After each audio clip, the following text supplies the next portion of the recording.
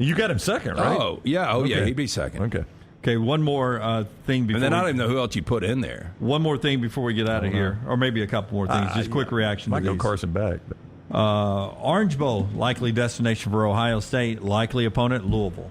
Yuck. Could be Florida State if they're left out. God, are you kidding me? Ohio State, Louisville? Yeah, or Ohio State. If Florida Ohio State. State's at all engaged, that will be a bloodbath. Missouri's in a New Year's Six Bowl. I mentioned that one. NC State finishes the year 9-3. That was my big takeaway of the weekend, that Dave Doran got that team 9-3, even by circling back around to Bronco. Yeah, I mean, multiple quarterbacks. Not Bronco, but Brennan. Yeah, Brennan Armstrong. Yeah. They were dead to rights, and all they did was get as hot as any team in the ACC to end the season. So Dave Doran did a really, really good job getting them to 9 wins, getting them ranked now. Yeah, has now beaten Mac 3 straight years in that rivalry game. 3 straight years, NC State over North Carolina. Yeah, Mac, and it was a complete. Do you remember how last year's ended? Same way this year. Yeah. Hey, and I'll say this about Mac. It fell apart last year at the end. He's lost 5 straight now. Yeah, but he lost. I think they gave up 14 points in like 2 minutes last year to lose. Yeah, and the way North Carolina ended, I would have Jaden Daniels as my number 2 quarterback coming out in the draft. Ahead of Drake May. In front of Drake May? Mm-hmm. It happened. That's why I said that about Drake May last year. That's what got me on the Drake May, not a top 5 pick, was the way they finished the season last year, and they've done it again this year. West Virginia ends up with 8 wins. And Iowa State rallied around to beat K-State in the snow, and Matt Campbell got them to 7 wins. Yeah, fun snow game. Yeah, Snowmageddon. And that kid's still running. I think he had 300 yards. Yeah. Hey, by the way, Jack State's going bowling. Did you mention that? Is that official? Yeah, not enough 6-6 teams. I think the South Carolina loss was what put it over the top. Yeah. Congratulations, Gamecocks. I mean, they'll have to be picked. I guess somebody could not pick them, but yeah, they're eligible to go bowling. That's fantastic. All right, that's our show today. Overtime is coming up. Nick Saban's news conference is up next. We appreciate you being with us. Remember, like and subscribe, thumbs up. We're getting ready for the SEC championship as Nick Saban gets ready to talk to us about the Georgia Bulldogs. That is next right here on the next round, Overtime. Until next time, God bless you and God bless America.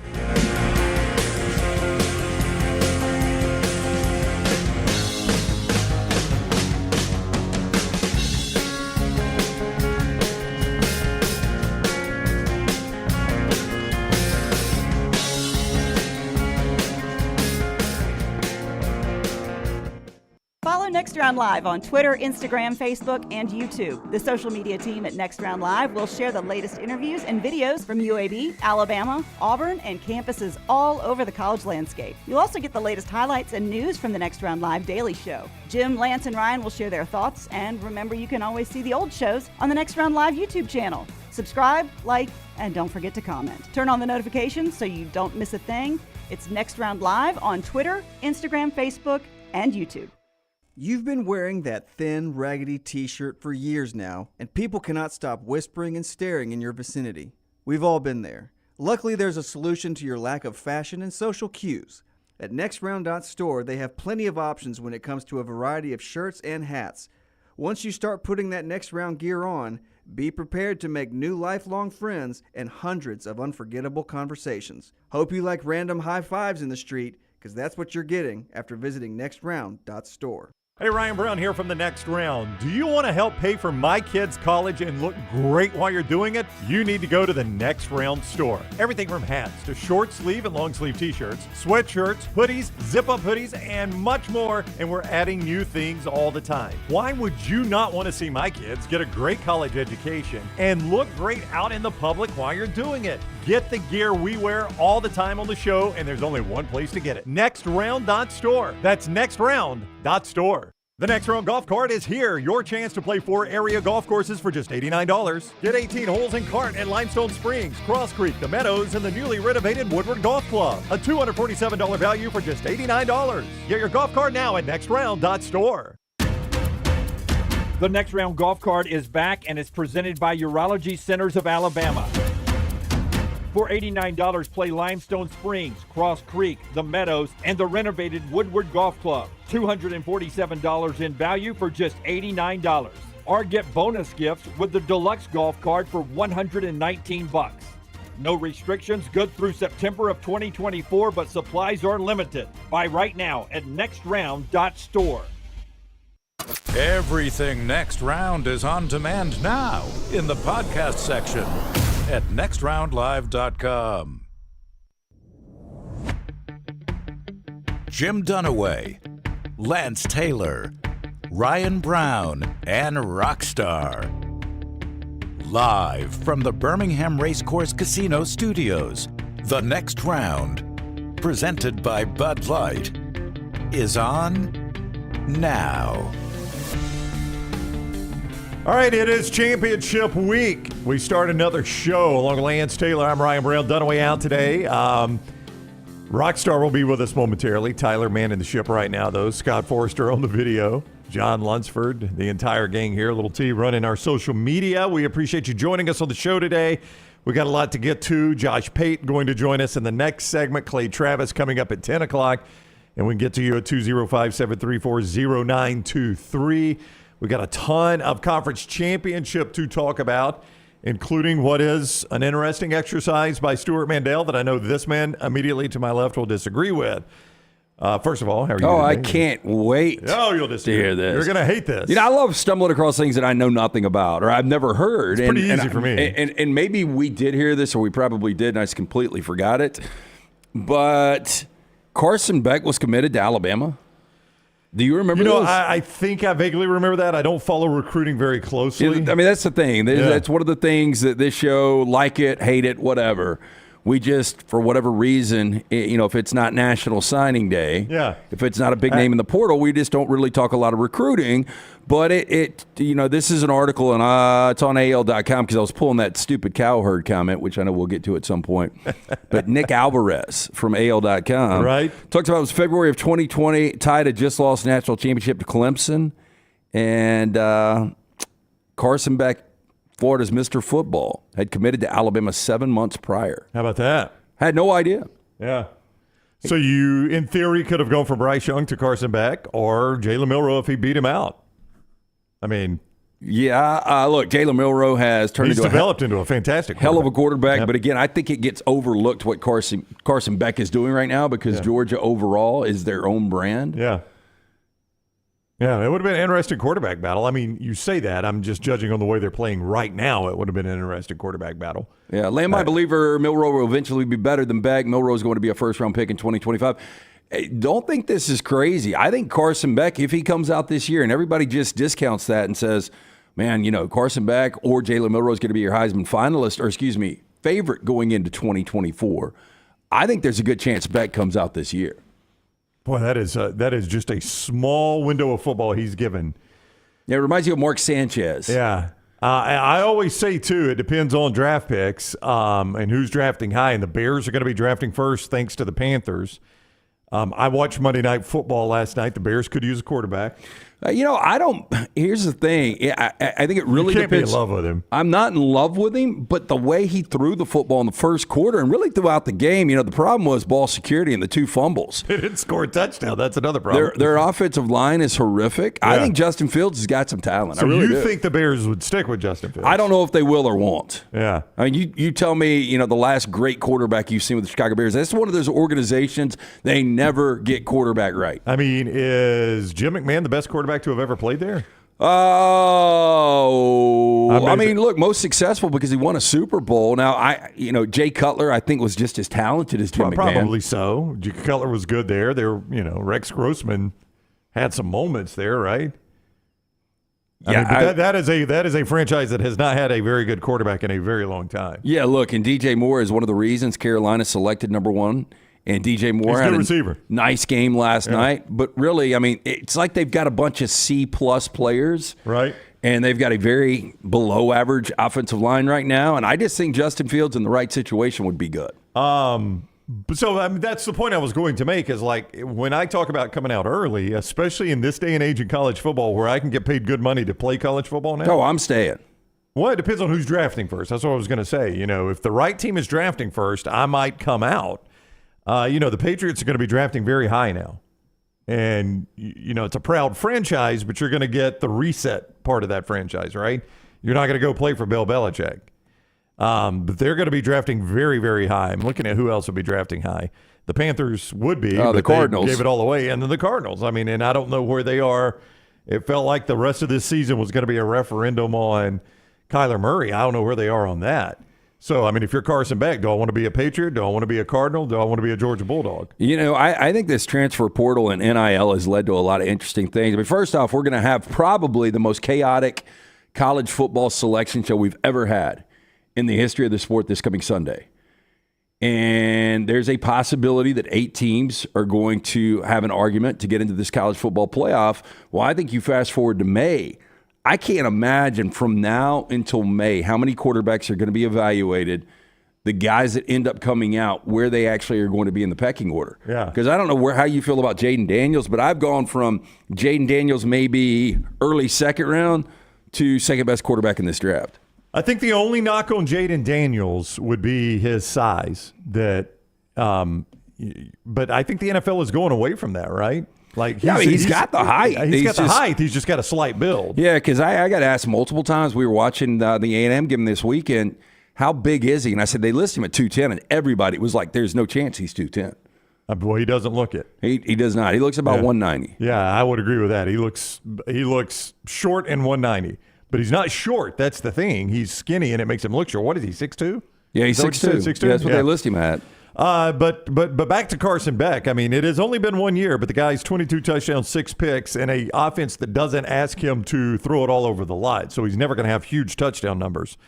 72% completion percentage, 3,495 yards. I mean, he does everything you would want a quarterback to do. I would agree with that. So I'm sitting here looking at Pro Football Focus right now, and they are talking about draft-eligible quarterbacks, and they don't even mention Carson Beck. Yeah. You know, obviously it goes Caleb Williams. They immediately go to Drake May, Michael Penix Jr., Quinn Ewers.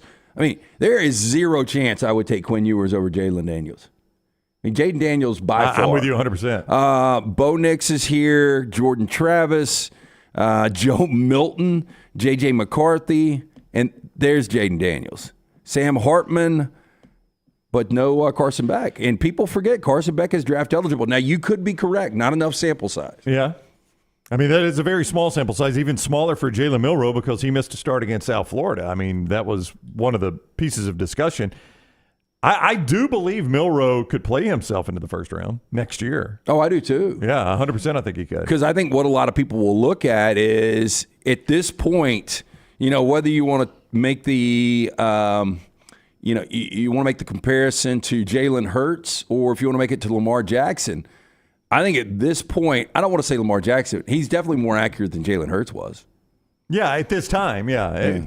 That is one of the most remarkable evolutions I have ever seen in football. That Jalen Hurts went from where he was when he started at Alabama to one of the best quarterbacks in the NFL right now. I mean, nobody saw that coming. That evolution was incredible. So it's almost Dak Prescott-like. Is that a little fair? bit, yeah. Yeah, but even more success. Yeah, Prescott was, I guess. I mean, we really couldn't tell because he was at Mississippi State. He had him number 1 in the country. That was well, so did Jalen. Well, I know, but he was at Alabama. But Jalen was a Heisman finalist, right? Yeah. I don't know. Dak still surprises me how good he is in the NFL, but he hasn't been as good as Jalen at Jalen's best. I mean, Jalen's got to a Super Bowl. No, I agree 100% with you. And the ball that Jaylen Milro threw on, and we're looking at it right now, it's on SEC Network. I mean, some people say, this Hail Mary. What a Hail Mary? No, it was a damn rope. Yeah. We were talking to Aaron Suttles yesterday when he came up to do Bama and Bourbon with you yesterday, and that show is available at Next Round Live on YouTube, wherever you get Bama and Bourbon all the time. Roll Tide Pods is all right there. And we were talking with him. He did the math. He even broke out the phrase Pythagorean theorem. Was Luntz for getting on to me because I didn't say Roll Tide Pods? I just saw you look back and laugh. Yeah, it's okay if he was. Oh, no, he wasn't, but I was about to, but until you included Roll Tide Pods. Thank you very much, Tyler. I appreciate the corrections. He said he did the Pythagorean theorem, and Milroe threw that ball, I think he said 54 yards. That was his estimate. I mean, that is a rope for a 54-yard throw right there. Well, I mean, look, it takes some quarterbacks. You'll see them wind up and let it go from the 50, and they're short. Who was it? It was Tyler Van Dyke. Yeah. It was Miami against Louisville. Yeah, he threw the Hail Mary. Restrepo caught it on the 4-yard line, so he couldn't even. Tyler Van Dyke, who, by the way, is in the transfer portal. Yeah, he's maybe a year late in the transfer portal, by the way. Yeah. I still think he's one of those guys that will land somewhere just because we've seen really good Van Dyke and we've seen average Van Dyke. But anyway, my point is he couldn't even get it 50 yards on a rollout. Yeah. And Milroe, you wonder, everybody talked about Joe Milton can throw an orange 100 yards. Hell, how far can Jaylen Milro throw an orange? Oh, God, only knows.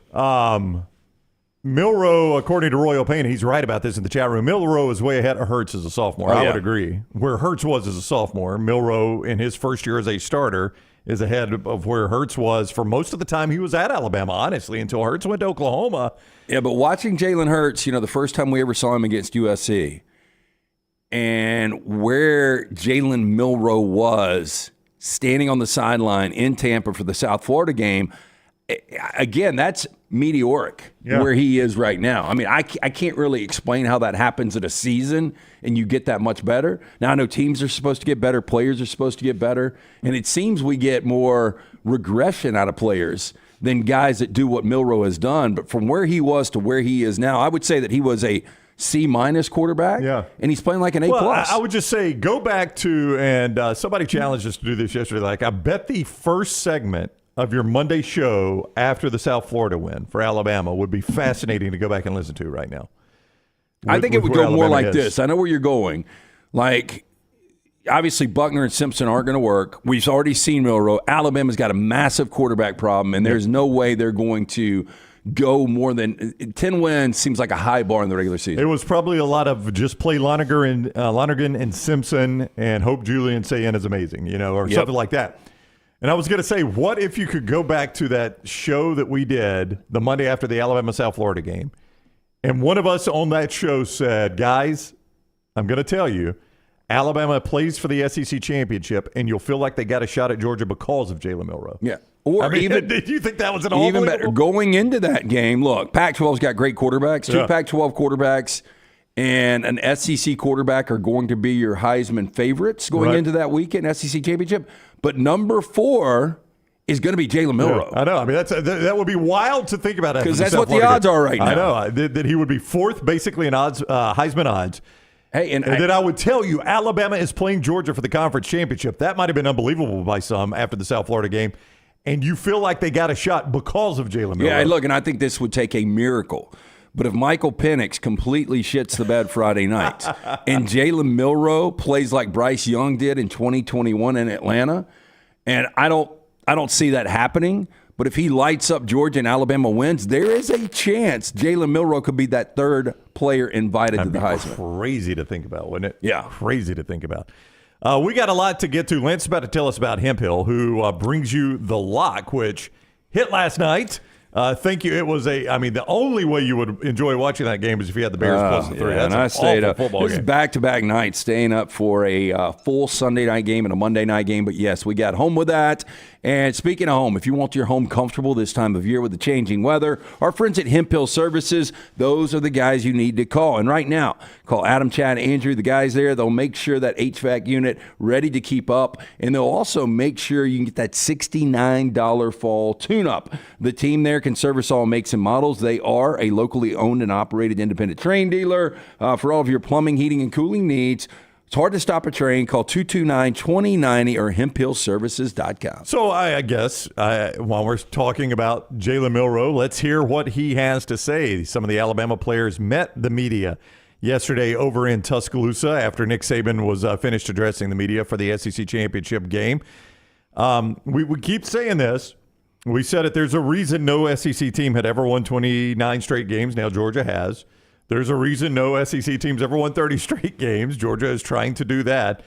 Those streaks do feel like, Lance, they become burdensome at some point. You know what I'm saying? Like, it's just, it's going to end, and you're on thin ice the longer you take one of those streaks. Yeah, but I think the benefit for Georgia right now is I think you can forget about the streak if you can block out the outside noise, because obviously where you are now, you are in uncharted territory.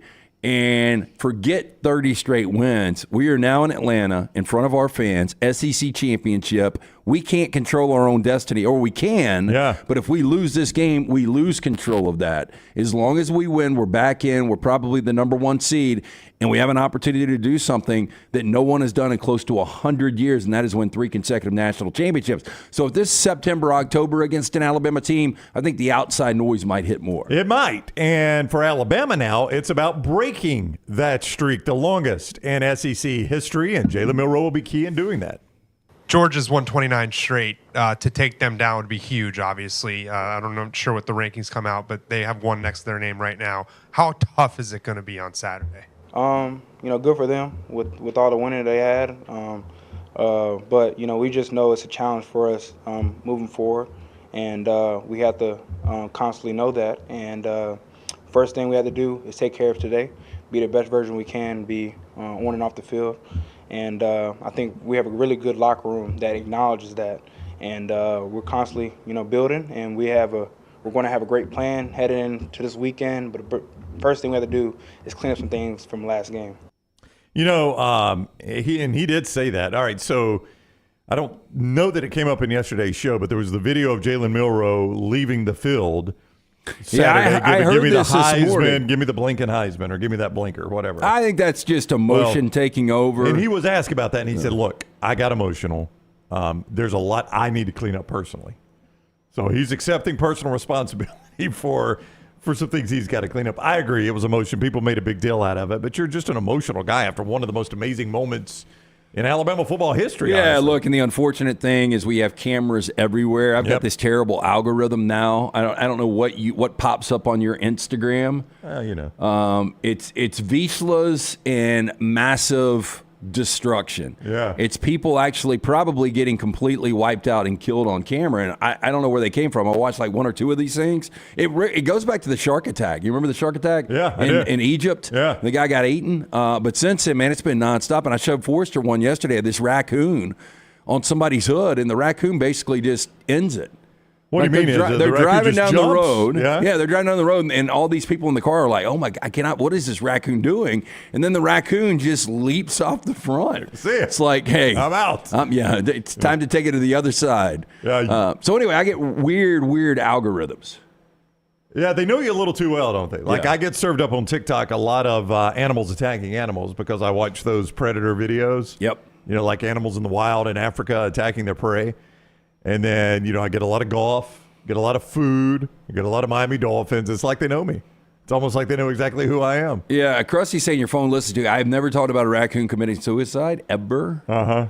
So I don't know what happened there. I mean, Lunsford is, to a certain extent, right. The algorithms show you what you tell them to show you. I mean, they're only following what we click on, right? Yeah. And that's the bad thing about, like, TikTok, Tyler, is I'll click on a video accidentally and watch it. I'm like, well, now crap. I'm going to get served up a bunch of videos about this. It even takes into account how long you watch the video, too. Right? Oh, yeah. Oh, look, show the raccoon look against at Scott. him. He's like, look, I'm out. I mean, and there's everybody screams in the car. But what's he doing? Raccoon Was it an Auburn raccoon after the game Saturday? Yep. Oh, you mean to tell me they converted the 4th to 31? Gone. I mean, my gosh. Oh, it's incredible. I probably would have stopped the car before it jumped, I would hope. I don't know what you do. Yeah, what you think you're gaining by driving down the road with a raccoon on the hood? I don't know what the raccoon's thinking. Well, survival chances? Pretty low. Well, I mean, look, the win indicator was 99.9% for Auburn on Saturday, That's right? true, yeah. So there's a chance, right? The raccoon had a better chance than Alabama did, I think. Yeah. To your point. All right, Josh Pate is going to join us. We'll talk some college football and championship weekend with Josh. As a reminder, when Dunaway's here, he often tells you exactly what he weighs on a specific day, and he does that because he's lost a lot of weight with Weight of Wellness. He looked 181 today. Well, what's he look like right there? Oh, boy, he looks like about 12 pounds, maybe. I don't even think that. Probably 7 pounds. Leslie and her great crew at Weight of Wellness have helped Dunaway get healthy again and helped him lose weight. They can help you do the same exact thing. Listen, this is the time of year where you feel like all you do is eat, right? And all you do is eat food that might not be great for you on Thanksgiving and Christmas. So maybe you're already looking ahead to the new year and saying, I've got to drop some LBs. Go ahead and start now. aplanforme.com. aplanforme.com is the website to go to. Leslie and her great staff will do a plan for you. It's not a cookie cutter plan. It is a plan for you that is going to help you get healthier and lose weight and just be happier about the way you look in this upcoming year.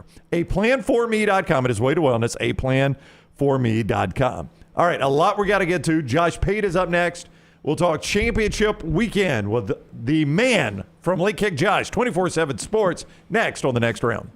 The NFL Network's Daniel Jeremiah and Ryan Brown.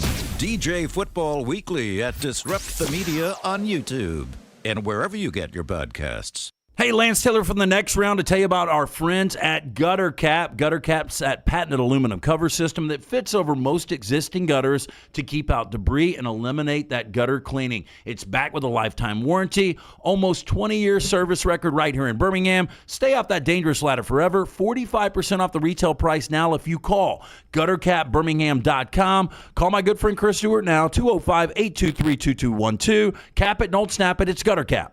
Make sure to start your day at nextroundlive.com. Get caught up on the latest podcasts and videos from the live daily show, plus specialty shows such as the Mystery Fifth Hour. You can also learn more about the whole staff at Double Down Media, find all of our social media feeds, see the latest videos from our YouTube channel and gaming channel, plus find other ways to consume the show like the Next Round mobile app, which you can download direct from the site via your iOS and Android device. Make nextroundlive.com your homepage and stay up to date with everything from us here at the Next Round. What would happen if Santa came down your chimney and discovered fire damage in your home? What if he came down the chimney and discovered a wet floor? Santa's elves can't clean it up. You would have a lot of unhappy children Christmas morning. If that happens, contact DryTech Water Restoration immediately and make sure your children have a Merry Christmas. DryTech can clean up the mess and get in touch with your insurance company. Call DryTech 205-637-0143 and make sure your holidays are safe and happy. Happy holidays to all from DryTech Water Restoration. The wait is over. Tonali has arrived. Beautifully distinctive Italian styling and performance. Come test drive the all-new 2024 Alfa Romeo Tonali plug-in hybrid at Alfa Romeo of Birmingham. The all-new Tonali offers best-in-class horsepower and torque, fastest 0 to 60 times in its class, plus best-in-class range with full electric charge. And best of all, qualified Tonali leasees are eligible for up to $7,500 EV tax credit factored into your lease. Hurry down to Alfa Romeo of Birmingham and experience the all-new Tonali. It's time to start thinking about employee holiday gifts. Consider getting your hardworking guys a pair of Red Wing boots. Each day, your employees are on the job site helping your company succeed, so reward them with comfort at its best. The Red Wing mobile shoe truck can visit your shop and fit your employees with a great selection of boots. Or Red Wing gift cards can be purchased at your local Red Wing store, available in all amounts. Whichever program you choose, your employees will appreciate the quality, service, and selection from Red Wing shoes, and they'll also be thankful they have such a great boss.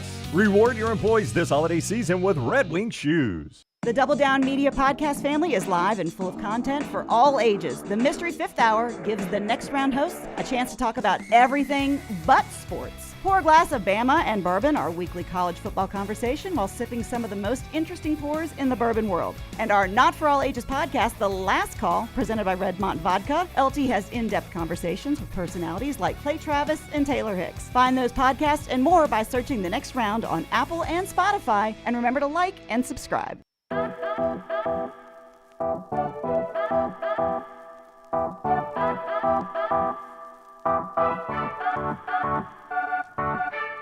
Josh Pate coming up just a few moments as we'll talk about Bama, Georgia, and the other conference championship games. I just can't make myself talk Michigan, Iowa. I really can't.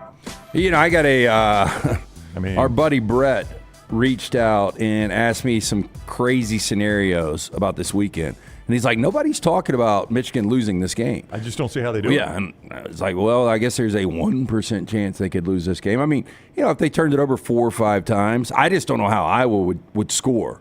Like, you know, you might get a short field goal. You might get a pick six. I mean, you might get some kind of crazy play. The Iowa offense I have seen, there is no way they can string together a normal drive. And everybody's like, well, they got a good defense. Guess what? Michigan's defense is pretty good. And Iowa can't move it against bad defenses. Yeah, so I don't see a path to victory. But if Michigan was to lose in some miraculous fashion, I really don't know what happens at that point. Yeah, it is a great question. Everybody playing for the ring this weekend. If you're playing for the ring this season, Bromberg's your diamond specialist. 2 great locations for you, Mountain Brook and the Summit. Nothing like giving or getting that silver box. Since 1836, family owned and operated. Again, get one of those 2 great locations. You can go online and check out that vast inventory right now. Go to brombergs.com. All right, Josh Pate, Late Kick Josh on Twitter. 24/7 Sports is where you watch his show, and give it a thumbs up just like we ask you to do for us. Subscribe, set your alerts, all those things with Late Kick Josh. What is up, Josh Pate? How are you today?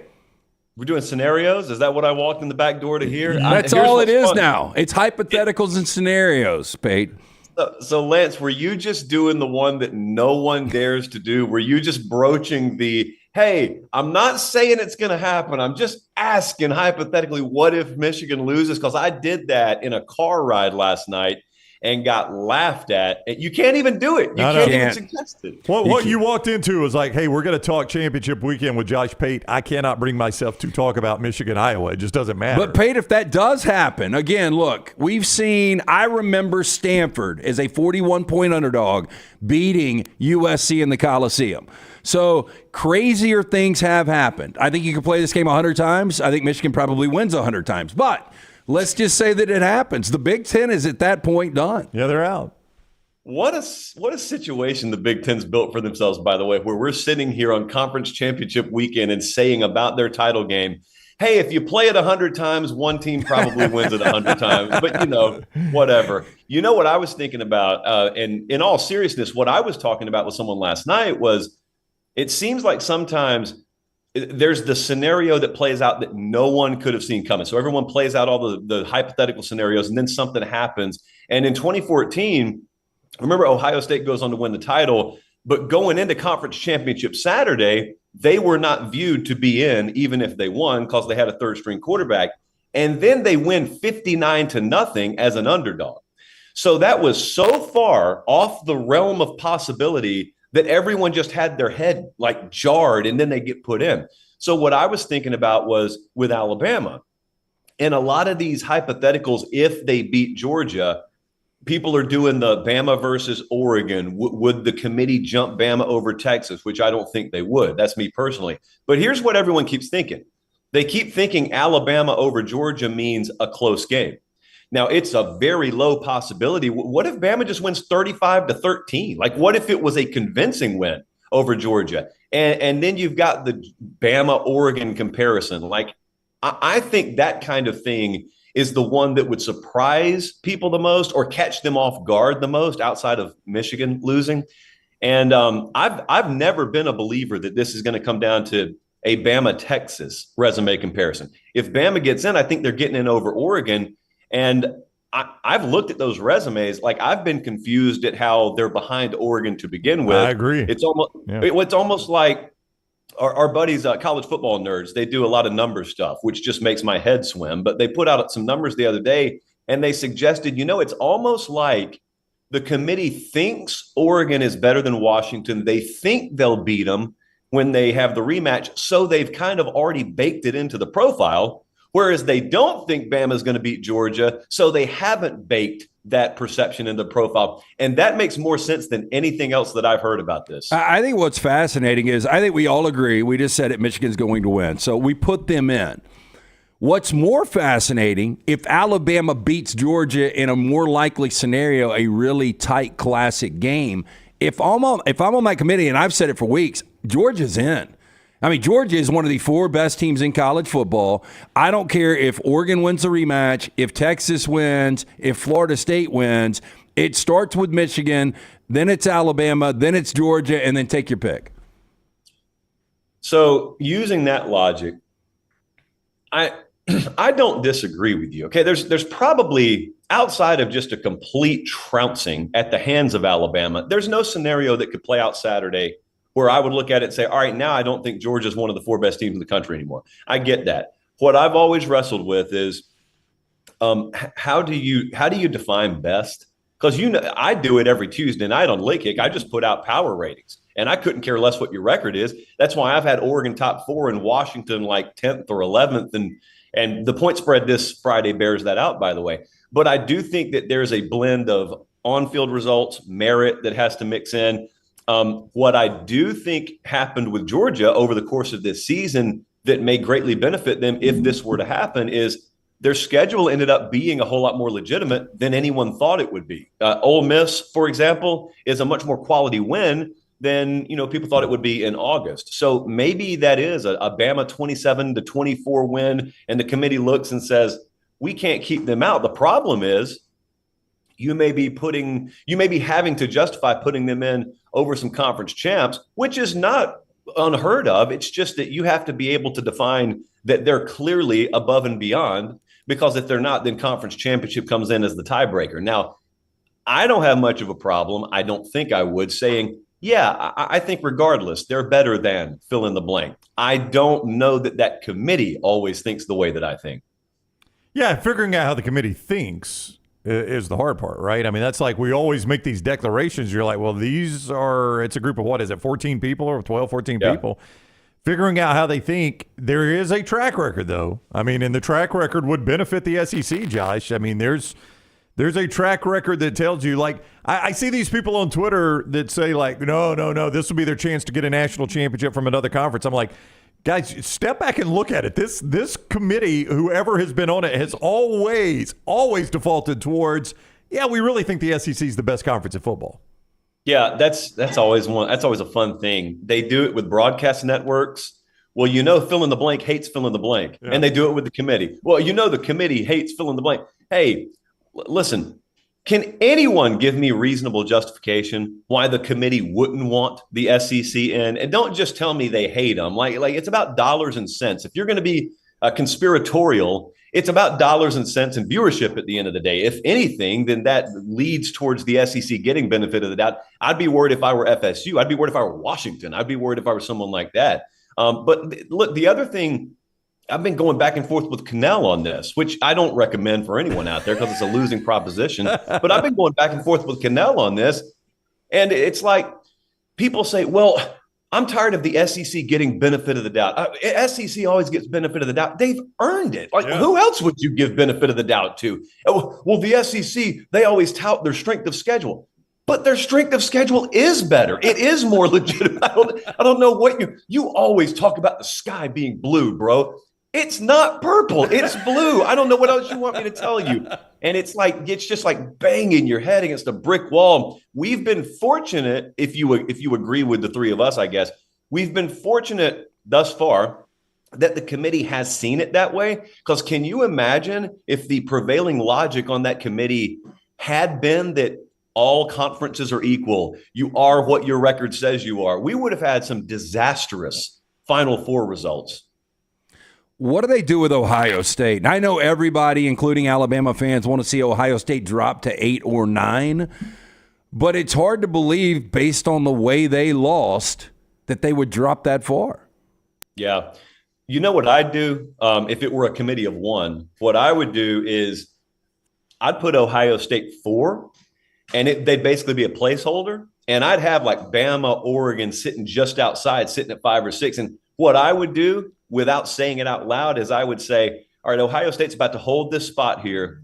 And then one of these teams is taking that spot, and we're going to wipe the slate clean, and we're going to go resume comparison late Saturday night, early Sunday morning. And whoever has the best one, that's who's going to jump in there.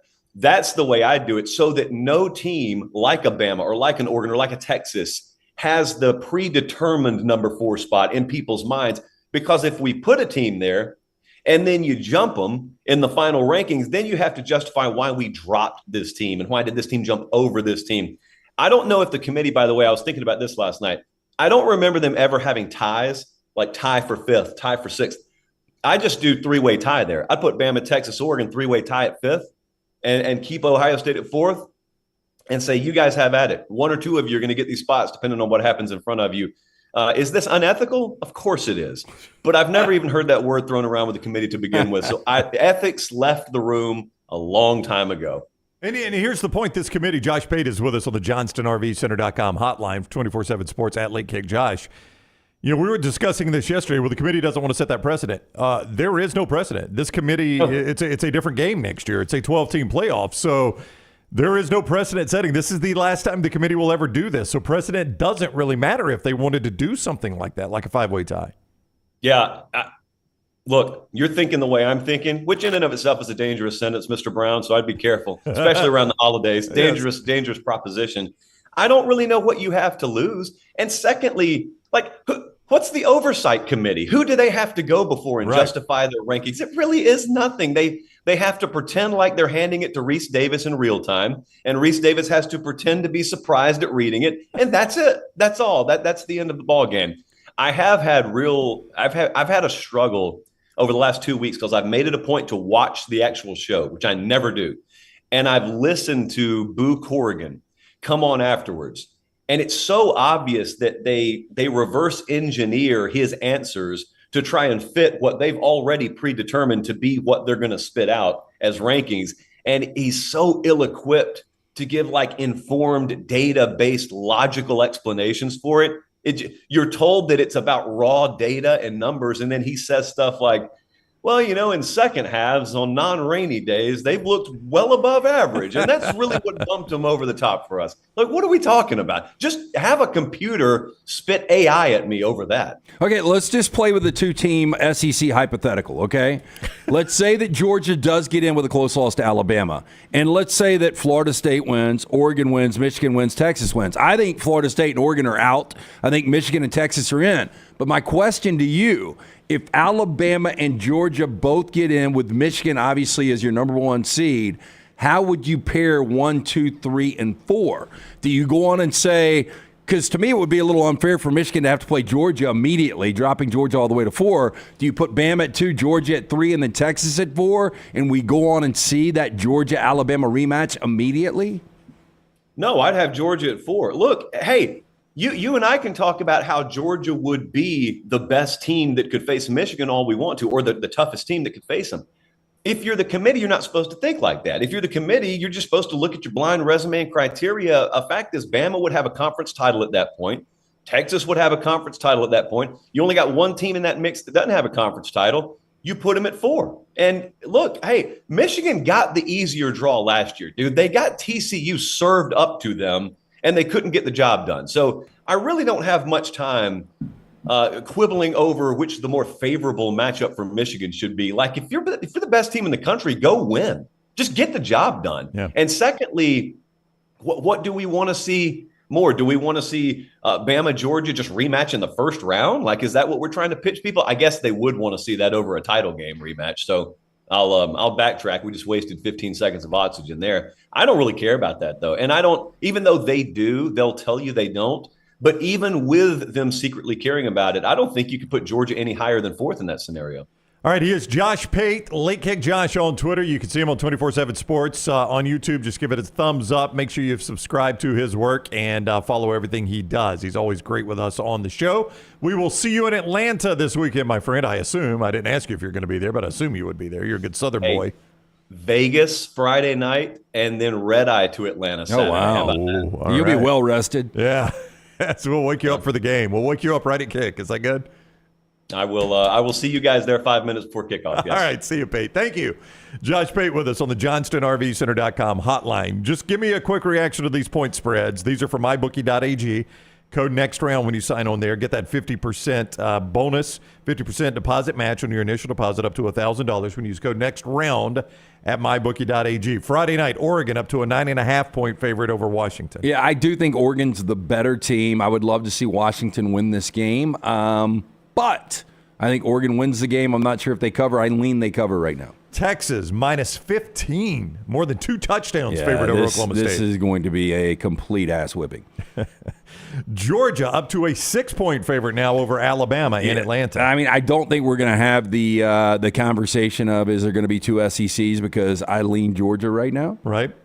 And that number has grown from 4 to 6. Yep. I mean, that number's going up.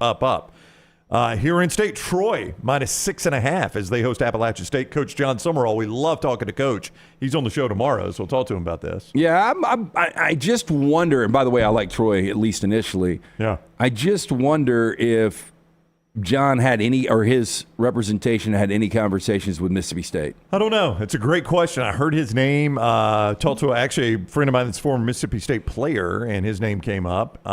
So I don't know. Yeah, I'm not going to say he's more deserving than Jeff Lebby. Jeff Lebby has obviously served his time. He's a more proven head coach. Yeah, really successful. He's a more proven head coach, really successful offenses. And I think Mississippi State, after watching Leach and then watching Zach Arnett, we want offense again.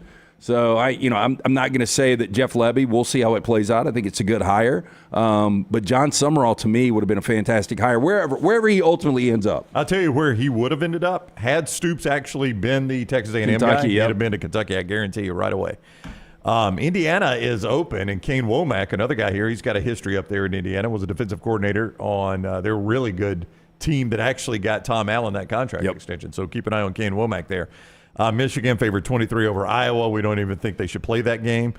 Louisville and Florida State. That's the interesting one. Florida State, a 2.5-point favorite. If you're an Alabama fan and you hope you win that night, that could be your help right there. I think Louisville is going to win this game. I don't think either one of those teams are great. I think they're good.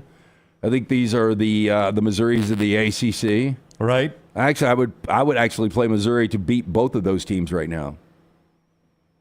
If Missouri were playing Florida State or Louisville, you think Missouri wins the game? I don't disagree with you on that. Yeah, I think this is more – those two teams are more Tennessee. Yeah. But I ultimately think because I think this is when Jordan Travis, him not being in the lineup, is going to ultimately hurt Florida State. It finally catches up with them. Yeah. I mean, it looked like it was going to Saturday night. To their credit, though, they fall through that. I mean, I'll give them credit for that. Yep. They fall through that, but you just keep waiting for that other shoe to drop. Yeah, but I think this is – the only semblance of chaos we get this weekend, if you want to call it chaos, is right now number 15 Louisville knocking off number 4 Florida State. Yeah. I mean, it's just 2.5. The point spread's telling you that, right? Yeah. And that's Louisville coming off a loss to Kentucky. Yeah, I think even if Louisville wins that game, if Florida State would have lost, this game wouldn't matter. Right. So it'd probably be a pick. But, I mean, it's virtually a pick right now. If you are going over to Atlanta for the SEC championship game, down to Troy for that championship game, and you want to look the best you can, the Pants Store is the place to go. All the great brands there at the Pants Store that you can find. You can see more online, pantsstore.com. That is pantsstore.com. Great locations, great deals online there. Some of the great men's brands you can get. And all the logoed stuff, right? They've even got some game gear from the Milroe Miracle shirt you can get there, is what they are calling it. Steve Madden for the ladies, great Christmas gift ideas. You can see all their great locations and shop online right there at pantsstore.com. That is pantsstore.com. The Pants Store, a fine sponsor of our show. When we return, when we return, Kirby Smart had something to say about Alabama quarterback Jaylen Milro that went viral yesterday. I don't know if Kirby knew what he was doing. I don't know if he just said it off the cuff. I suspect Kirby was being somewhat genuine on this, but it certainly went viral, and a lot of people had opinions. You'll hear what the Georgia coach said about the Alabama quarterback next. Follow LT on Twitter at @TheLanceTaylor. Hey, Lance Taylor from the Next Round to tell you about our friends at Gutter Cap. Gutter Cap's that patented aluminum cover system that fits over most existing gutters to keep out debris and eliminate that gutter cleaning. It's backed with a lifetime warranty, almost 20-year service record right here in Birmingham. Stay off that dangerous ladder forever. 45% off the retail price now if you call guttercapbirmingham.com. Call my good friend Chris Stewart now, 205-823-2212. Cap it, don't snap it. It's Gutter Cap. Hi, this is Wes McClooney, owner of the New Balance Birmingham store. You're not average, and the New Balance Birmingham store has the shoes and apparel to perfectly match your unaverage self. If we were all shaped the same and had the same level of fitness, and if we all walked and ran exactly alike, well, then I guess an average shoe store selling average shoes would be just fine. But you deserve better. At the New Balance Birmingham store, our specialists will match you with a custom pair of New Balance shoes that fit you perfectly. Come see us at the New Balance Birmingham store. Your feet will thank you. The Next Round Golf Cart is here. Your chance to play 4 area golf courses for just $89. Get 18 holes of golf and cart at Limestone Springs, Cross Creek, The Meadows, and the newly renovated Woodward Golf Club. That's a value of $247 for just $89. Or get the Next Round Deluxe Golf Cart for just $119. It gets you all 4 courses with cart, plus an exclusive Next Round Golf t-shirt, koozie, golf tees, and a sticker. There are no restrictions. The cart is good through September 2024. Get your golf cart now at nextround.store. The wait is over. Tonali has arrived. Beautifully distinctive Italian styling and performance. Come test drive the all-new 2024 Alfa Romeo Tonali plug-in hybrid at Alfa Romeo of Birmingham. The all-new Tonali offers best-in-class horsepower and torque, fastest 0 to 60 times in its class, plus best-in-class range with full electric charge. And best of all, qualified Tonali leasees are eligible for up to $7,500 EV tax credit factored into your lease. Hurry down to Alfa Romeo of Birmingham and experience the all-new Tonali. Things fall apart. There's even a book about it, but that doesn't mean you have to break the bank to fix them. Ryan Brown here for the Next Round. Our friends at Mortgage Right have a new renovation option that will make repairs and other home improvements easy. If you've recently purchased a home and find yourself short on cash, or you're looking to buy a fixer-upper, Mortgage Right's renovation loan program can help you spruce up your space. Repairs can be made to your roof, plumbing, flooring, and more with the help of top-notch mortgage professionals. So get your fix by visiting mortgageright.com/TNR. And MLS 2239 Equal Housing Lender. Twin Peaks is the best in the game. Here, you're in the red zone for every college rivalry and divisional matchup all season long. On game day, you never have to decide which teams to watch, only what combination of bites, burgers, wings, and more to order. Plus, where else are your favorite draft beers always poured at a frozen 29 degrees? Only at Twin Peaks, the #1 sports bar. Stick around after the sun sets. Twin Peaks is open really late. Wind down with bourbon and late-night bites. Only at Twin Peaks.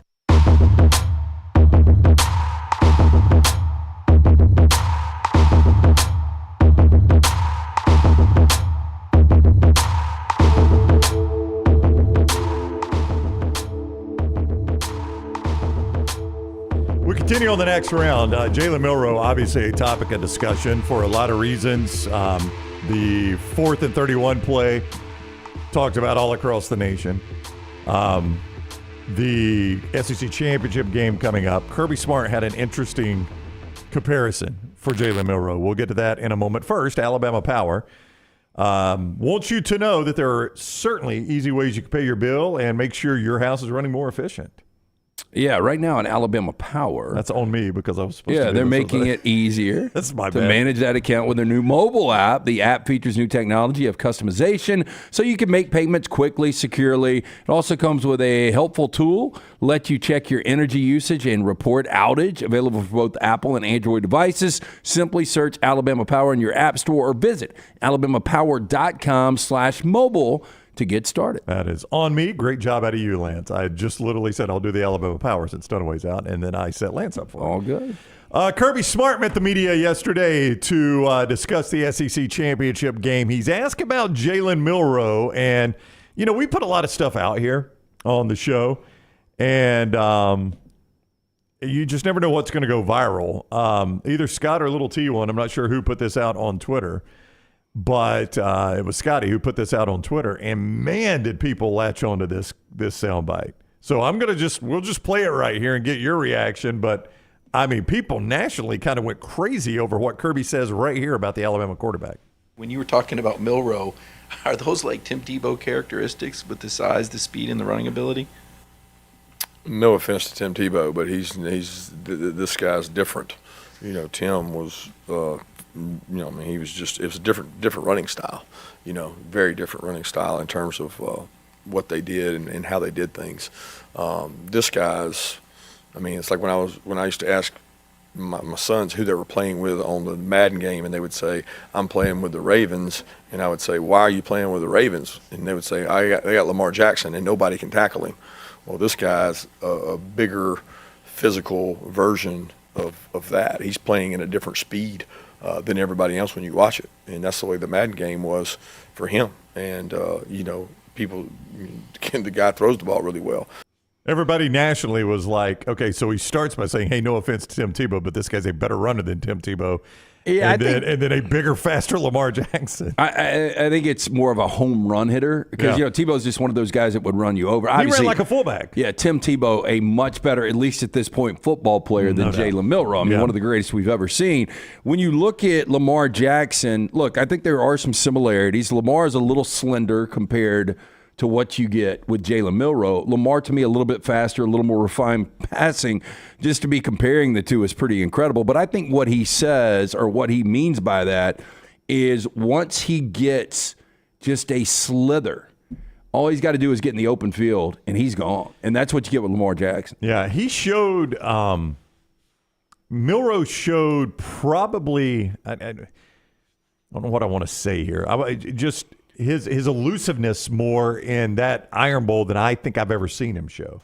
Because there were a lot of times, play had broken down or he just decided to run and he had to make a guy miss. Against LSU. And we talked about this on Bama and Bourbon yesterday. I think there were a lot of opportunities I think Jaylen sometimes is gun shy to run the football.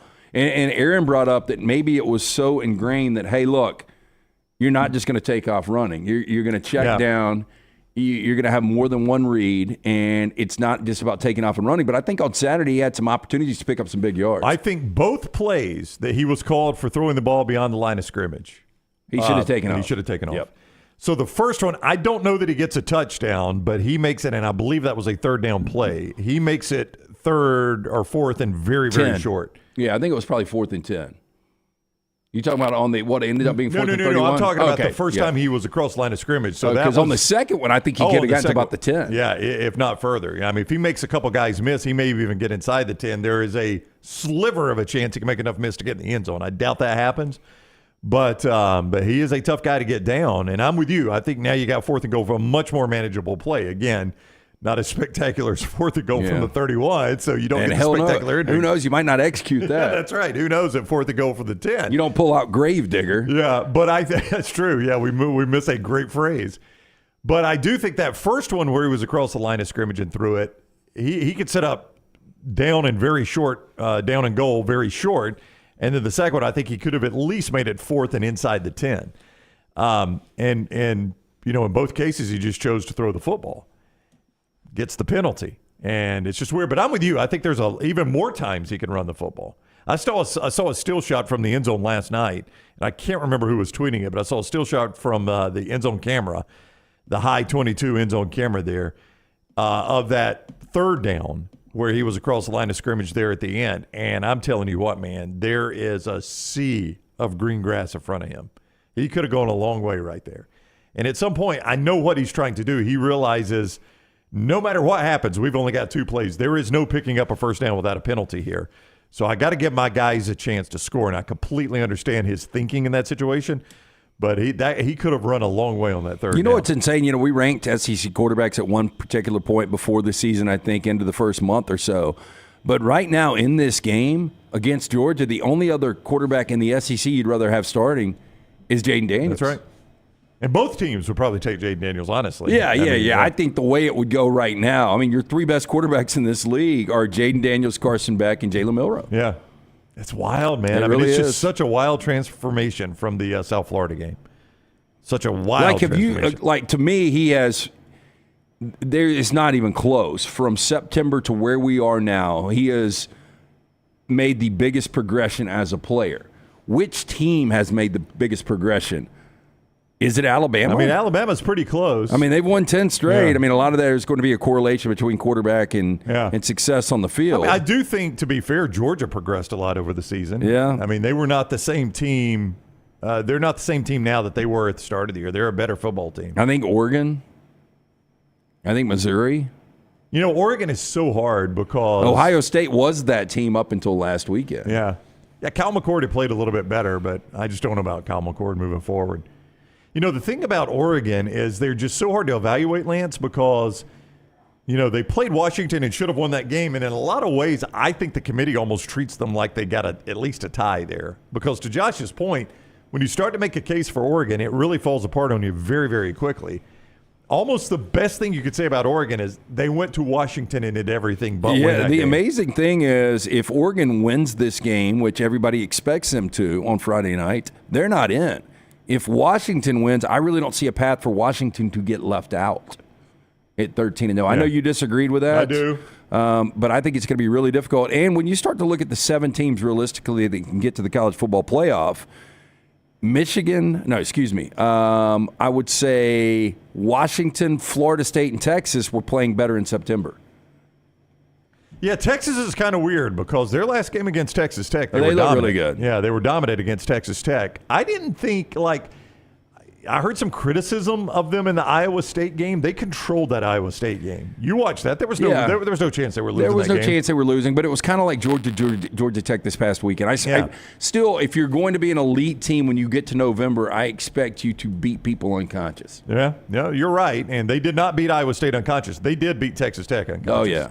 And I fully expect that's what's going to happen to Oklahoma State. You take Ollie Gordon out of the game, Oklahoma State has zero shot to keep up with Texas. Yeah, that one seems like a tall order. If you're pulling for absolute, if you're pulling for the best help you can get, your better chance, if you're an Alabama fan, is obviously going to be Louisville beating Florida State. Klay Travis is going to join us in just a few moments. Tyler, let's go to cut 10. Lance is going to tell us about Dr. B, though. That's who's growing his hair back. But Lance mentioned the fact that Oregon, and we talked about it a moment ago, a significant favorite in a game against a team that has already beaten them.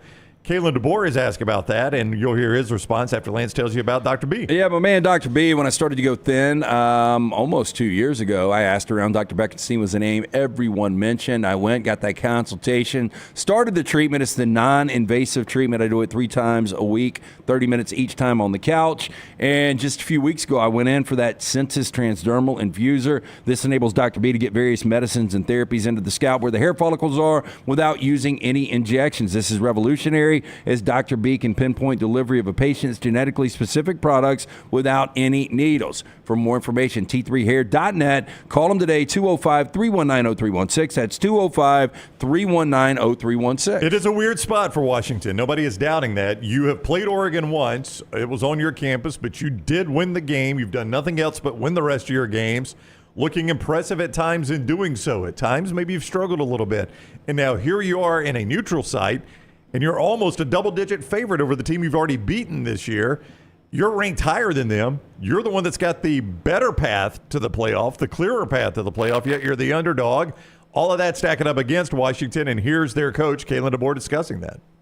It's a bit of a strange situation, obviously, where you guys beat Oregon, you're the higher-ranked team, undefeated, all that stuff, and they're considered the heavy favorite in this game.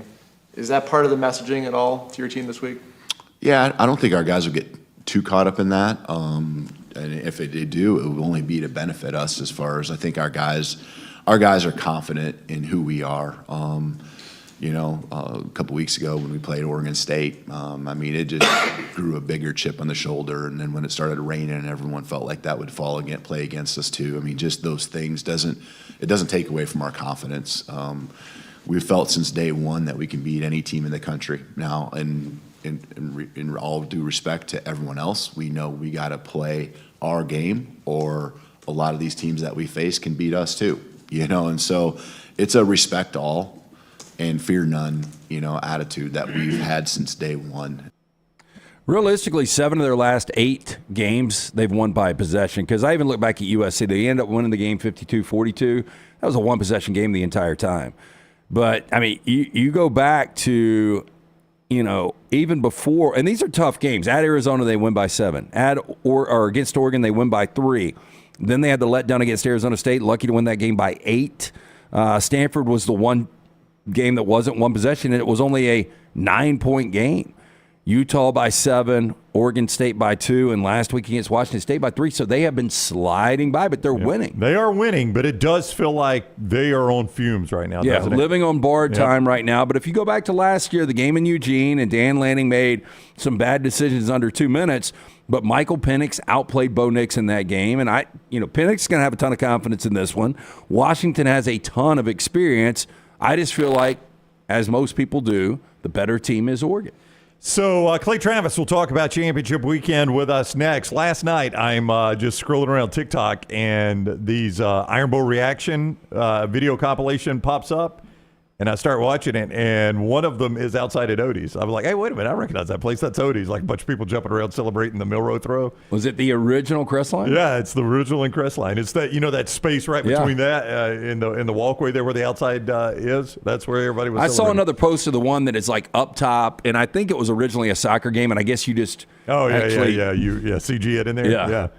Yeah, everybody. It's just I never think, and I was at the house watching this game, but if I'm out in public, I never think to roll the phone on something. I really don't either. I just try to enjoy the moment. I figure I'll remember it. Was that my cue to tell you about Odie's? That was your cue to tell me about Odie's. A great place to go. So tomorrow night will be Odie's Team Trivia. We do that every single Wednesday night. To make sure you join us at the Crestline location. Get there early and enjoy some of the great food from Rodney Davis, award-winning wings, delicious burgers, fabulous sandwiches. Don't forget about the chili this time of year. And now a new location, the corner of Broadway and Oxmoor. Get in today. Go see Will Haver. 2 great locations, Odie's Tavern, Homewood, and Crestline. Hey, if you're watching us on YouTube, give us a thumbs up. We greatly appreciate that. Very easy to do. Just click on that thumbs up. Helps us a lot. Klay Travis talks next.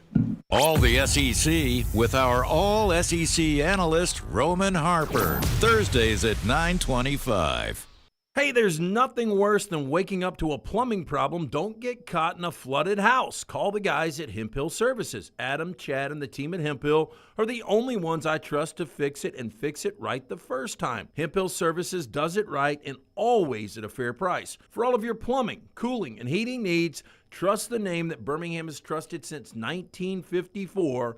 That is Hemp Hill Services. Call now, 205-229-2090. That's 205-229-2090. The Double Down Media podcast family is live and full of content for all ages. The Mystery Fifth Hour gives the Next Round host a chance to talk about everything but sports. Pour a glass of Bama and bourbon, our weekly college football conversation while sipping some of the most interesting pours in the bourbon world. And our Not For All Ages podcast, The Last Call. LT takes off the gloves for an in-depth conversation with stars like Taylor Hicks, presented by Redmond Vodka. Find those podcasts and more by searching The Next Round on Apple, Spotify, and on our website, nextroundlive.com. Ryan Brown here for the Next Round with a question for you. Are you on the bandwagon yet? Bandwagon wants to invite you to one of their 3 retail locations in Birmingham for all your holiday shopping. Bandwagon has the top brands in sporting goods, athleisure, and lifestyle apparel. You can check your entire family off the list at Bandwagon with brands like Task, Bird Dog, and Varley, plus the best in sports equipment. Visit the Bandwagon locations in Cahaba Heights, Homewood, and Trussville, or online, bandwagonsports.com. Next Round listeners, it's time to jump on the bandwagon.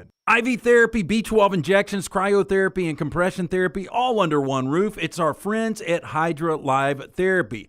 IV therapy treatments are packed with nutrients to increase energy, reduce stress and anxiety, and boost your immune system, and more. If you mention the Next Round at checkout, save 20% off any service. You can join the IV League today. Members are rewarded with deep discounts. Make sure you ask about that. Hydra Live Therapy open 7 days a week. Homewood, Tuscaloosa, and coming soon to Greystone.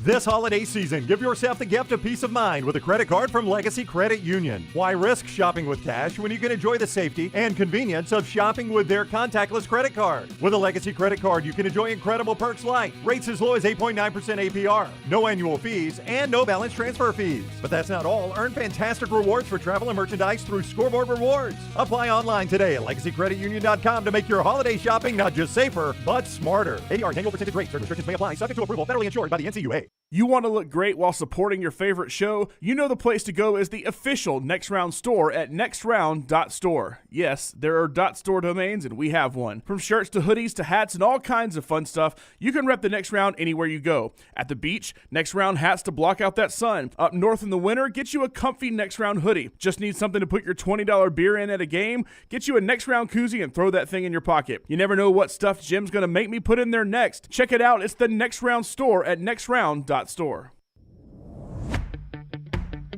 Jim Dunaway, Lance Taylor, Ryan Brown, and Rockstar. Live from the Birmingham Racecourse Casino Studios, The Next Round, presented by Bud Light, is on now. Klay Travis coming right up after we talked to Klay, by the way.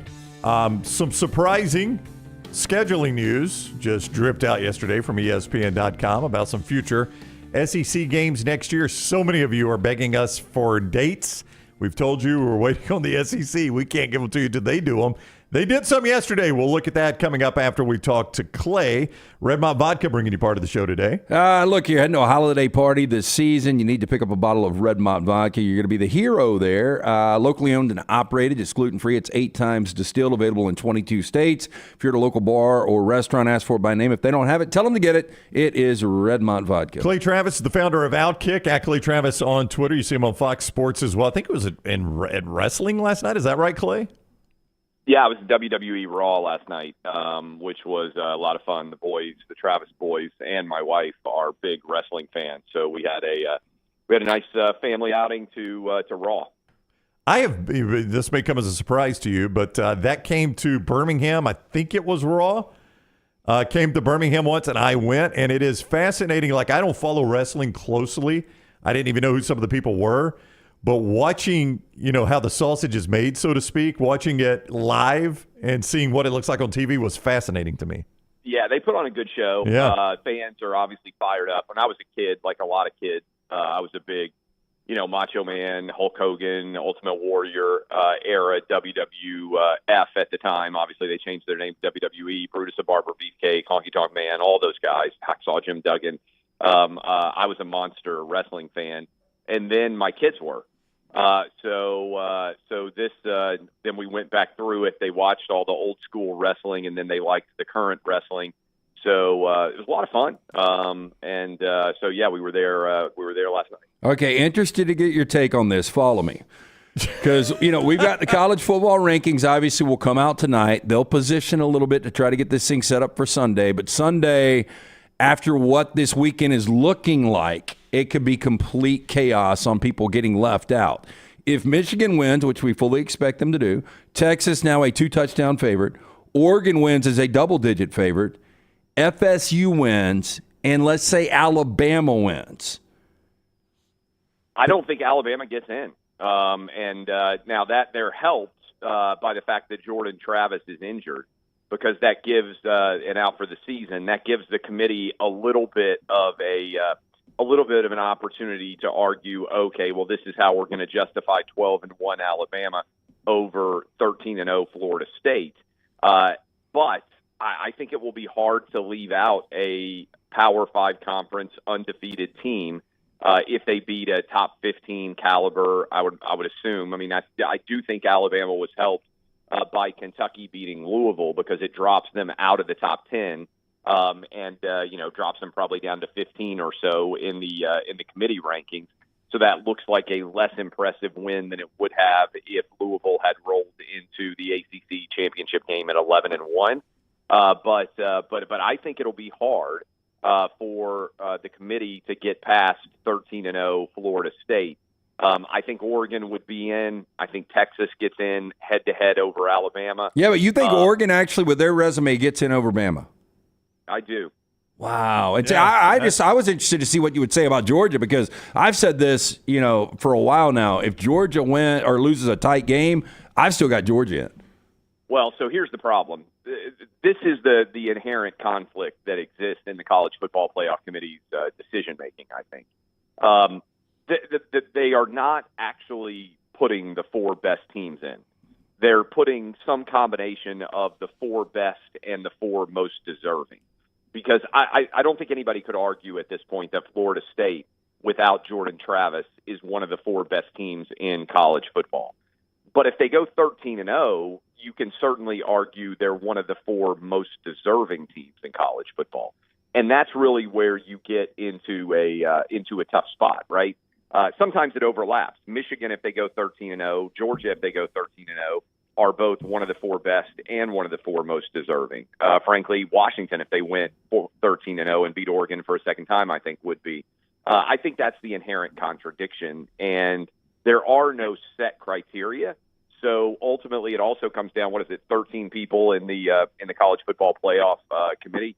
I mean, I wonder how much of just barter we see, how much trading like you would ordinarily see might go on. I think the added wrinkles this year are the politics are kind of interesting, right? Nobody I've seen has talked about this, but who's got Texas's back, right? The Big 12 really care whether Texas now goes to the playoff, given that they're leaving the Big 12? Is the SEC going to get in line behind Texas against Alabama because Texas is coming to the SEC. Like, there are actually really interesting political alliance questions that I think can be raised as you start to analyze how this is all going to break down. What is always fascinating, well, it hasn't always fascinated me about this because most years it doesn't matter, but this committee has the most power probably this year that they've ever had because of all the teams that could potentially make it in this. We live in what I would argue is the most ardent college football fandom city in America. I think that's fair. In the world, for that matter. I don't even know how many people in Birmingham can tell you who's even on this committee. Isn't that weird that they have this kind of power and you don't even know who's on there? I bet they'll know if Alabama doesn't get picked. They'll figure it out, won't they? I mean, it's like that with officiating a lot of times too, right? People don't really know who's on the officiating crew till a call's made that they think is the wrong one, and they know everything about the guy's life history, where he went to high school, who his girlfriend was, where his kids go to school, every photo he's ever posted for the last 30 years on social media. Every tweet that has ever come from any account that might be associated with him.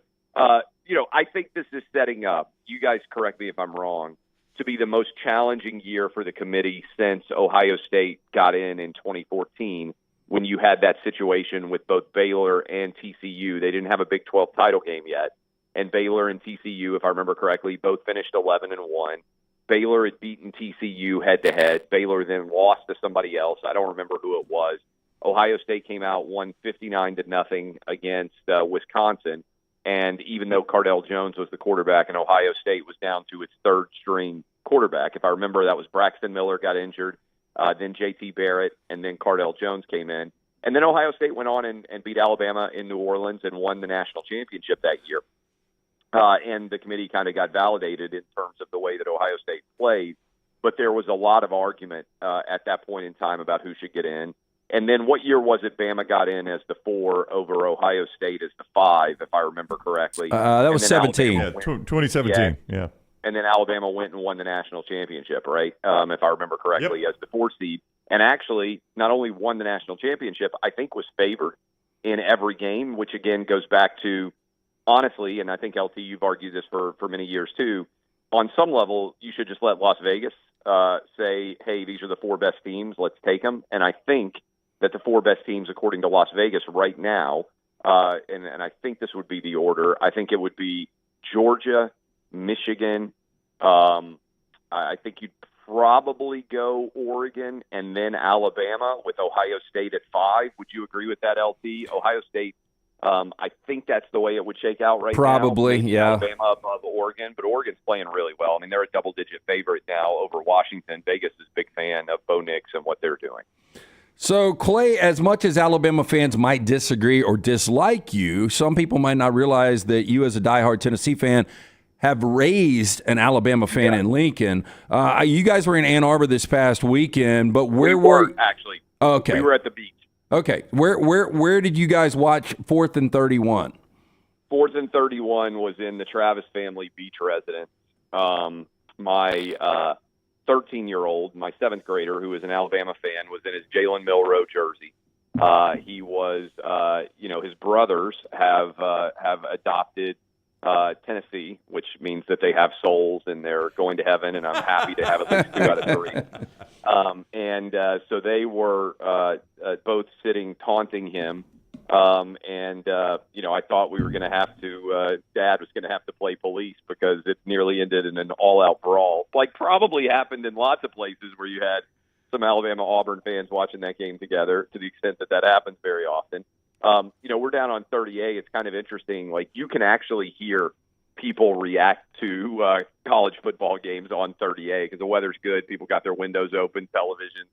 Earlier in the day, I was at the pool, and when I was watching some of the game, but I was kind of hanging out at the pool when I guess it was Jermaine Burton caught his 68-yard touchdown.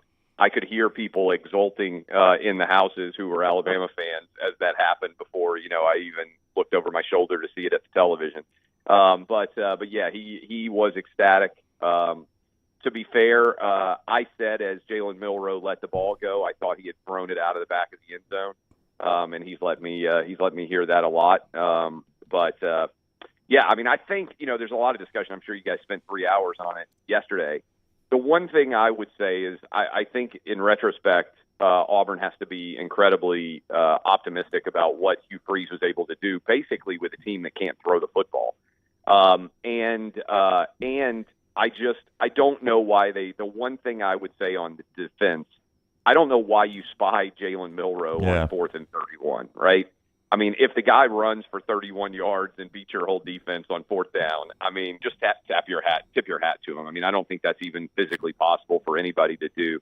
But in those scenarios, as you guys well know, if Auburn had rushed 6 and played man and Bama had hit a slant and scored a touchdown or hit a post pattern or something like that, everybody would have lost their minds and been like, why in the world didn't you drop everybody to the goal line? And I bet they don't practice that defense very much. But the one thing I would say is you don't need to spy. You probably could have rushed 2 or you rushed 3. But you almost need a zone defense just in the end zone. And I bet most teams don't practice that, right? Because if you look at that touchdown pass, the Auburn defensive back isn't aware that Jaylen Milro has even thrown the football, right? I mean, he never reacts to the fact that the ball's in the air, and it has to be in the air for, 2-3 seconds for that far of a pass. I think if Auburn just drops to 8, says everybody's got about 3 or 4 yards, you're in the middle of the end zone, I feel like you can almost react to every pass if you just watch the quarterback and play your area of the field. I do a weekly show on one of our YouTube channels, Disrupt the Media YouTube channel, with Peter Burns of the SEC Network, and I just brought this up on the fly. I had not had time to think about it. Maybe I'll stop and do that. But in the great history of amazing SEC football plays, that one, I mean, it's top 10, right? Because we started thinking like 4th and 25, Arkansas Ole Miss, that crazy play, the kick 6, the Pereira Jordan Hare, the Bluegrass Miracle. Maybe even Lindsey Scott's touchdown against Florida in the cocktail party back in 1980. But, I mean, I think a 4th and 31 to win an Iron Bowl probably has to be in the top 10 SEC all-time crazy plays or great plays, however you want to qualify it. Yeah, I think it also becomes a bigger depending on what Alabama does. Right. Because if Alabama goes out and beats Georgia and then won a national championship, then you go back and you're like, man, that was truly improbable, incredible. What an unbelievable outcome that was. If Alabama loses to Georgia, I think it fades a little bit because you're like, okay, well, the biggest loser, I would argue, was not Auburn, although that obviously is crushing to Auburn. I think it was actually Georgia because to LT's point, I think he made a little while ago, Georgia's in the playoff, and it doesn't even matter what happens against Alabama, I think, if that pass is not completed, right? Yeah. I mean, you're Georgia. You're like, hey, we can rest guys a little bit. Maybe you care about being number 1. I don't know necessarily that you do. I would say, but, that is, maybe the biggest takeaway for me is in terms of the playoff, Georgia would have been, a check mark, a lock in. And now they're not. And I'm just going to keep hammering this. The divisions are going away, and I think that's been a long time coming. Not as bad in the SEC as it is in the Big Ten, but the division process in general has just been a joke. I know that people like the SEC championship game. I would rather personally just go to 16 teams in the playoff and do away with all conference championships. I agree. Just like in this situation, Alabama and Georgia, give them co-championships and allow them both to hang a banner or whatever they want to do, and then move on to the playoff. I don't know what the benefit is personally of some of these conference title games. I mean, look, whatever you think about Texas, they're clearly the best team in the Big 12. Why do they need to play another game to prove what they have already proven all year? Same thing I would say about Washington. They beat Oregon head-to-head. And sooner or later, we're going to end up, and I didn't hear very many people talk about this, but that Ohio State-Michigan game, as electric as it was and as important as it was, if we're, they're probably going to play that game and then have to rematch it in the Big Ten title game at some point. What's the point of the regular season game at all, right? It's almost like a little bit in the NFL when you occasionally get two teams that are going to meet in the wild card and they play the week before, or soccer when you have two teams that have already locked up spots in the World Cup and they just kind of knock it around for 90 minutes, not really trying to do anything to disrupt the game. I don't understand what the benefit is most of the time, other than the fact that conferences make money. I think they'd make more money off a 16-team playoff doing away with the conference title game. It also, by the way, would allow us to start the college football playoff a little bit earlier than otherwise, potentially. Hey, before we let you roll full circle back to wrestling, and look, full disclosure, I think anybody that watches and listens to this show for years, they know I'm not a wrestling fan. But one of the headlines today on one of the websites I was doing some prep on, it said that there were more than 71 million views across the WWE, their media platforms, because of CM Punk. I've never heard of CM Punk. Is this obviously this guy's big? Brown, have you ever heard of CM Punk? I have, in fact, heard of CM Punk. Don't know a ton about him or the Punk family, but I am aware of him. Yeah, he came out and spoke at Raw, and the crowd went crazy. You guys know Jelly Roll? Oh, yeah. I saw your son with Jelly Roll, yeah. Yeah, well, so Jelly Roll was sitting next to us at the WWE and got into a shoving match, obviously, with the main event, which was pretty funny. So with a couple of the fighters in the main event, so it was yes. I mean, people went crazy for CM Punk. It's the most viewed video in the history of the WWE. He had been gone for a decade. I think he had been in a lawsuit with the WWE over the years. And then I guess let bygones be bygones. Money to be made. He's back. Damn. So what was he doing? Just living a Jimbo Fisher life? Some kind of buyout? Just hanging out? There's rival wrestling leagues. I think he was in a rival wrestling league for a while. I don't know. Again, I'm not an expert on the CM Punk body of work. He may have thought that he was going to translate his wrestling fame into acting and may have done a little bit of a foray in Hollywood potentially. Obviously, a lot of those guys, The Rock is probably the best of all time, but John Cena's made a decent living. There are quite a few guys that have been able to parlay wrestling fame into Hollywood superstardom, so he may have thought he was the next in that line. Jelly Roll, a pretty nice guy. I mean, he's a great story. Very nice. Yeah. Very nice. Super great. I mean, my kids were sitting next to him the whole night, and he was super friendly with them. I think he's a big I didn't talk to him, but I believe he's a big college football fan. I mean, he's born and raised, my understanding is, in the Nashville area, so that's not a huge surprise. And most country music and music performers in general in the South are pretty big college football fans, as you guys know. But I think that's true. All right, Klay, thank you for the time. Have a great week. All right, will do. Appreciate y'all. All right, Klay Travis with us, Outkick founder, also at Klay Travis on Twitter, with us on the JohnstonRVCenter.com hotline.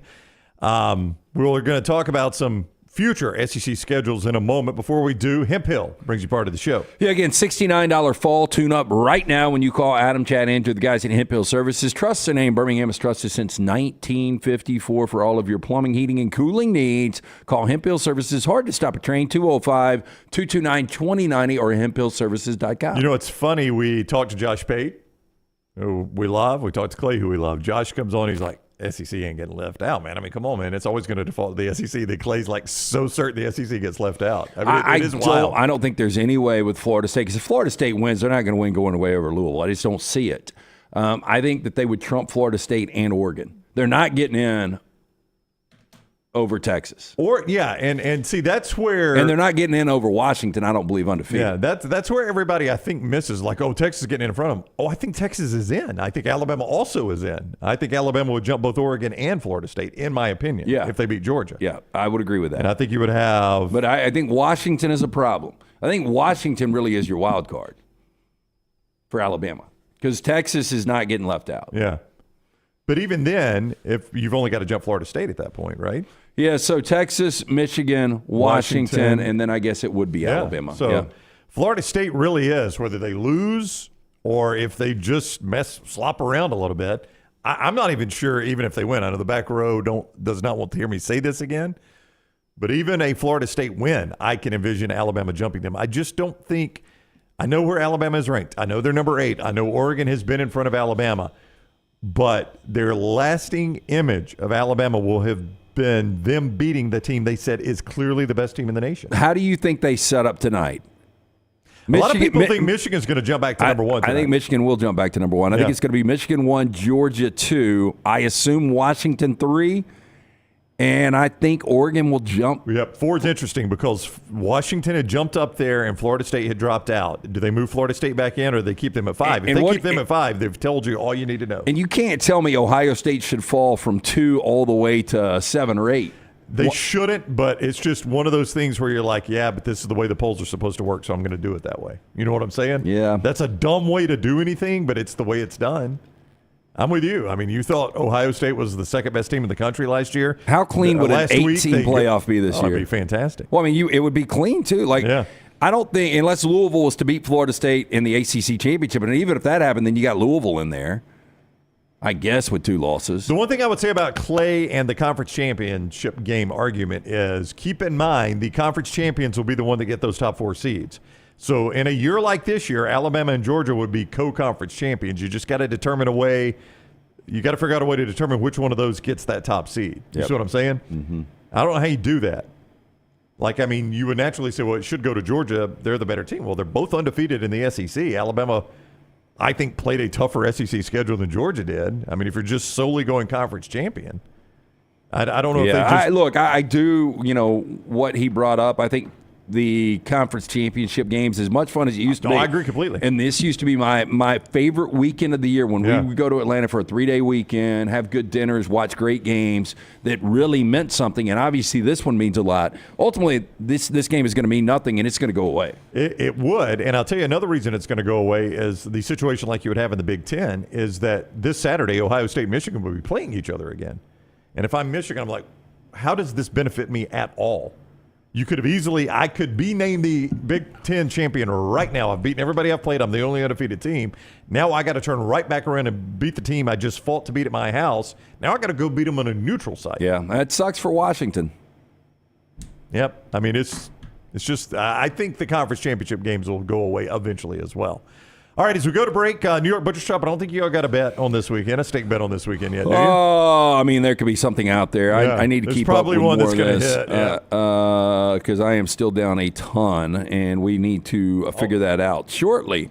But New York Butcher Shop, man, just a great place, whether it's Friday night, date night, steak night, or you just want to pick up one of those huge deli sandwiches for lunch. 2 locations, the original in Cabo Heights. There's one right there at Greystone, the corner of Highway 119. Stop by the New York Butcher Shop, pick up the finest certified Angus prime beef steaks, burgers, premium pork chops, ribs, all-natural chicken cut to order just for you with a great selection of fine wines and desserts.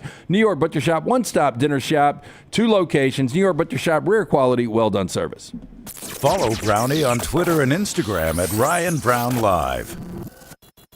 This hour brought to you by Jack's Western and Outdoor Wear, the perfect place for all your holiday shopping. We are easy to find just off of I-65, exit 304 in Coleman. Just look for the big red building. The wait is over. Tonali has arrived. Beautifully distinctive Italian styling and performance. Come test drive the all-new 2024 Alfa Romeo Tonali plug-in hybrid at Alfa Romeo of Birmingham. The all-new Tonali offers best-in-class horsepower and torque, fastest 0 to 60 times in its class, plus best-in-class range with full electric charge. And best of all, qualified Tonali leasees are eligible for up to $7,500 EV tax credit factored into your lease. Hurry down to Alfa Romeo of Birmingham and experience the all-new Tonali. Storm season is here. Make sure you have a plan of action in place right now. Greg from Pell City and Storm Restoration Roofing should be your first call when storms hit. Insurance companies love working with Storm Restoration Roofing because of Greg Nelson's name and reputation in the industry. When storms hit, call Greg Nelson. He's local, 205-542-3531. He's the home of the free no-cost roof inspection. Greg from Pell City on Facebook, 205-542-3531. It's Storm Restoration Roofing. Stop by the New York Butcher Shop and pick up the finest in certified Angus prime beef steaks and burgers, premium pork chops, ribs, and all-natural chicken cut to order just for you. Their chef-prepared entrees and side dishes are the perfect dinner-to-go choice for your family and are ready to heat at home. With a great selection of fine wines and desserts, the New York Butcher Shop is your one-stop dinner shop. 2 locations to serve you, Cahaba Heights and on Highway 119 in Greystone. The New York Butcher Shop, rare quality, well-done service. This holiday season, give the gift of peace and security to your home with $50 off recurring Wayne's Pest Control services. As the weather cools down, stop mice, bed bugs, and rodents before they come in. Call 866-WAYNES-1 to gift yourself a safe and pest-free home. Sign up for any recurring service with Wayne's and save $50 off. Don't let mice and rats be uninvited guests to your holiday celebrations. Get a pest-free holiday and save $50 off recurring Wayne's Pest Control services when you call 866-WAYNES-1. Give the gift of Daniel Moore art this holiday season with the 2024 Crimson and White Fine Art Calendar. This year's calendar features collectors' most beloved Daniel Moore Alabama football moments, from the classic goal line stand to the Saban-era 2nd and 26. Special offer for listeners only. Buy 2 calendars and get 1 free with code HOLIDAY at danielmooreart.com or by calling 1-800-735-2787. The Next Round store is live and loaded. Check out the latest logo t-shirts and hoodies. Get your favorite team colors, the Next Round flag shirt, or grab the popular Y'all Can Have the Rest t-shirts. Go to nextround.store. That's nextround.store.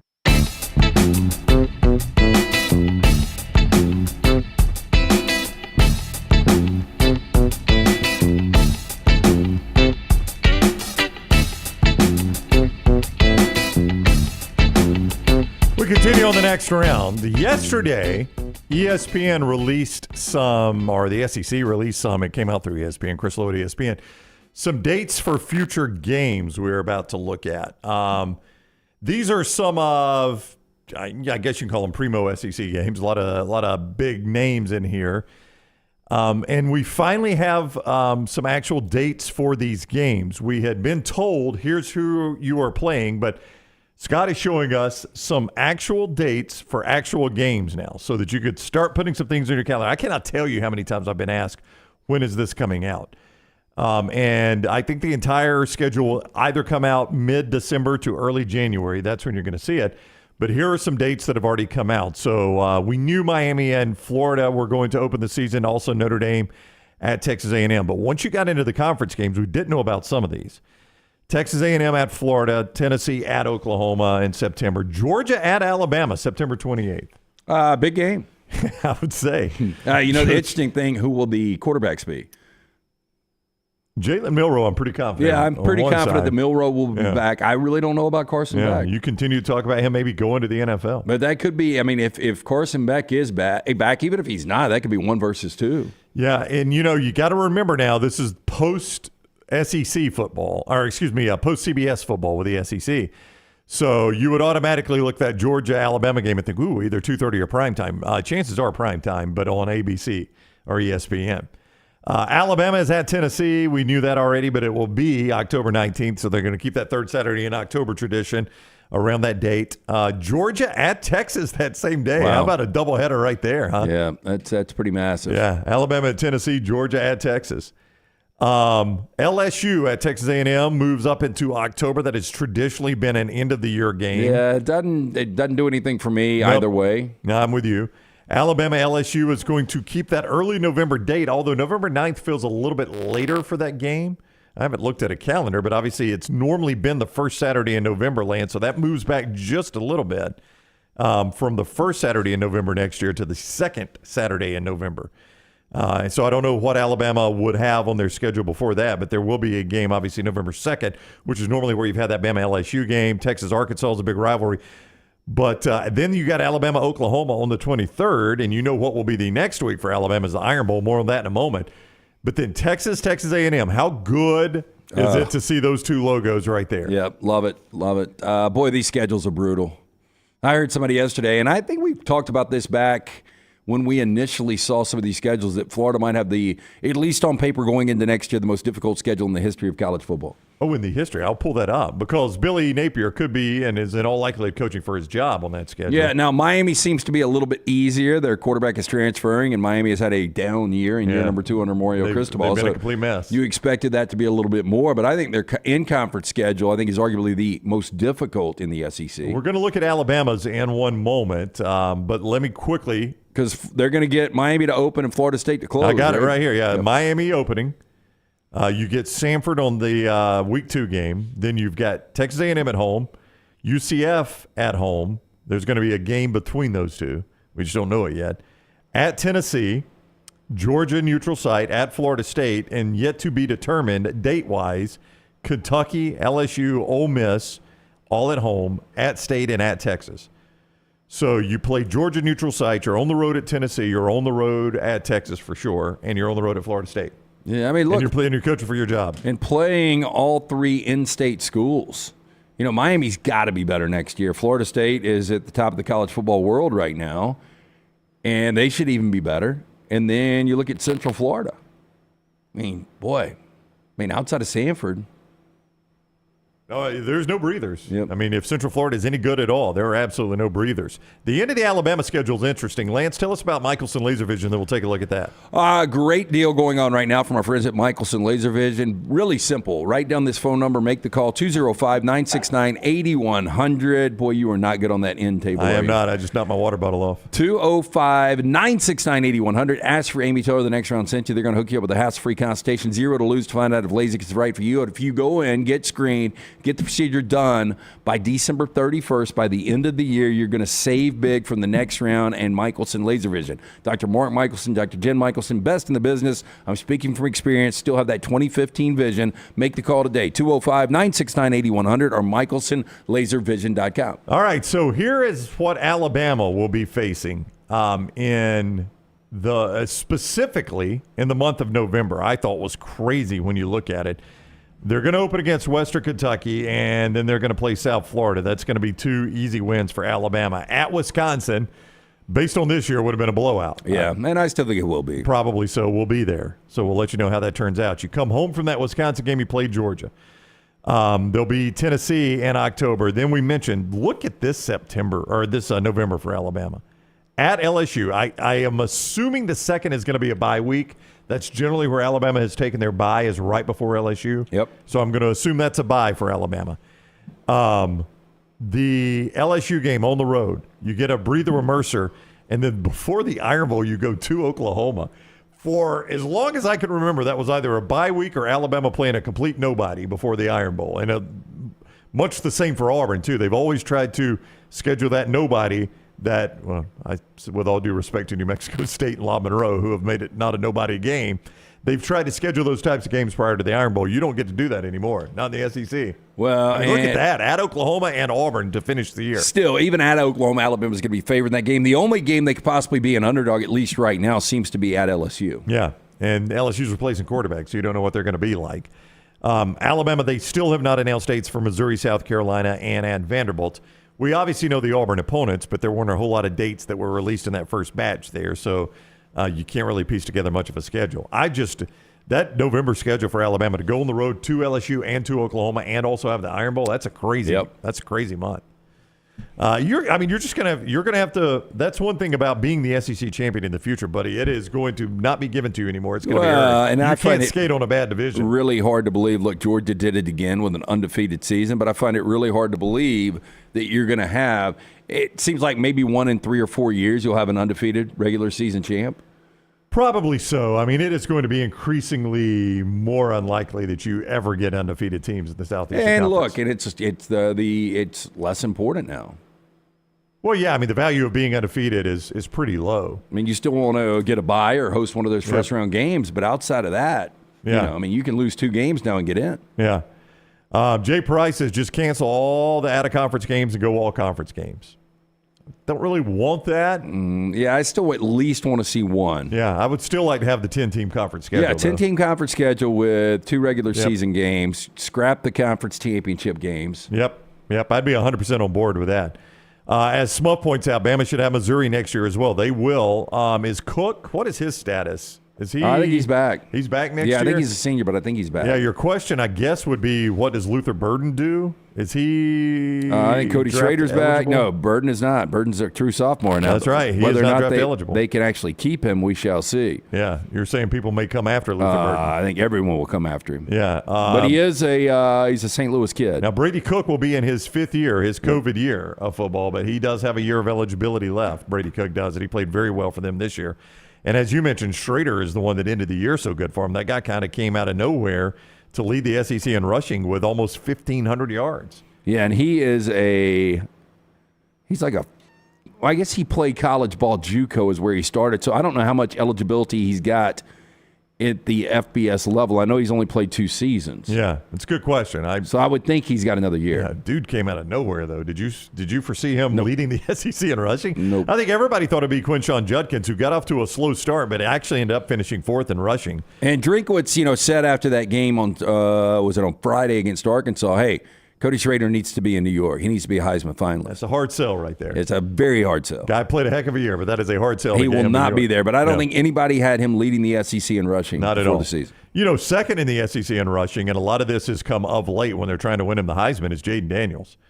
So the guy actually finished second in the SEC in rushing with 1,134 rush yards. Yeah, and I said back in Nashville, SEC Media Days, when I thought LSU had an opportunity to win a national championship, said one way they can is I don't believe he can be your leading rusher again.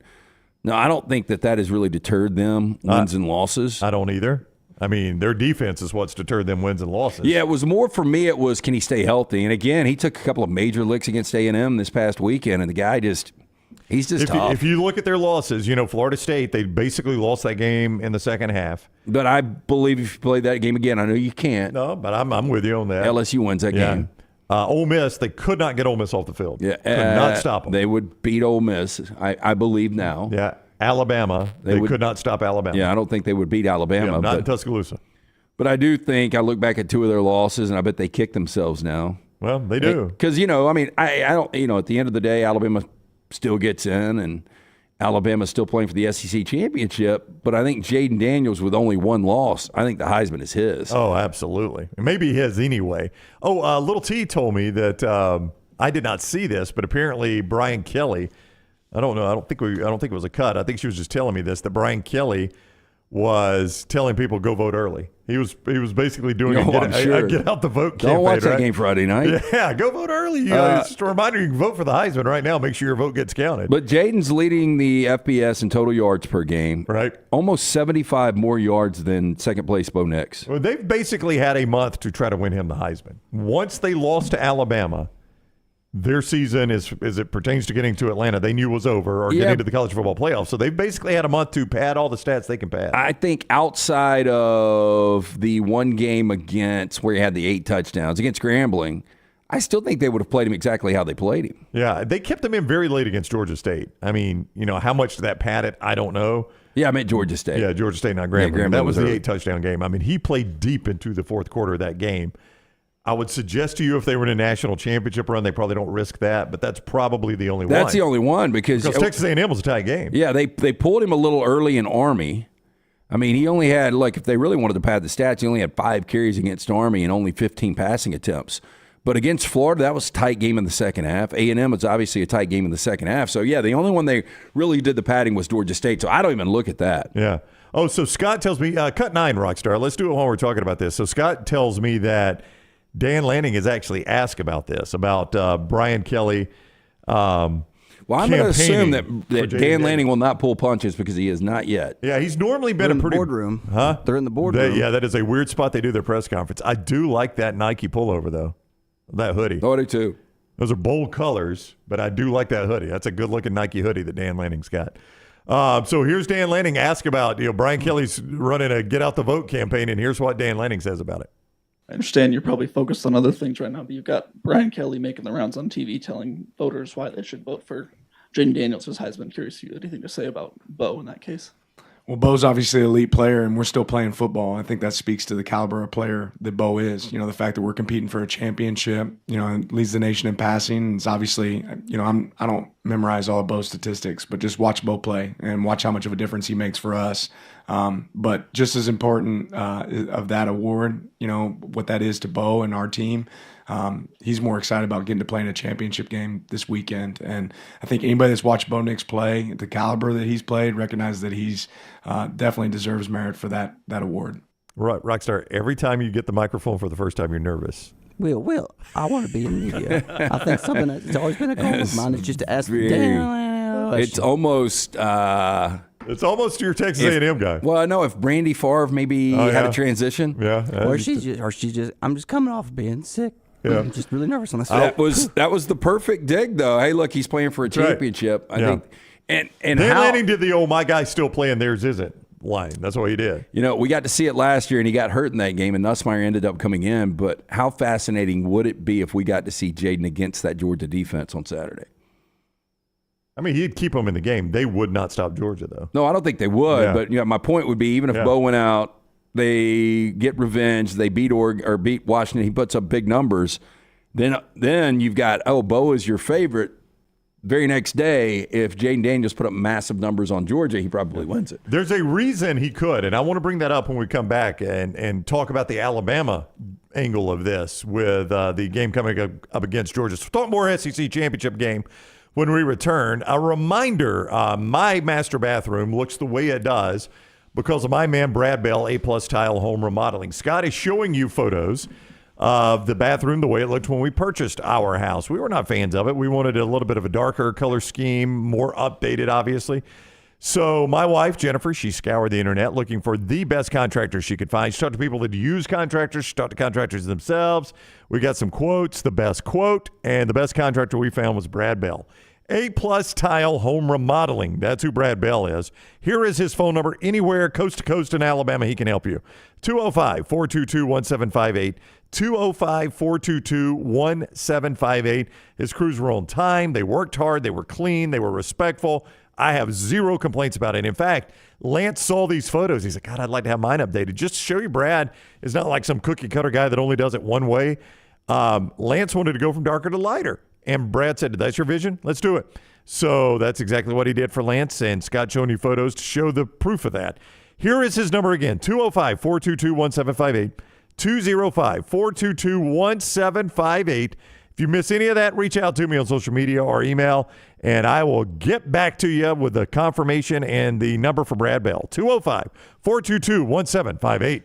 The Burnout with the SEC Network's Peter Burns and Ryan Brown weekly at Disrupt the Media on YouTube and wherever you get your podcasts. This hour brought to you by Jack's Western and Outdoor Wear, the perfect place for all your holiday shopping. We are easy to find just off of I-65, exit 304 in Coleman. Just look for the big red building.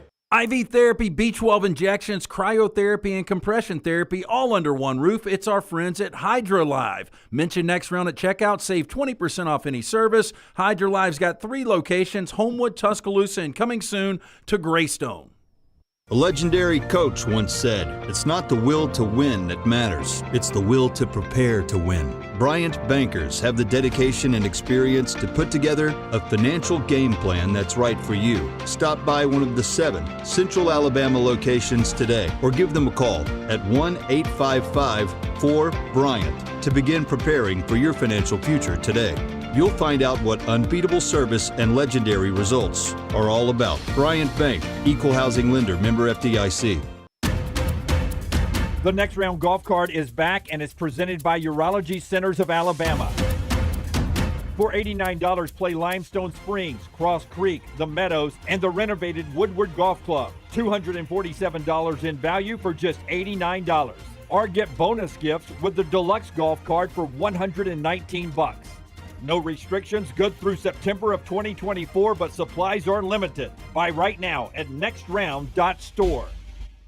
Hey, Lance Taylor from the Next Round to tell you about one of our favorite places for breakfast, lunch, and dinner. That is Hamburger Heaven since 1982. Hamburger Heaven has been serving Birmingham's best hamburgers, cheeseburgers, French fries, hand-spun milkshakes, and sandwiches made fresh to order. All of their ingredients are fresh and prepared daily. This includes their beef, always fresh, never frozen, hand-pattied each and every day. For breakfast, lunch, or dinner, visit any of the 4 locations, Highway 280, Irondale, Gardendale, and Homewood. The Birmingham Racecourse Casino's 7 days of giveaways is going on now. The more you visit, the more chances you have to win. We're giving away $125,000 in free play and cash. That's right, Birmingham Racecourse Casino is giving away $125,000 in free play and cash. Play the latest, most exciting games around with fun bonuses and big jackpots. There's always more ways to win at Birmingham Racecourse Casino off I-459, exit 31, Kirby Parkway. Must be 21 or older, must be present to win. The Next Round is so much more than the show you get from 9 to 1 each day. So make sure to head to our official YouTube channel at Next Round Live and subscribe to get all of our latest content. We, of course, have plenty of specialty content and shorts based all around the sports in the heart of the SEC. But we also talk pro sports, gambling, lifestyle and entertainment, and so much more. It's the Next Round YouTube channel where you never know what you're going to find next. Subscribe now to see the latest content and get notifications when we go live. That's at Next Round Live on YouTube.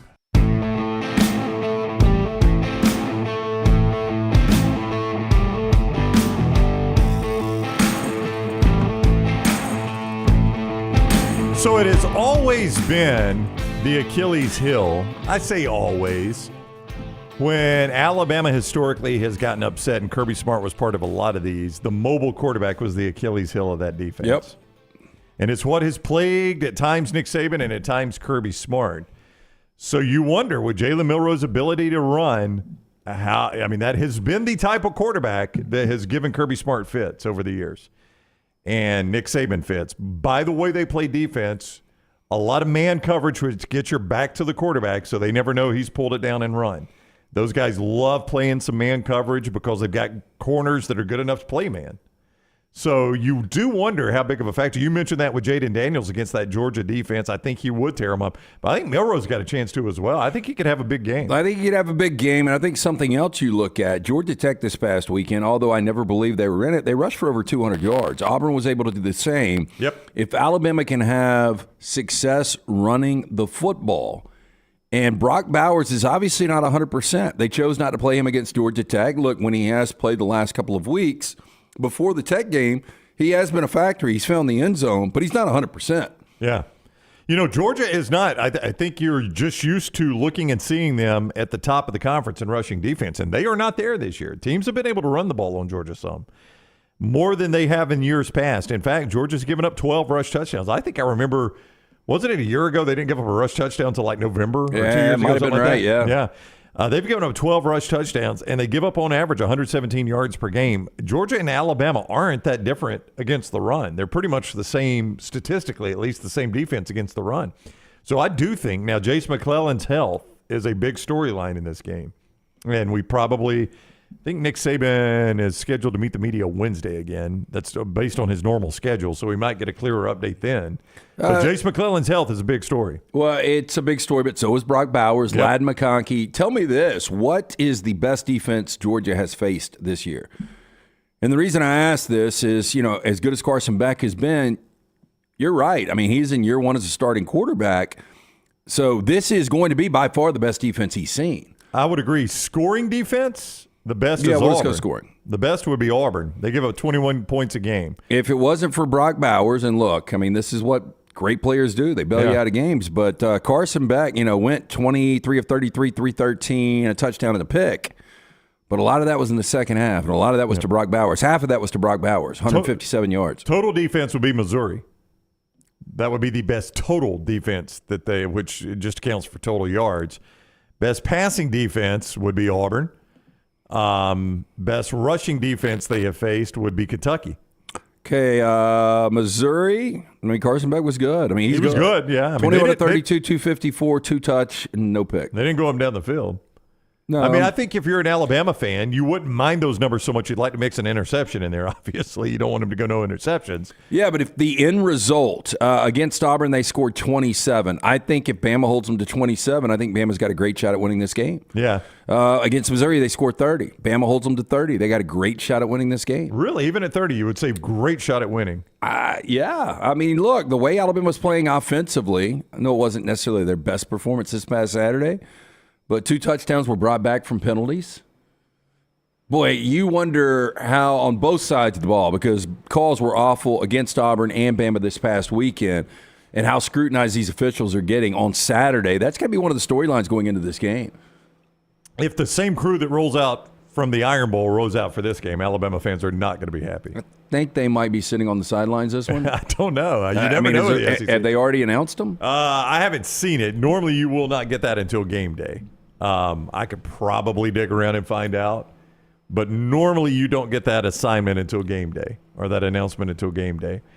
But the one that did the Iron Bowl, I am told, I'm not 100% on this. I don't, sit and chart it myself, but a lot of people in the chat room said it's the same ones that did the Bama-Tennessee game in Knoxville last year, where I think Alabama had like 1,000 penalties. So I don't think they would like to see that crew roll out. That was a rough Saturday for that crew. There's no way around it. I mean, some obvious missed calls and some botched. Apparently, on this whole deal with the offsides on Alabama and the players in motion that didn't get called about against Auburn, from what I can gather, they completely botched that call. Yeah, well, it was just a complete botch of the call, and they tried to work their way out of it, but the film doesn't lie that they just completely botched that call. They botched the face mask on Auburn. It's as clear a face mask as you're ever going to see it. It doesn't get called. right there at the end even. And I know Didn't you say your vantage point was like 100 yards away and you could see Lance, it? So anybody that's been to Jordan here knows where the press box is now. It's just, basically attached on the end zone of the stadium there, right next to the big Jumbotron. And I'm sitting in that seat, front row of the press box. That play was on the other end of the field, and I could see the face mask. I'm as far away as you could be from that play and still be, quote unquote, in the stadium, and I could see the face mask. I don't know how it was missed.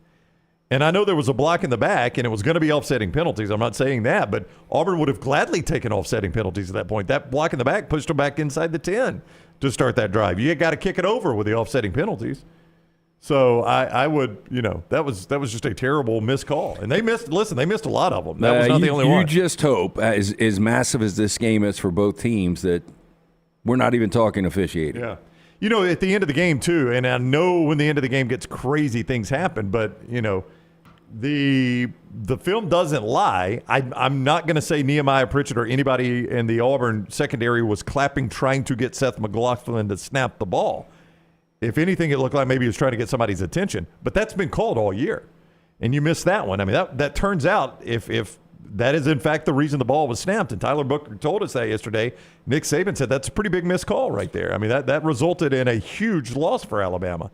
Right at the very end, when the ball is fumbled into the end zone, the Auburn player, and I do not blame him for doing this because the Alabama player's got an easy recovery. He just reaches out and grabs his legs and trips him. Yeah. I mean, so there were just a lot of big-time missed calls in that game. A lot of big-time missed calls. So I don't know. I don't know who the crew will be. I'll see if I can find it. I've got my ways. I'll see if I can find out. But I don't think you would want to see that one. I don't think you'd want to see the same one that's got the Iron Bowl. It's amazing, though, that Georgia can go from winning 29 consecutive games. If they lose, there's a good chance they go to the Cotton Bowl. Wow. That is a drop, isn't it? I'm going to assume Georgia fans will find something else to do on New Year's. You don't think they'll buy the Cotton Bowl tickets I don't this year? think so. That'd be a tough spot to be. And listen, we've seen it in this state with Alabama. When you get a taste for the college football playoff and you end up in the Sugar Bowl, the Cotton Bowl, and you're not in the playoff, you just don't do it. Still spending money right now. You told me that ticket's crazy. Get-in's about $500 right now. So 2 uppers at Mercedes this Saturday, probably looking at $1,000. I mean, that is steep when you consider that, I think if you're a Georgia fan and probably an Alabama fan too, you assume your semifinal game would be in New Orleans. Doubtful either one of them ends up in the Rose Bowl somehow. Now, I guess if Michigan is the 1 seed and Alabama sneaks in as the 4, there's a pretty good chance you're playing that game in the Rose Bowl. Well, Don't you think Michigan would want to go to the Rose Bowl rather than the I'm Sugar? almost convinced that if Bama wins this game, I think they jump up to a 2. You think they would be all the way up to the 2s, go from 8 to 2. So some people don't think they're going to even get in the playoffs. I think they could go as high as 2? 2, yeah. Well, then you're in the Sugar Bowl. Because wouldn't you assume Michigan picks Probably, the Rose Bowl? Yeah. I mean, that's their history. I don't think there's any chance they would want to come down to play a Southern team. I wonder in the if Sugar Georgia in a loss snuck in and had to go out to Pasadena for that. Michigan, Georgia, and Pasadena. Hey, our buddy Greg from Pell City, Storm Restoration Roofing is the company. I'm going to give you Greg's phone number here, and this is the guy you call. It's just his cell phone number. He's not like some over-the-top guy that's going to make you go through some phone service or a secretary. This is just going to be a straight cell phone number if you have any roofing issues. 205-542-3531. That is 205-542-3531. Shoot him a text. Give him a phone call. Let him get up on that roof for that no-risk roof inspection to see if your roof is standing up. If you've recently had storm damage, he knows how to work with the insurance companies to get the job done for you. Greg Nelson, Storm Restoration Roofing. Call them now, 205-542-3531, 205-542-3531. When we return, another man's opinion on what the college football playoff will look like. This ain't a guy from the South. What does he say about the Tide? That is next. Follow Dunaway on Twitter and Instagram at Jim Dunaway. Hey, Lance Taylor from The Next Round. You've heard me for years talk about our friends at Bromberg's Jewelers, and we welcome you to stop by and see that great customer service at the Mountain Brook and Summit locations, but we'd also love for you to check out their new online shop. They've got plenty to choose from. Great gifts, big and small. Available online, they've got David Yurman, Tudor watches, select diamond and gemstone jewelry, William Henry, seasonal and favorite giftware items and baby gifts as well. They've even got an online sale section. For more information, Brombergs.com. Start your day online at nextroundlive.com. Get all the latest videos, podcasts, and college football stories. And it's also a great way to stream the show or shop in the Next Round store. Stay connected by visiting nextroundlive.com. Hey, if you're looking for Birmingham's best pizza, you need to stop in and see our friends at Slice Pizza and Brew. It's as local as you can get, from the ingredients that go into every pizza to the beer on tap. For a great lunch or dinner, go see our friends today, Vestavia or Lakeview at Slice. Hi, this is Wes McClooney, owner of the New Balance Birmingham store. You're not average, and the New Balance Birmingham store has the shoes and apparel to perfectly match your unaverage self. If we were all shaped the same and had the same level of fitness, and if we all walked and ran exactly alike, well, then I guess an average shoe store selling average shoes would be just fine.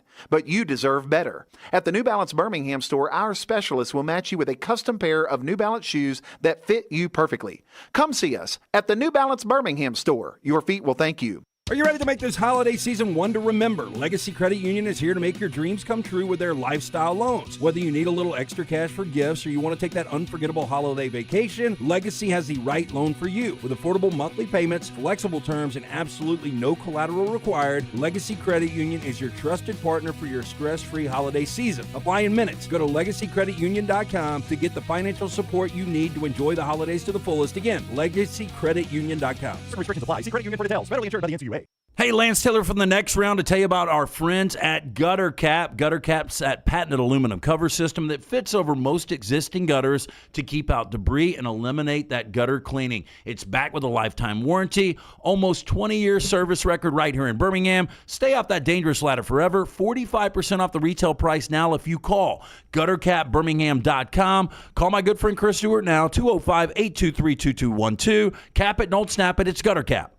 Support the show and grab some great t-shirts and hoodies right now in the Next Round store. Buy the Alabama State map shirts in your team's favorite colors, the popular Y'all Can Have the Rest, or Next Round flag shirts are also online now. Just go to nextround.store. That's nextround.store. The traditional Next Round logo shirts are there too. Buy them for yourself, or they make a great gift for someone else. And let us know what you'd like to see in the store coming up. Nextround.store. That's nextround.store. Jim Dunaway, Lance Taylor, Ryan Brown, and Rockstar. Live from the Birmingham Racecourse Casino Studios, The Next Round, presented by Bud Light, is on now. By the way, it just randomly occurred to me because I looked yesterday. Will Riker, the Alabama kicker, became the all-time leading scorer. He's tied right now with Keenan Reynolds. Yeah, that missed field goal cost it. It cost it in regulation of becoming the main guy, but the extra point at the end tied him with Keenan Reynolds, and nobody even noticed it. Nope. Because of what had just happened before. I mean, you think, like, when a guy becomes the NCAA's all-time leading scorer, that's a pretty big deal. Yeah, like stop the game, let's give him the ball. Or at least mention it on CBS, and I do not blame Nessler and Danielson for not mentioning it. Something bigger had just happened. Yeah, I wonder if anybody in the locker room said anything about it. Yeah, I mean, it's like, boy, you want to talk about the worst moment to break or tie a record. That was the worst moment to do it. Just completely got ignored. But he will have his moment in Atlanta. He will. I mean, he's going to break the record. Alabama is going to score again at some point. I'm glad it's you saying it, not Dunaway. Oh, come on. They're going to at least play 2 more games. They're not going to get shut out in 2 games. They'll at least kick a field goal. There is a thing called food poisoning. Yeah, there is a thing called food poisoning. It'd have to last 2 months for him not to get this record.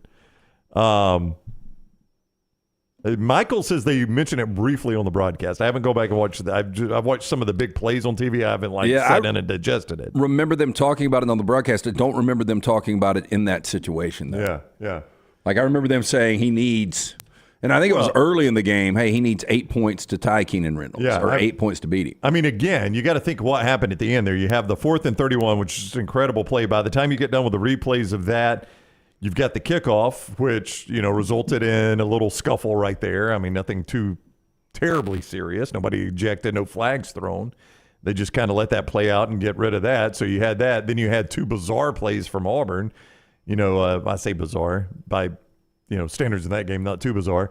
But a fumble in the end zone that almost led to a safety. Then they have to scramble back on the line. Then Terrion Arnold gets an interception, which never really, you don't see the touchdown signal. You don't know if it got ruled inbounds, out of bounds, or what. Then the game's over. I can understand why they never mentioned it. But it's just wild that a guy ties it takes a long time to tie that record. And he ties that record and you don't even think twice about it. It still is uncanny. Every time there's an Iron Bowl played in Jordan, here you can expect just insanity. Yeah. I mean, we got nothing short of it this past weekend. It is complete insanity. I mean, it's just, I was texting with Elijah McAllister yesterday, and I just kind of brought that up, the Auburn team captain, because this is his first Iron Bowl. I'm like, man, the Iron Bowl in that stadium just goes off the rails. Literally anything is on the table. Yeah, because the 2 before, in 19, you had the pick six. 2 pick six touchdowns. Yeah. One that bounced off a guy's back and become a pick six. And the doink off the upright. Doink off the upright, and a weird ending of that game. If you remember, Gus Malzahn kind of pulled a fast one on Saban and caught Alabama with 12 players on the field. Wasn't that the 1 second left before the half where they kicked the field goal? I think that was – they all run together. I thought it was 19. They all run together now. I thought that was 17 maybe, but I could be wrong about that. And then the next one, obviously, you end up with the drive to force overtime, the first overtime Iron Bowl. 4 overtimes. 4 overtimes. We've never even had an overtime Iron Bowl. And then you get this one. It's insane. I mean, it really is wild. But the last 2, in a change of script, the last 2, Alabama has been the beneficiary of the craziness. Yeah. Which almost never happened in the Jordan-Hare Iron Bowl. And it's so unlikely. I mean, the more unlikely is obviously 4th and 31, but when you're starting a drive at, under a minute? Was it 1 timeout, no timeouts, 97 yards? Yeah, it's pretty unlikely that you're going to capitalize on that one. They drive all the way down for the touchdown. Hey, by the way, don't forget the show, of course, this hour presented by Champy's World Famous Fried Chicken. Our guy Sterling and the gang there at Champy's do a tremendous job. Lunchtime has started. The doors are open. Go get you a great fried chicken, plate of fried chicken, the chicken fingers, those po' boys, the Mississippi Delta tamales, all the way there at Champy's Chicken. Champy'sChicken.com. Champy'sChicken.com. Stuart Mandel writes for The Athletic. Now, Stuart, I think most people that would follow Stuart's writing at The Athletic would probably qualify him more as a Pac-12 guy. Stuart lives on the West Coast, and I think he has been more of a Pac-12 guy. I mean, if you just follow his, his writing, he seems like a West Coast guy, right? I would definitely say, with confidence, you would never consider him an SEC guy. However, he says today at The Athletic, Lance, I'm going to go ahead and give Michigan the Big Ten championship. I don't see a scenario in which Iowa beats them. But I am going to work out all the other scenarios that don't involve Michigan losing. So we're going to let Michigan win. They've got a spot. Yeah, I would agree with this. Okay. It's a good start. So he lays out every single possible scenario of outcomes this weekend, and he comes up with 16 scenarios, I believe it is. 8 of which Alabama wins, 8 of which Georgia wins. This is Stuart Mandel of The Athletic. In the 8 that Alabama wins, he has 0 scenarios where they're left out. So I'll say that again. In all of his scenarios that he plays out, in the 8 where Alabama wins, he has got absolutely 0 of them being left out of the playoffs. Okay, so Michigan is in. Michigan is in. So there's only 3 spots up for grabs. Texas wins. Washington wins, Florida State wins. That is your biggest controversy. He's got Alabama in. Okay. Now, I don't know who he left out in that scenario. Okay. I haven't read this. This was Dunaway was here earlier, started feeling ill, so he's decided to go home. He's got some sickness. No, sadly, he's got some sickness running through his family. They don't want to get us if Alabama is able to close it, this is probably a lot of conversation about nothing. Obviously, if Alabama doesn't win the game on Saturday. Yeah, I feel like you're leaning pretty heavy Georgia. I'm not heavy. Okay. I mean, look, I think you remember 2 years ago I was all in on Alabama. I do. You were one of the few. But Alabama's biggest break was Jordan Travis going down. Probably so, and you hate that, man. Yeah, I mean, you do. hate that that's the break. Because there's a couple of things. There's a chance Jordan Travis is in New York if he doesn't get hurt. Yep. I don't think there's any doubt they would have been more impressive over the last couple of weeks. And I don't think you can leave them out undefeated. I think the only way you're going to be able to leave them out is say, hey, look, they're not whole. Yeah. I mean, you're just going to have to say this, we've evaluated this team over 2 weeks. Yes, they won in Gainesville. Yes, they beat Louisville. But without Jordan Travis, I know they're undefeated. I know they're a conference champion. We don't think they're one of the 4 best teams in America without Jordan Travis. Yeah, I do believe Alabama gets in with a win because I think, unfortunately for Oregon, I think they're going to be out even if they win. Now, I think Washington goes in front. Texas goes in front. Obviously, Michigan goes in front. But there's still that one spot. And it would come down to Florida State, and I think Alabama gets it over Florida State. Yeah, that was Stuart Mandel, who was with the Athletic, and again, Stuart, I believe lives on the West Coast. I think he lives in California, and has widely been viewed as more of a Pac-12 guy, I think. And he says in all of his scenarios that have Michigan Michigan locked in this thing, there's not one scenario that he believes leaves Alabama out if they beat Georgia. Well, I mean, I just don't know how you do. I mean, the loss wasn't great, but it's still a loss to a team that probably gets in the college football playoff. You're going to beat a borderline top 10 in Ole Miss, borderline top 10 in LSU.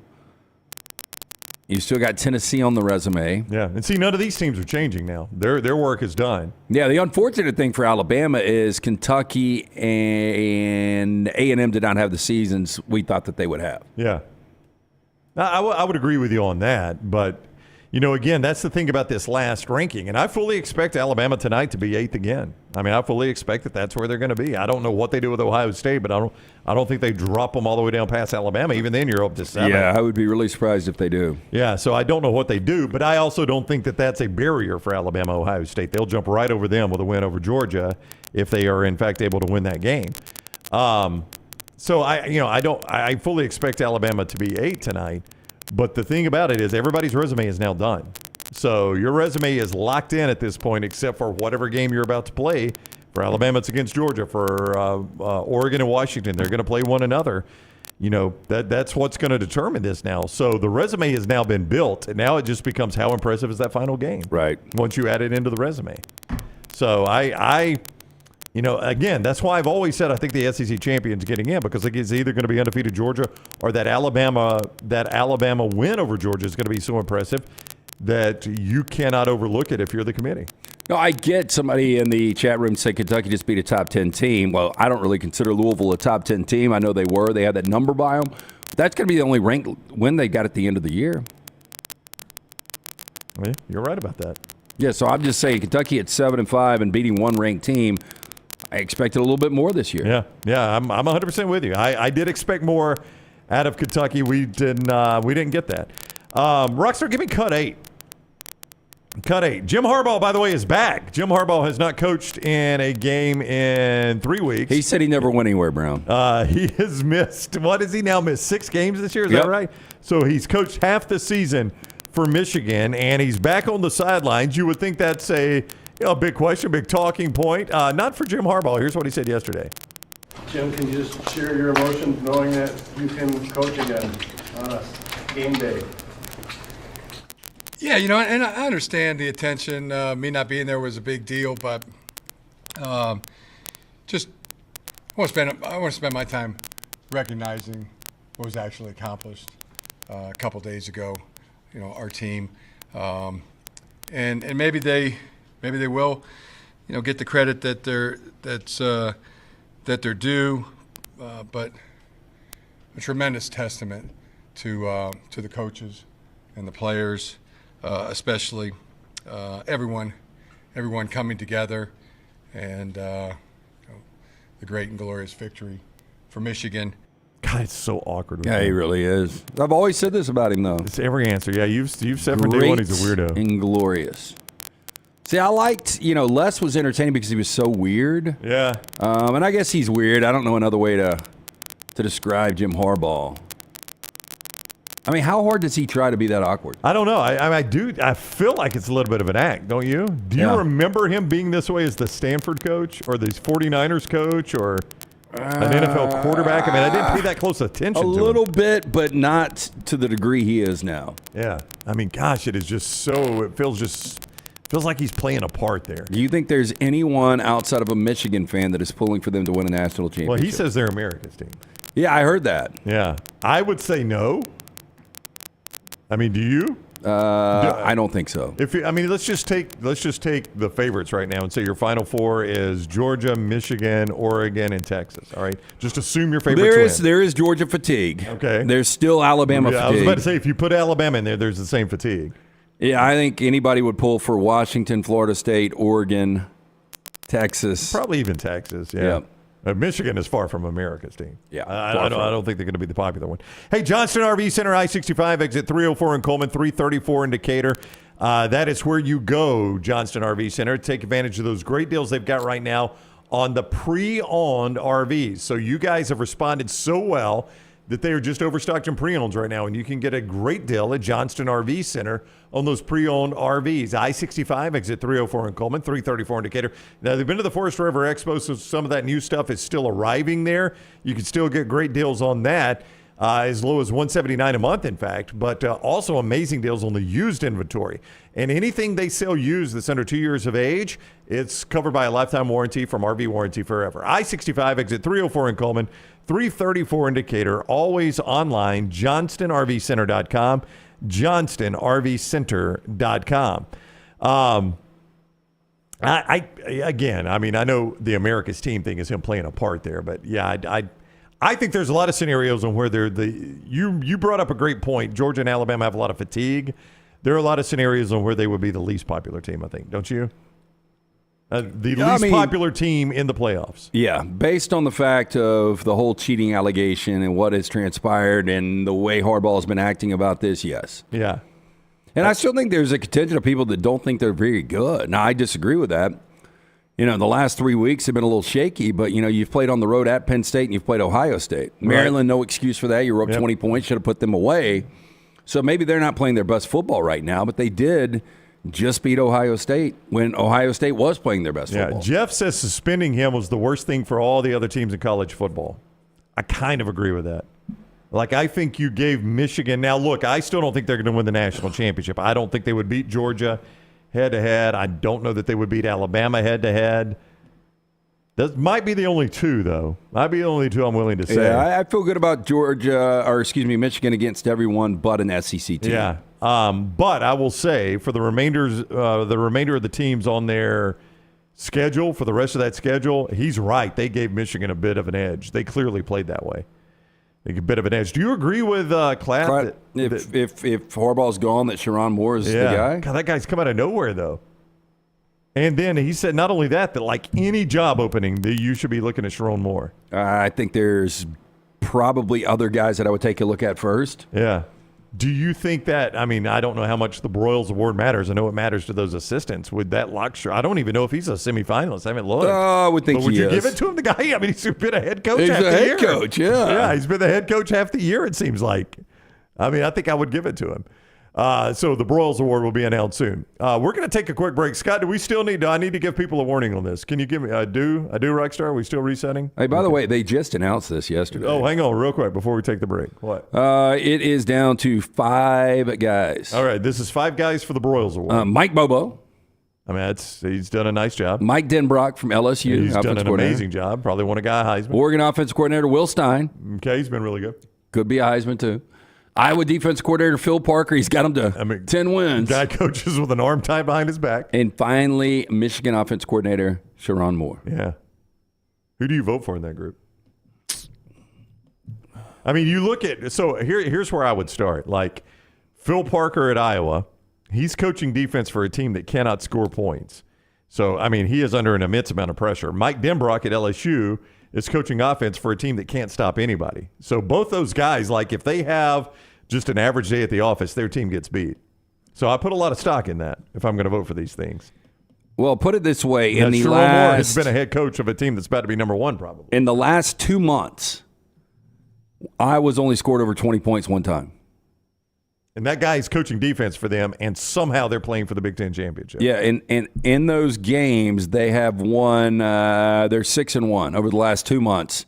In games, they've only scored over 20 points one time. Yeah. I mean, he has done an amazing job. You cannot deny he's done an amazing job. I don't know who I would vote for. You know, Tommy Rees was in the semifinalist group for that, which was kind of an upset in its own right, the way that season started. I mean, I expect this from Georgia. Sorry, Mike Bobo. Right. LSU has lost 3 games. Right. To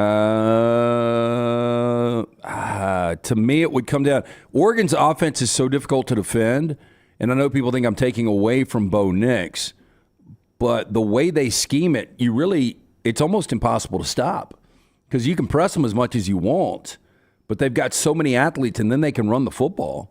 So I think Will Stein's done a really good job with that offense. Yeah. I probably would go Stein, Moore, or Parker. Yeah. Parker, it's just that Iowa thing, it's so driven by the division they play in. That's the only reason they are what they are. Hey, a reminder, personal loans from Legacy Credit Union are a great idea right now. They can be used for Christmas presents, holiday travel, anything else life throws at you this holiday season.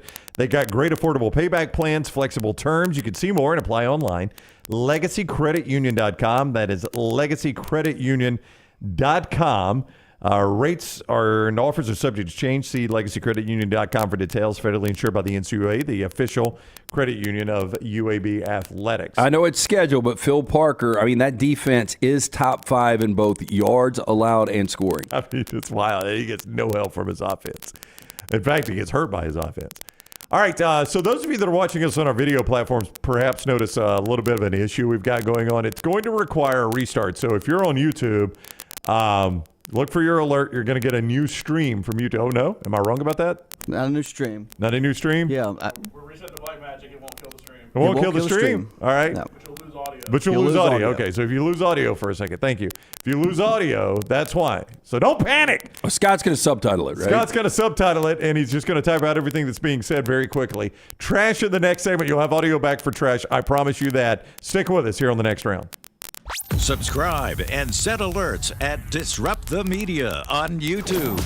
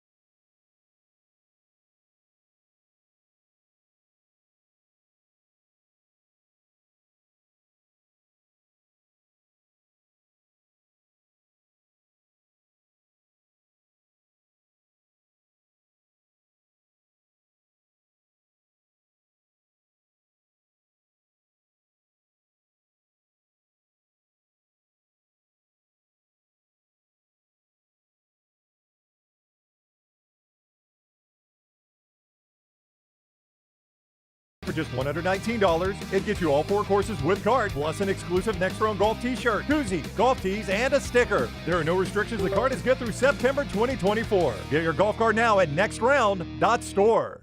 The Birmingham Racecourse Casino's 7 days of giveaways is going on now. The more you visit, the more chances you have to win. We're giving away $125,000 in free play and cash. That's right, Birmingham Racecourse Casino is giving away $125,000 in free play and cash. Play the latest, most exciting games around with fun bonuses and big jackpots. There's always more ways to win at Birmingham Racecourse Casino off I-459, exit 31, Kirby Parkway. Must be 21 or older, must be present to win.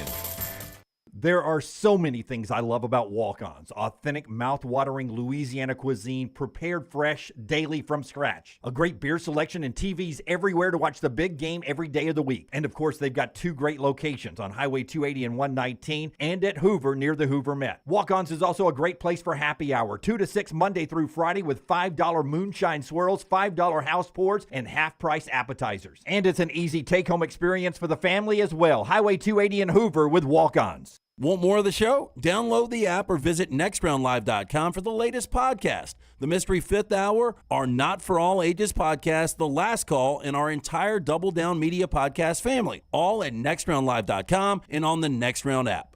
Ryan Brown here for the Next Round with a question for you. Are you on the bandwagon yet? Bandwagon wants to invite you to one of their 3 retail locations in Birmingham for all your holiday shopping. Bandwagon has the top brands in sporting goods, athleisure, and lifestyle apparel. You can check your entire family off the list at Bandwagon with brands like Task, Bird Dog, and Varley, plus the best in sports equipment. Visit the Bandwagon locations in Cahaba Heights, Homewood, and Trussville, or online, bandwagonsports.com. Next Round listeners, it's time to jump on the bandwagon.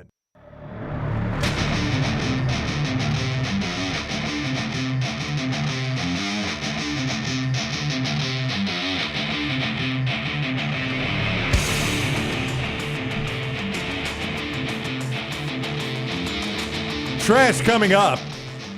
Welcome back to those of you listening to us on video. Sound is back. Question for Lance in just one moment. A reminder, Wayne's celebrating 50 years. Anytime you've done something 50 years, you're doing an amazing job. They take care of my yard. They take care of all the yards up here. And as the weather cools down, stop mice, bed bugs, and rodents before they come in. Call 866-WAYNES-1 to gift yourself a safe and pest-free home. Sign up for any recurring service with Wayne's, and you save $50. That's $50 off when you sign up for any recurring service. Don't let mice and rats be uninvited guests in your holiday celebrations. Have pest-free holidays with our friends from Wayne's. Happy 50 years to our friends at Wayne's. Our buddy Greg from Pell City in the chat room asked this. Let's say Michigan loses the championship game. Does anyone from the Big Ten get in the playoffs? We discussed that, I think, with Josh Pate, right? Yep. Nope. I think that's a complete leave-out. Yeah. I mean, it would take Louisville winning and Oklahoma State winning. Oklahoma State, yeah. Yeah, it would take those 2. But no, I think if Iowa wins this game, the Big Ten is completely left out. I mean, that would be wild, right? That it really would been be considered all year. Yeah, that either Ohio State and Michigan are going to be in this thing. And normally I'll catch myself when I think it is something that is impossible. I'll be like, if they played 100 times, they might win 1. Again, if Michigan and Iowa play 100 times, I think Michigan wins 100 times. Yeah. I mean, I just do not see Michigan would have to.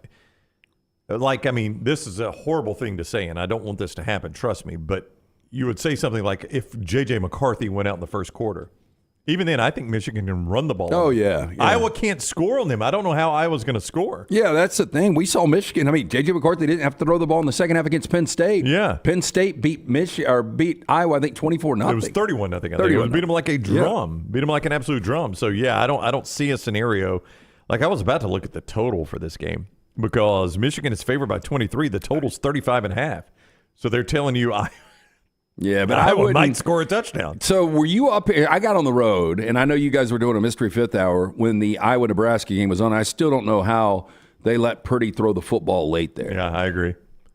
But when that game went 10-7 almost immediately, there was no way it was going under. There was no way it was going under. Because I said all week, if that game, I wouldn't feel comfortable playing the under because if it goes 10-10 into overtime, you're going to get it over more than likely. But even in overtime, I'm not sure you get it over because there was a good scenario that one team makes a kick and one team doesn't, and that's how this thing ends in overtime. Could have been that way. It's the way it was in regulation. But I know Dunaway had that over, so was he like, I got this in the bag?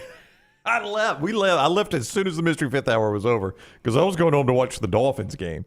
You know what the only thing worse than watching Iowa-Nebraska is? Watching the Jets? No, listening to it in the car. Oh, so you listened on the radio? The whole way up. Because I had Nebraska minus 2.5. Were you getting... Because we did a guaranteed weekend, which, by the way, we got there. That's right. After a really rough start on Thursday and Friday. Thank you, Josh Dobbs. Yeah. But I really felt good about Nebraska the entire game until that late pick. Who were you? And I listened to the Iowa broadcast. So it was the Iowa guy. Yeah. A lot of John Deere commercials. Oh, yeah. And a lot of PSAs. Yeah, a lot of PSAs and a lot of agricultural. What does the car care for kids? 1-800 Cars for kids.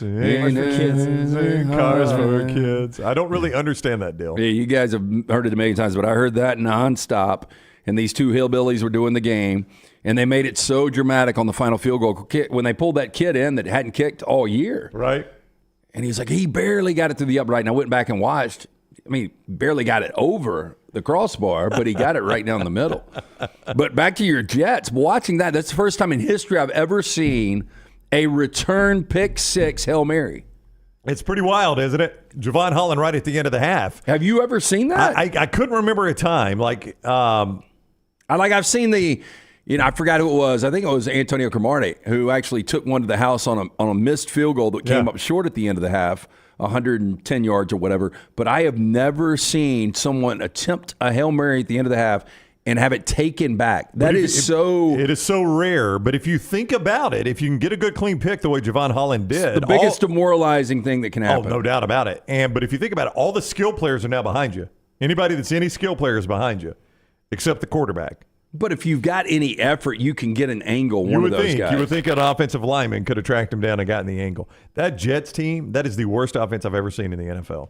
And now Forster's Falcons go on the road. Desmond Ridder, who can't lose in the Mercedes-Benz Dome, he's got to try to get it done in New York. But I don't know. Are they at the Jets? Yeah, and they're actually favored. They got to be favored. The Jets are awful on offense. Scott, y'all got that one in the bag, man. Congrats on the win Sunday. I know y'all are in the division lead, right, in the NFC South. Am I right about that, Scott? That's right. The best 5-6 division leader in the NFL. What a terrible division that is.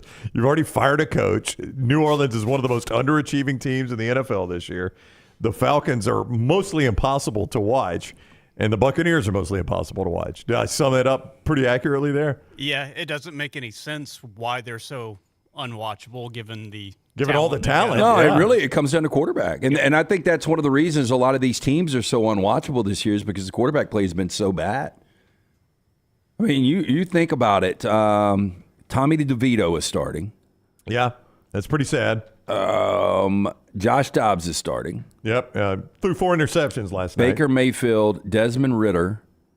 Right now, Tim Boyle for the New York Jets. Clayton Tune for a minute was. Yeah, Tim Boyle. Bailey Zappi. Dorian Thompson-Robinson. Help me out. What am I missing? Gardner Minshew. Who's starting in Cincinnati right now? Did you hit that one? Jake Browning. Yep. Yeah, I mean, it's terrible quarterback play. And I guess the exciting thing is if you're one of these teams, you're going to have an opportunity, and it's the most difficult thing to actually evaluate in sports is who's going to be a franchise quarterback and who's not. But the majority of the teams that I just mentioned are going to be taking a quarterback in this draft. Again, I hate the way the NFL and a lot of college football calls roughing the passer. Hate it. But that list you just ran is the reason they call roughing the passer that way. Because this weekend, Scott's Falcons are going to start Desmond Ridder against Tim Boyle of the Jets. And your casual fan, do they want to watch that? No. All right, let's do trash. It is time for it now. Rockstar, if you do not mind, please hit the button. These are the people that are banned from my funeral. Don't let Bertha in. She tried to hook up with my husband. You all know Billy. He's the worst ex I ever had. And I know he's going to try to go to my funeral. His sister can't come either. LT's Trash is presented by Mortgage Right. Mortgages done the right way. Buying a home, major milestone in life. Getting it right comes down to the right advice at the right time. That's why we're proud to partner with our friends at Mortgage Right who do mortgages the right way. Locally owned and operated Mortgage Right, standing by to help you today. Visit locations, Highway 280 in Birmingham, Parkway Drive in Leeds. You can apply at mortgageright.com/TNR. Call 205-815-9200, NMLS 2239, Equal Housing Lender. I think Rocky's got a little photo of this. This one out of surveillance video of it. Oh. Portland, Oregon, an inflatable whopper the size of a single-car garage went bowling through the streets earlier this month after breaking free of its size at a local Burger King. That's a scary burger. That's a big one right there. That would definitely knock you sideways. Yes, it would. No doubt about it. Oh, it's not going to take that Old Glory. Took the flag out, man. No, it took that Old Glory. No, Big sir. Mac would never do that. Yeah. You ever seen a Whopper look like that? I have not seen a Whopper look like that. Boy, that is some strong wind, man. That thing just Now, kept no going. injuries or damages were reported to police in relation to the event. KOIN News reached out to Burger King's media relations office for more information. They did not have a response. I tell you what, man, there are 2 commercials that air incessantly during college football. BK, have it your way, you rule. That's one of them. Let's sing it slightly out of tune. It's slightly. Is it slightly out of tune? And it's those disgusting looking raps. Yeah. Yeah. But the one of theirs too is the Whopper, whatever it is. But the other one, Whopper, whatever. Boy, Pizza Hut wears the hell out of advertising too. They do. But the other one that has aired incessantly now, I think for 3 consecutive years of college football, is the Cheez-Its commercial. Oh yeah. Guy can Who give a woke up speech. the cheesiest? Yeah. I was born the cheesiest, coach, or whatever. They should graduate by now. Those Cheez-Its should be at least seniors. I mean, even with the COVID year, I yeah. think they should be done. I love Tyler in the background shipping out all We of our got L's, gear. man. We got L's working. We got Tyler in the background Wow. shipping out all the gear that's been ordered the last 2 days. He said he's going to build a box for it. All right. So we've got a kangaroo air guitarist stole judges' hearts and minds in the Comedy Wildlife Photography Awards, which were announced this Wednesday. This is winning images and videos from the 2023 competition. Awesome, man. He's got his eyes closed. It's a He's kangaroo. focused. Look at that damn claw. Those kangaroos, man, those things are not what we make them out to Well, be. they say their feet are like razor blades. Yeah, they're all clawed up. They are far stronger than you would imagine, I think. I think the raccoon should have won if they're doing images and videos. That was one of my favorites Well, we of got all a couple time. of the runners up. Okay. That's the bird still in. Get out of here. Or go that way. Go that way. What is that? Is that an otter? That's an otter. Is it a male otter by chance? I think so. Yeah. Just posing for his girl. I'm going to go, that's a male It's otter. like right Leslie Chow. That's a downtrodden Mitch McConnell. It's an Auburn fan on Saturday night. Yeah, it really was. So the winners were chosen from thousands of images from 1,842 entrants. I was like staged. Over 85 countries, there were 6 category winners. That's a hell of a grab. Well, I love that it. was like Isaiah Bond, He's in the corner of the end the zone. grave digger. Look at those whiskers, man. They're everywhere. Look at the smoke behind him I from the know. jump. He was getting after him, man. He's got a good 40. What did he catch? I don't know. I think it's a prayer. I don't know. Those are great photos. Like, I would follow a social media site devoted to that. Yeah, but Forrester, can we one more time have the raccoon, which should have won this, his last moments? I mean, it's your... No, we know. We don't have confirmation whether or not he slid through the undercarriage. You know, I'm thinking... Look at this. I'm thinking where the raccoon jumped. You're between the... You're between... It is funny. It looks like a truck, right? And go. At least he didn't jump into head on. You think that other car wrecks? Woo! Hey, but I think, he's between the wheels. He's got a chance if he can make it all the way to the road. I mean, just look at him. He throws his hands up, too. And he gets some elevation. He gets elevation. And go. That's amazing. Oh. That's amazing. This one out of India. In a shocking incident, 36-year-old man died after he was punched on the nose by his wife after he refused to take her to Dubai for her birthday celebration. So the wife wants to go. Where do you want to go for your birthday? I was thinking about maybe Ruth's Chris. No, I want to go to Dubai. Yeah, so Dubai is probably, I don't know, next level expensive, I would assume. Yeah. Well, if you want it for your birthday and you're willing to punch the piss out of your husband. Yeah. Now, the incident took place at the couple's apartment located in a posh residential society in India on Friday. Now, the victim, a businessman in the construction industry, had a marriage with his wife, Renuka, for 6 years.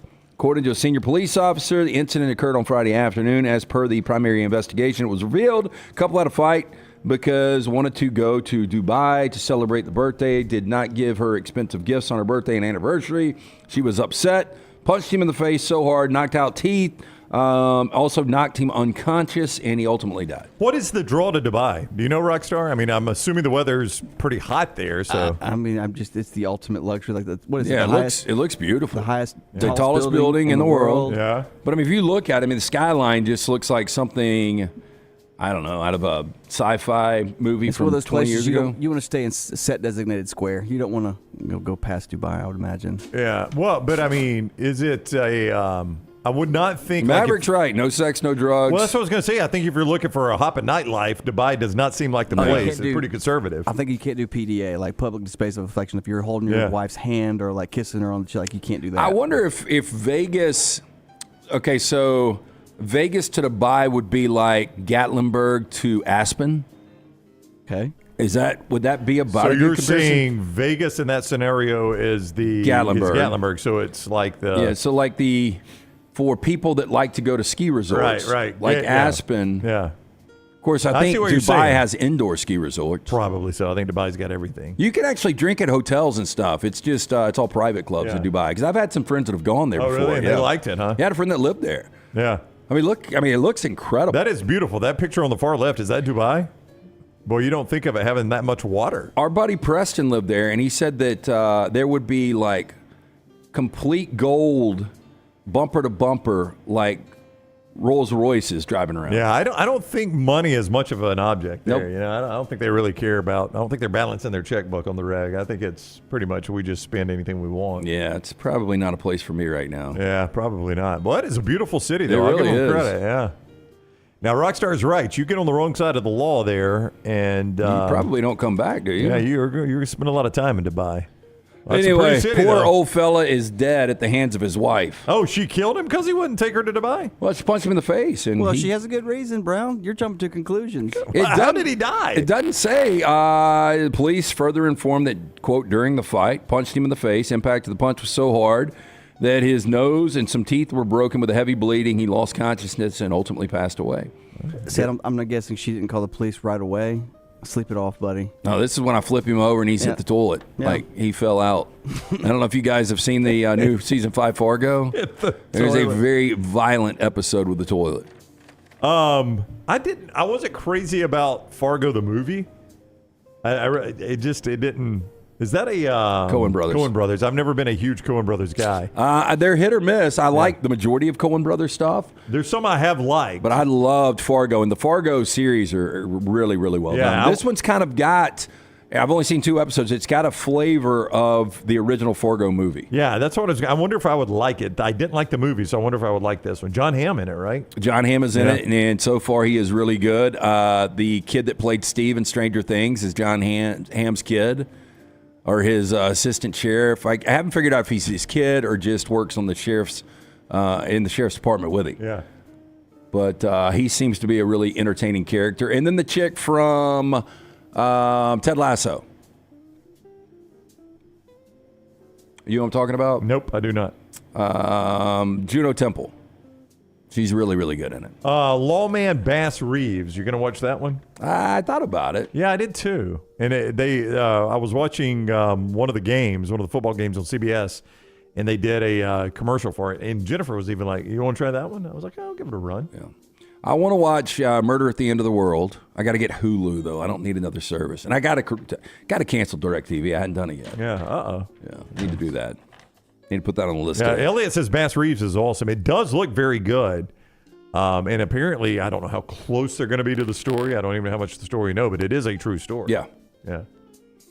Okay, the taking of selfies is now considered legitimately dangerous. A review by the University of New South Wales concluded taking selfies could actually pose a, quote, public health problem. That's a good look, though. Now, referencing data from multiple peer-reviewed studies in both the U.S. and Australia since 2011, the review was published in the Journal of Medicine Internet Research in September of this past year. Now, selfie-related deaths at aquatic locations stood out as the most concerning incidents, including photo taking at scenic and photogenic areas. Now, the general use of smartphones and apps is dangerous, the research pointed out, but 4 of the 5 peer-reviewed studies identified falls from heights due to selfie taking as the most common cause of injury and death. Drowning, believe it or not, the second most common cause of death. I guess that you fall off a big ledge. So if you didn't die from the fall, you're going to die. Yeah, I guess that's it. They're not doing selfies in the pool and drowning. And the most male or female you think is the most likely victims? Female in Dunaway. Females in Dunaway. Yeah. Now, the study concluded public health problems should require a public health risk communication response. To date, little attention has been paid to averting selfie-related incidents through behavior changed, direct message to users, including through social media apps, the authors concluded here. We've talked about it a couple times on the show, Dealey Plaza and Dallas, and it is amazing to me how much people will risk just to get their photo on that spot on the street. And the fact that they don't really police it. No, it's just There's an X where the car was that Kennedy was shot in, and they come by. I don't know if it's every day, but they frequently come by and remove the X, and people go put it back down out there, right? So they may as well just quit removing the X. It's not like the city. Can you drive your car over the X? Oh, absolutely. That's where there's a huge traffic. Like there is a traffic light there, and this ton of traffic. Does anybody do a convertible and chick in a pink dress? Wow. Would that be too much? I would hope not. I'm going to go to the bookstore. It's been 50 years. You fall in my lap. Right now, go. This is on a random Tuesday when we played there, and we walked over there, and I didn't take a picture at the X, but just looking at it. But then there'd be a group of like 6 teenagers, and they'd run across, and there's a light that the timing is awful. Like it's like 3 lanes coming up, and then they'll do the peace sign, and then the traffic will have to stop, and they'll honk, and because these pissed off Dallas residents. Like, I just got to get to work, man. What is in the depository now? It's a museum. Yeah, it's a museum. Of course, a gift shop. Yeah, so can you, if you took a fake rifle up there and posed? Oh, no, it's cool. It's fake. No, I promise. You think would that be a bad prank? Yeah, it would be a bad prank. Or just take a case in there. It's got a pool stick in it instead. But Rockstar's right. I mean, it's a downhill piece of road, and there's a light up the hill, and when the light lets go, people just slam on the gas. I got to go next time I'm in Dallas. I've been to Dallas a bunch, but I've just never gone. You're going to be surprised. I've gone to Rodeo Goat. Yeah, Rodeo Goat's phenomenal. Okay, finally, some Houston families say a local business left them empty-handed on Thanksgiving after they paid for catered meals but got empty promises and empty plates instead. Customers said they paid Madhouse Catering hundreds of dollars in advance. Now they're mad that the Deer Park business failed to deliver. Now, video from Thanksgiving Day shows customers outside of the house demanding answers. More customers showed up on Friday. Quote, we were supposed to get 2 turkeys, a ham, 4 sides, and 2 pies, according to Jeff. When we showed up, he said we could have nothing but a turkey, and it wasn't even cooked. Now, on Madhouse, their catering Facebook page, post on Wednesday night said, quote, everyone, please let me have a chance to respond. My name is Lance. I'm in the process of trying to get everyone a refund. I'm sorry for everything, and ultimately I failed to take 100% of the blame for not staying on top of everything. I have not skipped town, nor do I intend to do so. People have called the Facebook page or reached out. Nobody's answered. There was no answer at the home either. But by the way, they are still advertising Christmas dinner specials for only $250. Okay, I'll get the Christmas dinner, but I'm going to need my money back for Thanksgiving. I don't know what you do because from the story, it doesn't seem like anybody, like we had when they gave 10 meals when we were supposed to get 200. Like, I don't know if somebody said they got theirs, it was just an uncooked turkey. That was it. So I don't know if he dropped the ball. This is all on Wednesday night, by the way. Thanksgiving is on Thursday, and nothing. So I've planned my entire meal around getting my stuff from this old boy, and I show up to get it, and he ain't got anything. If, in fact, he just dropped the ball, best case, he should be out of business. If he did this as a scam, he should go island. You mess up my entire Thanksgiving, and I got family and friends coming over. I think it's island worthy. Normally, we reserve that for child predators, but Thanksgiving is an important holiday. I don't disagree with you. Yeah, I'd go ahead and put him on the island there. That's it, though. Are you a veteran looking for a VA loan? Mortgage Right has been advocating for veterans since their company began. As a veteran-owned, operated company committed to your well-being, they can help you find the best terms available, guide you through every step of the process. Visit their locations, Highway 280 in Birmingham, Parkway Drive in Leeds. You can apply at mortgageright.com/TNR or call 205-815-9200, NMLS 2239, Equal Housing Lender. Hey, is Lunsford back there? Has he seen Napoleon yet, or has he chosen not to see it? I have not seen Napoleon yet. I might take Jack to see it later today. Have you seen one good review on it, Lunsford? I mean, some people will defend Ridley Scott no matter what. Some people will defend Joaquin Phoenix no matter what. Yeah, I have not. It doesn't super appeal to me, but I'll probably watch it. Like, everything I've seen says it's a bad movie. Everything. But, I mean, have you seen one person say it's good? Last thing I saw was it was like 61% critics, 60% users. I mean, 61% of critics liked it. Yeah, well, technically. I've read. Trust me, I've read the other 39%. It appears.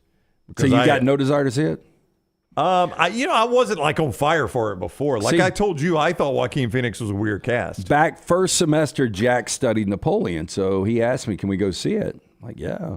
Got to carve out 3 hours. That's right. I'll let you know a night. I've got an entire night to go to a movie. I finally watched Oppenheimer. Yeah, and thought it was really good. I did think it was a tick long. Yeah. Boy, that guy's mine, man. I would hate. I just can't imagine those kind of guys, what goes through their head. It's so smart. It's a completely different level. Yeah, it is. You never take an apple from them. I learned that. Oh, wow. Yeah. Boy, that was, one of the early on scenes. It almost changed the whole trajectory of the story. Wow. I probably would have slept in.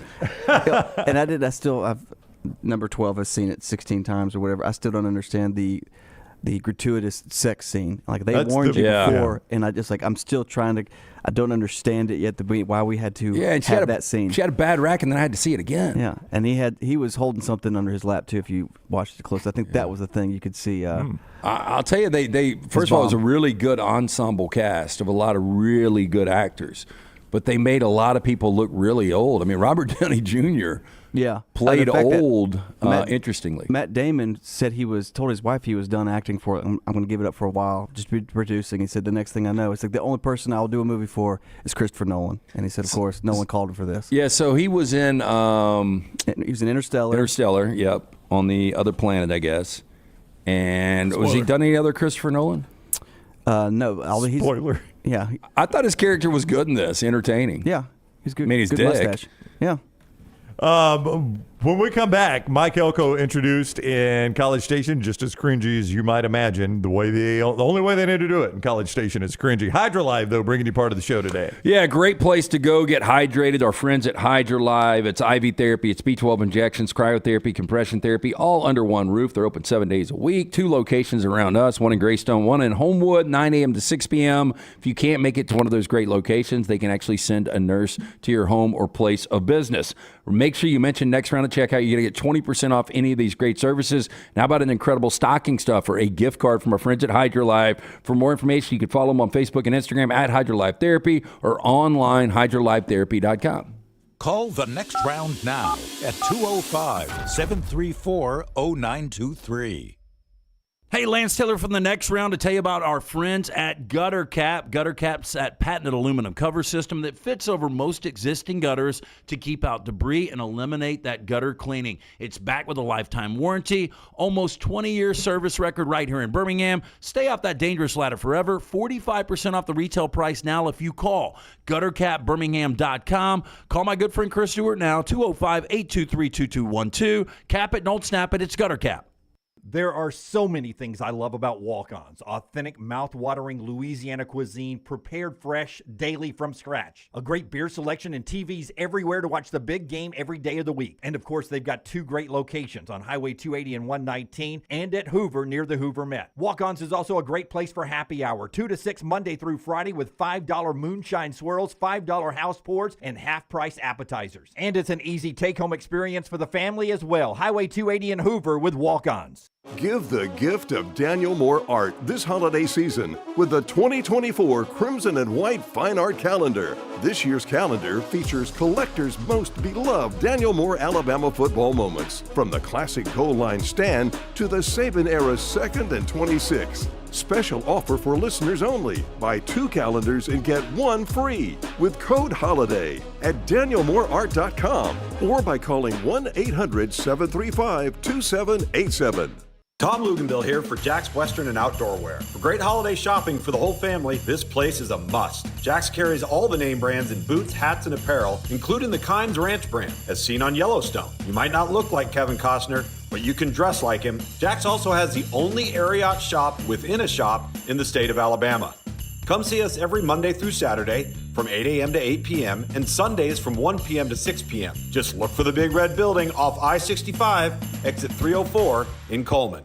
A legendary coach once said, "It's not the will to win that matters, it's the will to prepare to win." Bryant bankers have the dedication and experience to put together a financial game plan that's right for you. Stop by one of the 7 Central Alabama locations today or give them a call at 1-855-4-BRYANT to begin preparing for your financial future today.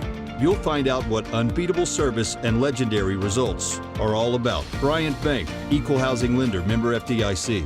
Follow Next Round Live on Twitter, Instagram, Facebook, and YouTube. The social media team at Next Round Live will share the latest interviews and videos from UAB, Alabama, Auburn, and campuses all over the college landscape. You'll also get the latest highlights and news from the Next Round Live Daily Show. Jim, Lance, and Ryan will share their thoughts, and remember, you can always see the old shows on the Next Round Live YouTube channel. Subscribe, like, and don't forget to comment. Turn on the notifications so you don't miss a thing. It's Next Round Live on Twitter, Instagram, Facebook, and YouTube.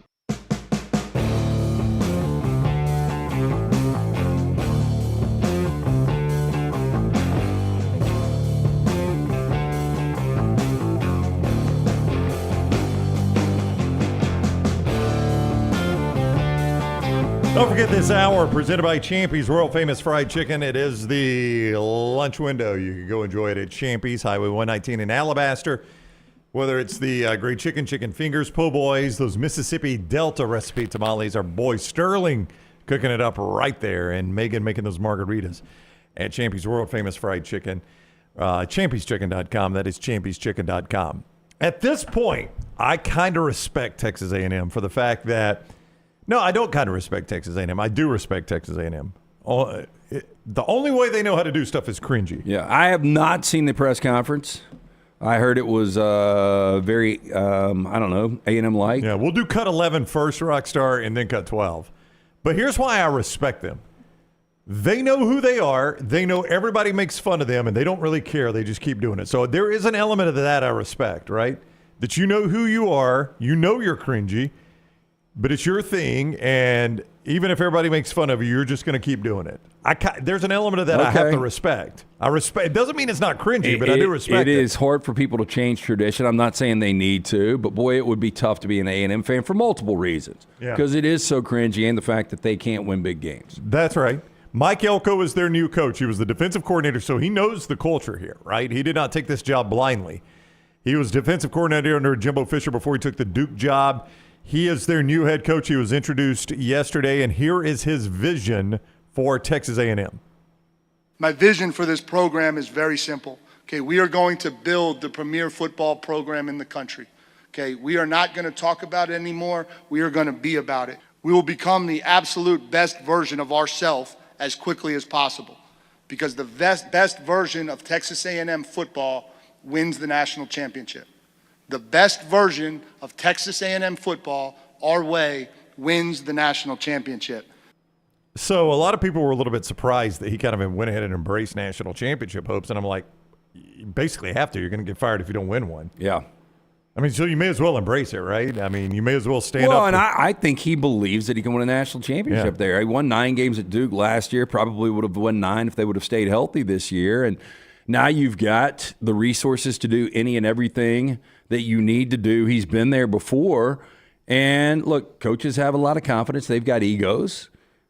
I mean, I truly believe he believes he's going to win a national championship. They're paying him $7 million a year. He gets $1 million bonus if they make the college football playoff. That's not that undoable. I mean, they've had teams that are very close. They've had a team that would be in, and a couple teams that would be in, some other teams that are close. So, yeah, Manziel, 2012 would have been there, and 20 would have been there. Yeah, so, you could have gotten $1 million. If they're in the quarterfinals or they win the conference title, $1.5 million, $2 million to be in the semifinals, $2.5 million to be in the championship game, and if he wins it all, $3.5 million. I love this. I love guys being incentivized, and it's well worth it. 3.5 is a big number to win a game, but it's well worth it for Texas A&M. Yeah, I agree. I mean, would you reap $3.5 million or more if you win a national championship? Of course you would. Right. So why not give the guy the bonus for that? And importantly, $11 million for his salary pool for assistant coaches. So he'll have a lot of money to spend on his assistants. But, again, A&M can't do it without being cringy. So Elco gets introduced, and then Rockstar, they do the Scott's told me what this is called. I can't remember what is that R.C. Slocum front and center? With his back turned? Could be. It kind of does look like R.C. I don't know why we would recognize it from behind, but I kind of do. What do they call this, Scotty? I'm not sure what the name of the song is, but it's Saw Varsity's Horns Off. Saw Varsity's Horns Off, of course. That's very Texas A&M. So if we hit it, Rockstar, here's what it is. No. RC, get after it. His jacket's still on for dear life.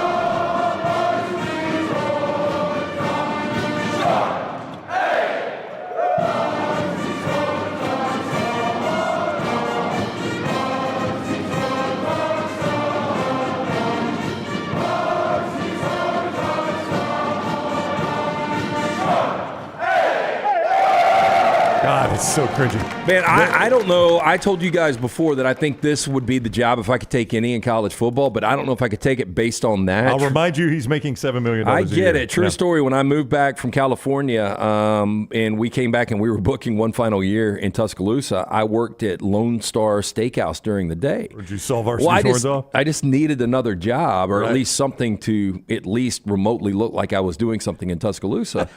And at Lone Star, I don't know if you guys remember this, if you worked the night shift, people danced. They would play country music and it was like line dancing. Oh, really? Yeah. And so when I found that out, I was like, I can only work days. Sorry, I'm tied up at night. I'm not pulling an A&M. So, like, they would just start music and all the servers would get together and line dance. Oh, yeah. Wow. I'd have paid money to see you do that. Yeah, well, it never happened. I mean, I'd have doubled my tip easily. Never line happened. dance. Yeah.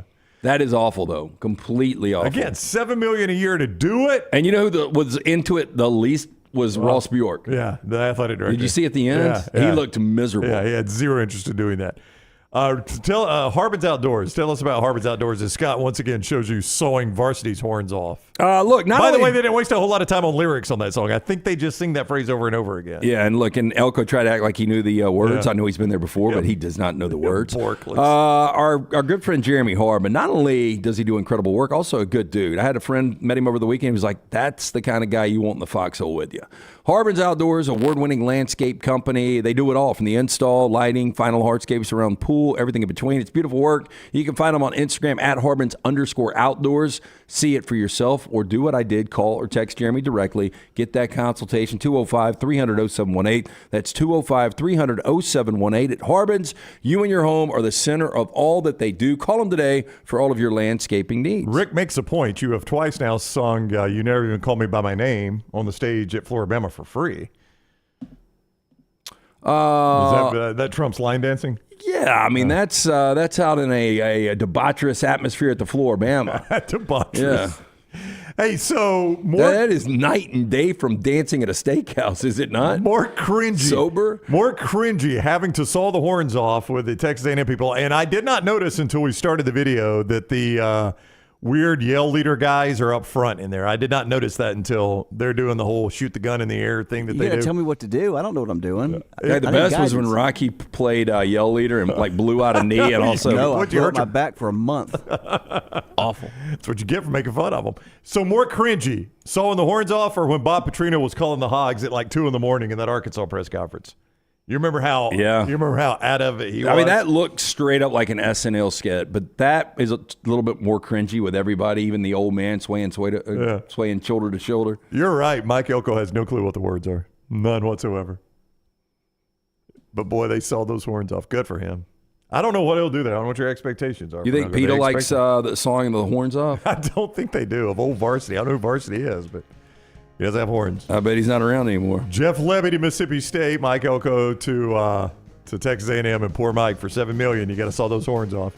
All right, that's going to do it for the show. We'll be back tomorrow. John Summerall, the coach, tomorrow. Elephant in the Room is up next. So hear Mick Gillespie and our guy Jake Coker talk a little Alabama football as they get ready for the SEC Championship. Look back to the Iron Bowl. That is coming up next in our bonus time, overtime here on the next round. Until then, we'll see you tomorrow at 9 o'clock. Have a great afternoon.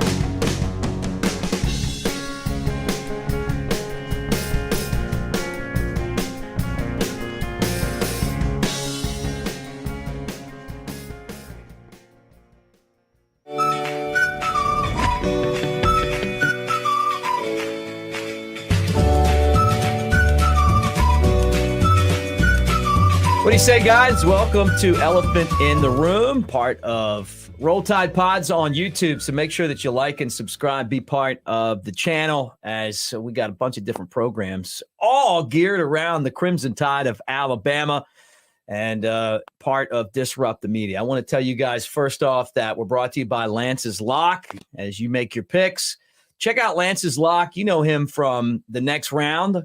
Yeah, that's the guy. But he's on there helping you handicap, and there's so many different things going on right now. He covers them all. You didn't talk NBA, college basketball, college football as we go down the stretch, the NFL, all that available at Lance's Lock. I'm Mick Gillespie. Great to be hanging out with Jake Coker. Man, I feel like it's been forever since I've seen you. I know. Then we don't have anything to talk about. Not doing it on my phone in the car. Be back in here. There's a good reason to be in here. We have beer. Yeah, that's why I'm here. Yeah. Welcome back. Wow, dude, what a game, man. Man, it was one of those games. I just I know we talked about it when I walked in. I always love beating Auburn. Yeah, I mean, it is, the best thing ever. But last week I was saying we're going to beat them 38-10. And me too. This is, I guess it's probably, part of that rat poison in me. I'm not in the program anymore. And Coach Saban would hate to hear this, but I mean, it's great when a win's a win, but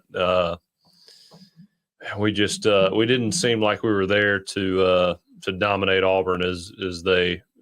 We need to stop talking shit in the media and just go play. Yeah, right. I kept hearing all the stories about we plan to go to Auburn and dominate. Right. We plan to go to Auburn and dominate. I don't want to hear it. Just do it. Yeah. The most dangerous guy is the quiet guy in the corner. You've said that before. I got a couple thoughts on this game. It's the same officiating crew that was there at Tennessee last year. Those guys suck. It was so frustrating. Horse shit, man. And frustrating's good. Probably a better term than horse shit, but yeah, I mean, it just gets to the point where you're like, what the touchdown to me, I mean, I said it while I was sitting there watching the game. I was like, that is a get back call for that face mask. Right. I mean, the touchdown right there, and I think we talked about this before. I think the game's over. It's over. The guy made 5 completions, 16, 5 of 16 throwing. Like, you can't come from behind running the football like that. No. I mean, they had several touchdown drives where they did not throw the ball. I know. It was crazy. When they had a hat on a hat, they pushed us around. I know. It didn't matter. After that, holding brought that touchdown back, and then we didn't score. Oh, yeah. You have 5 or 6 guys blocking, and not one guy wins on defense, just getting pushed. And you got to rely on your DBs to make tackles. Yeah, they were getting beat at the line of scrimmage. You knew that Thorne couldn't throw the football. One time we didn't even cover the guy out of the backfield. Hugh Freeze obviously game planned for Alabama instead of game planning for New Mexico. I was about to say, I made a comment last week. Obvious. Does 2 weeks make a difference or no? It does. They do for Hugh Freeze. Yeah, the I's were dotted, the T's were crossed, man. I mean, give them the credit, right? I mean, everything that I felt like everything.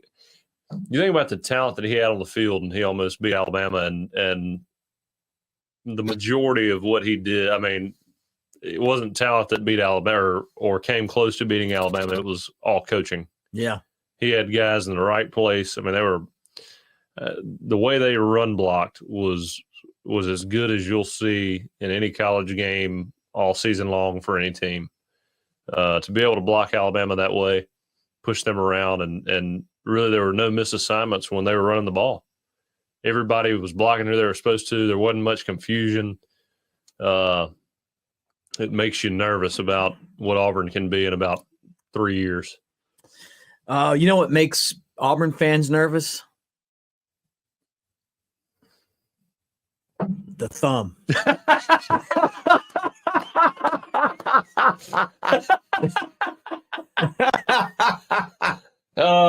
Yeah, it's coming now. I'll never forget that era, the fear of the thumb era. Yeah, those assholes in high school and middle school used to give me that shit all the time. Yeah, fear it. Hey, because it's coming. You're right, though. He's a great coach. I mean, he did a fantastic job. But you know what? Alabama won. So let's just remember that. That's right. But I'll say it right now. I still like Alabama to cover this weekend. I couldn't say it. I mean, when they win, they'll cover. I think Alabama But will we win. can't even go there yet. We got to talk about this one because we'll talk about that one on Thursday. We just got to stay here because that was some epic shit, man. It was. I mean, It dude. was. First quarter, I'm watching. I'm like, we're running over these guys. We get that touchdown. They call it back, and I'm like, man, are you kidding me? It's going to be one of those games. And then we're like rolling out. We got a guy in the end zone. Their corners are tackling our wide receivers.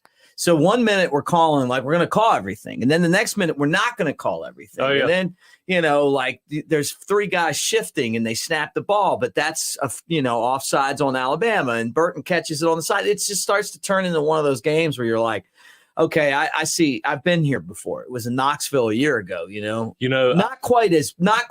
Can you imagine what those refs were saying when they get all huddled up after that play? When you got a shift in progress and they snap the ball while we've got guys in the neutral zone, which I don't know if they had retreated back over, to the other side of the ball at that point. But I mean, I can just imagine them looking at each other like, what the hell do we do right here? Yeah, right. You know? Well, I knew what they were going to do. On this stage, I had no idea what to call because they didn't. I guarantee you they didn't know what to do. Yeah. They didn't touch anybody, but you can't snap the ball while you got two guys in motion. Yeah, or it's three. not in motion. I mean, it's a shift. Three guys moving, right? I mean, I don't know. I don't want to sit here. Coach Saban, you see him, he looked over, he's like, y'all got this wrong, man. Yeah. Yeah. They got a lot of things wrong. Oh, yeah. And what I'm wondering is, it's the same concept that pisses me off about going to games at Bryant-Denny. You want to charge me for NFL prices for an NFL experience, don't have the high school band from Brookwood in there giving me my drinks. Let's get like professional vendors and stuff. How many times have I told you that? You were on the team where what put me over the top was the Tennessee game in 2015 when I missed the whole third quarter waiting in line for a Diet Coke. And they're out of pretzels and they're out of hot dogs. And it's like, what's going on here? Did you not expect 100,000 people to show up? I mean, my ticket says $125 on it. Okay. Like, I want the Titans experience. It's the same. It kind of feels you're paying $10 for a hot dog. Yeah, but or maybe I want the Falcons experience. Yeah, they're even better. Because that experience. Oh, yeah. And you're paying $3 for a hot dog. But the thing about it to me is that the SEC obviously has one crew that stinks, and they need to do something about it. They've got the money to pay these guys. I didn't realize it was the same crew from the Tennessee game. Right off the bat, man, people were messaging me going, oh, you know who that is? And it's like, who is it? Oh, gosh. Well, I looked at I remember looking at the differential between NFL referees and SEC referees, and it's a huge gap. Have you ever looked into that? No, but I'm sure it is. It's kind of crazy. I mean, I think, these, at least I remember thinking at the time, I was like, man, these guys, which I'm sure they have other jobs, but I was like, NFL referees, you're a referee in the NFL, you're doing pretty good. Yeah. No. Referee in the SEC, you got to have a job during the week. Oh, yeah. Well, the guy's name's Jason Autry. He was the guy that everybody was texting me, like when all the weird bad calls and stuff, Did he graduate from Auburn or Tennessee? I don't know. I think that he's probably the guy going. He got his undergrad at Tennessee and his master's at Auburn.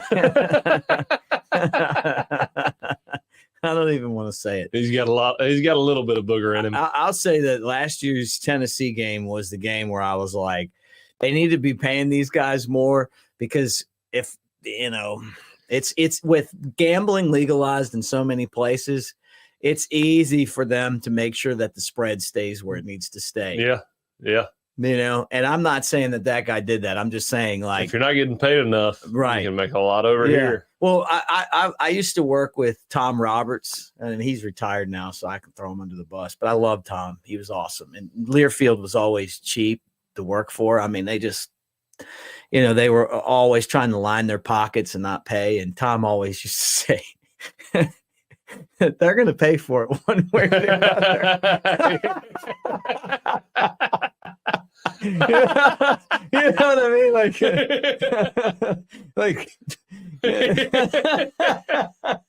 just kind of like that's, and I've remembered that too. Like, take care of your people, basically. Oh yeah, it's a good reminder, right? It's like you got to get it from you or somebody else. Yeah, right. It's coming out.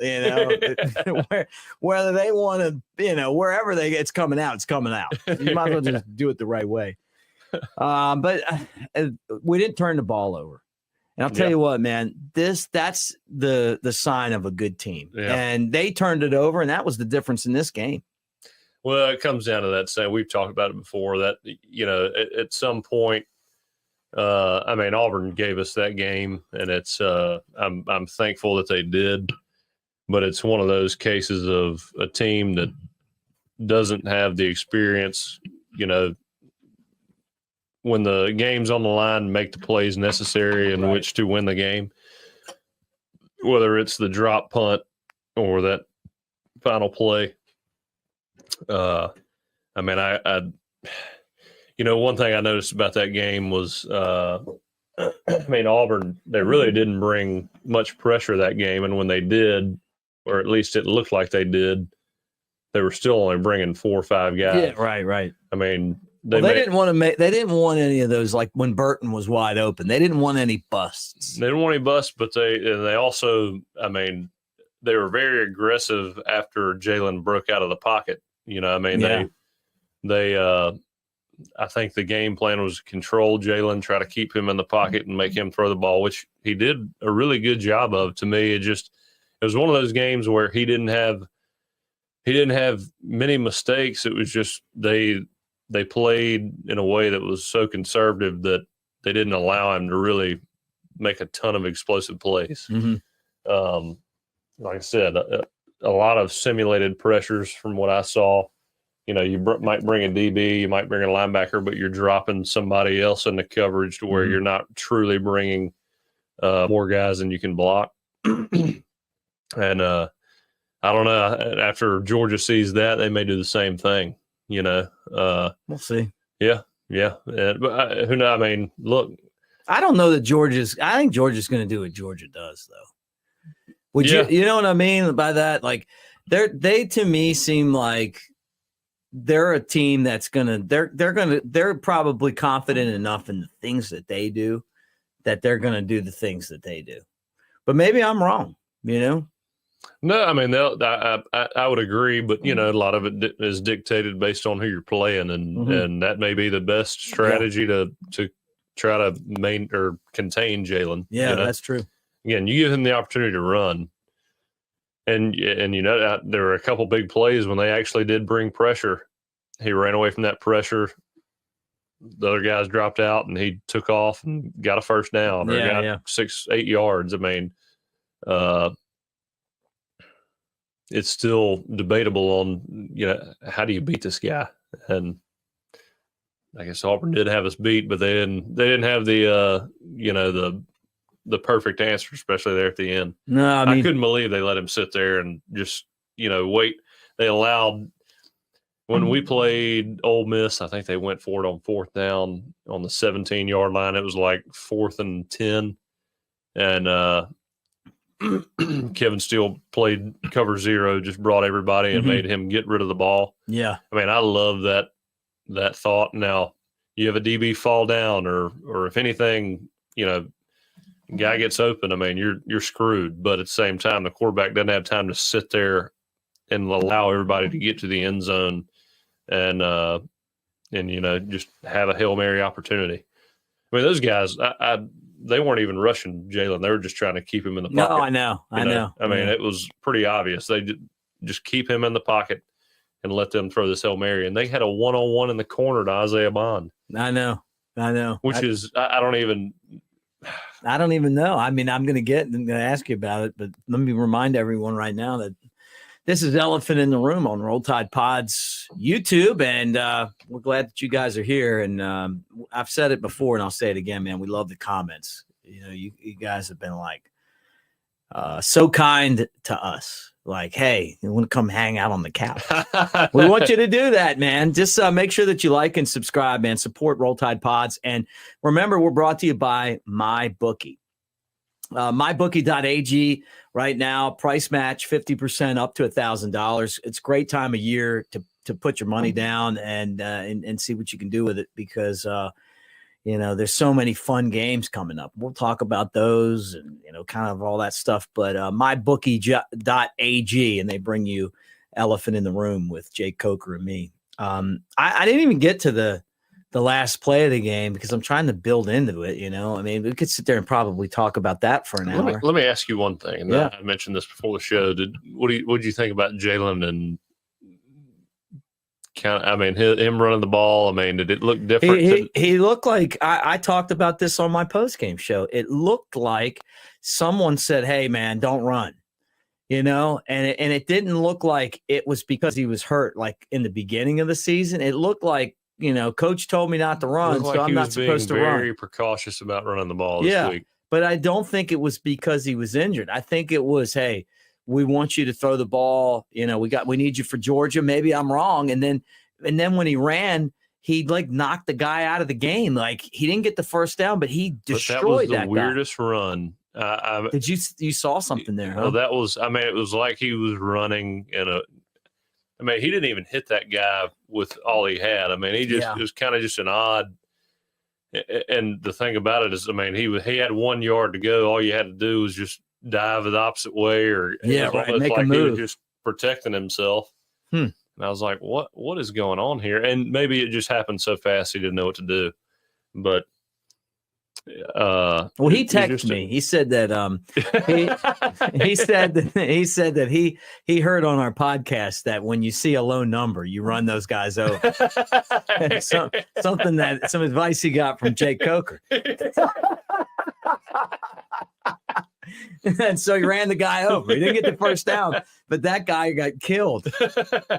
I can't, again, Jaylen, when I watched that, I was like, Jaylen could have really killed that guy. He just didn't, it didn't look like he was doing everything he could to just murder that guy. It was like, I don't know, it was just a very odd, that was one of the weirdest runs I had seen him, seen him make, just because I was thinking either he's going to run this guy over and get the first down, or he's going to juke him out and,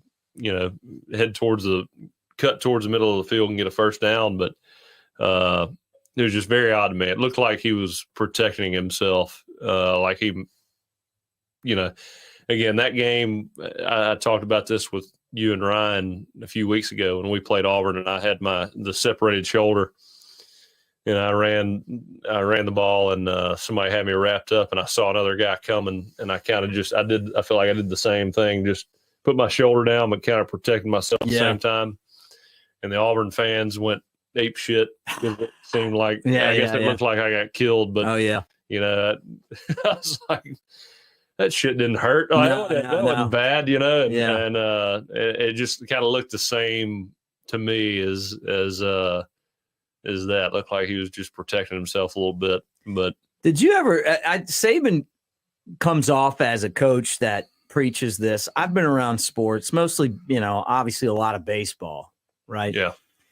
And there's guys in the game that talk a lot about, and I've heard this since I got into it, respecting the game, treating the game with respect, treating your opponent with respect.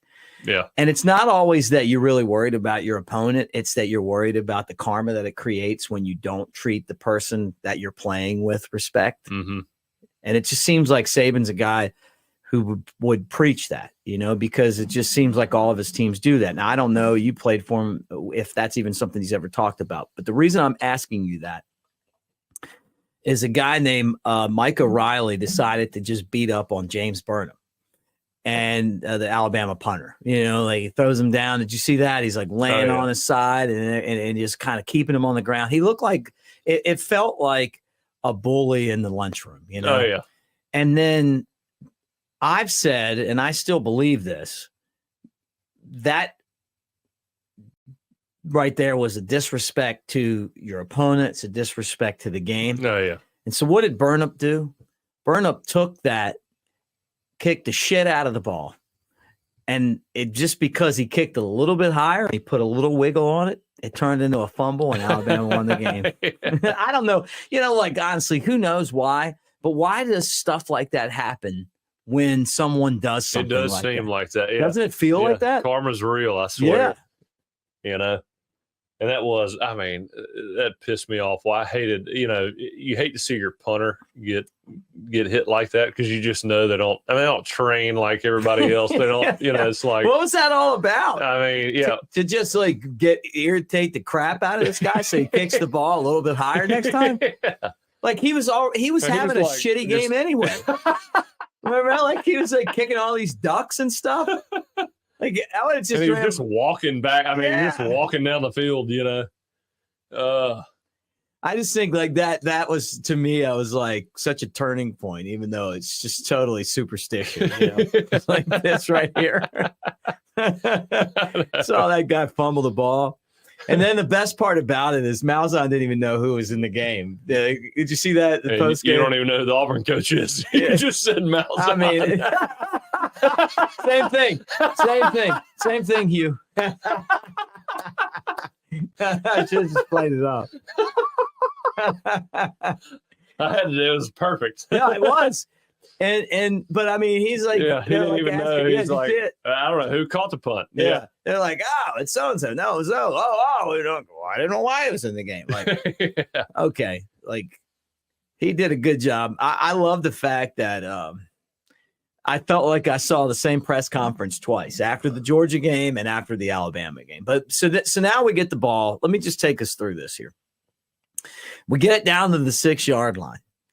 And all of a sudden, Seth McLaughlin is claiming that somebody else clapped and he snapped the ball. And I get it. You see on the video. I was going to bring this up too. You see on the video and all that. But is that happening every game now, where somebody's coming up and clapping? And I think so. What about earlier in the game? Like, how do you fix that? You don't go on the clap. That's the dumbest shit ever. Okay, I hate it. I think I brought this up on the podcast before. Bring it back up again. Lane used to always want to go on the clap, and I think the clap would be great if you weren't playing in front of 100,000 fucking people. The clap's never great.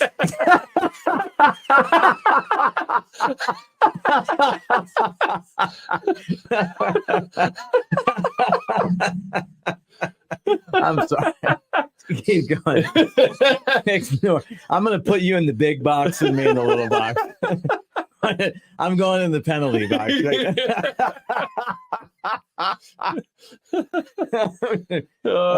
Zipping it. You just go back to your point. I'm sorry. So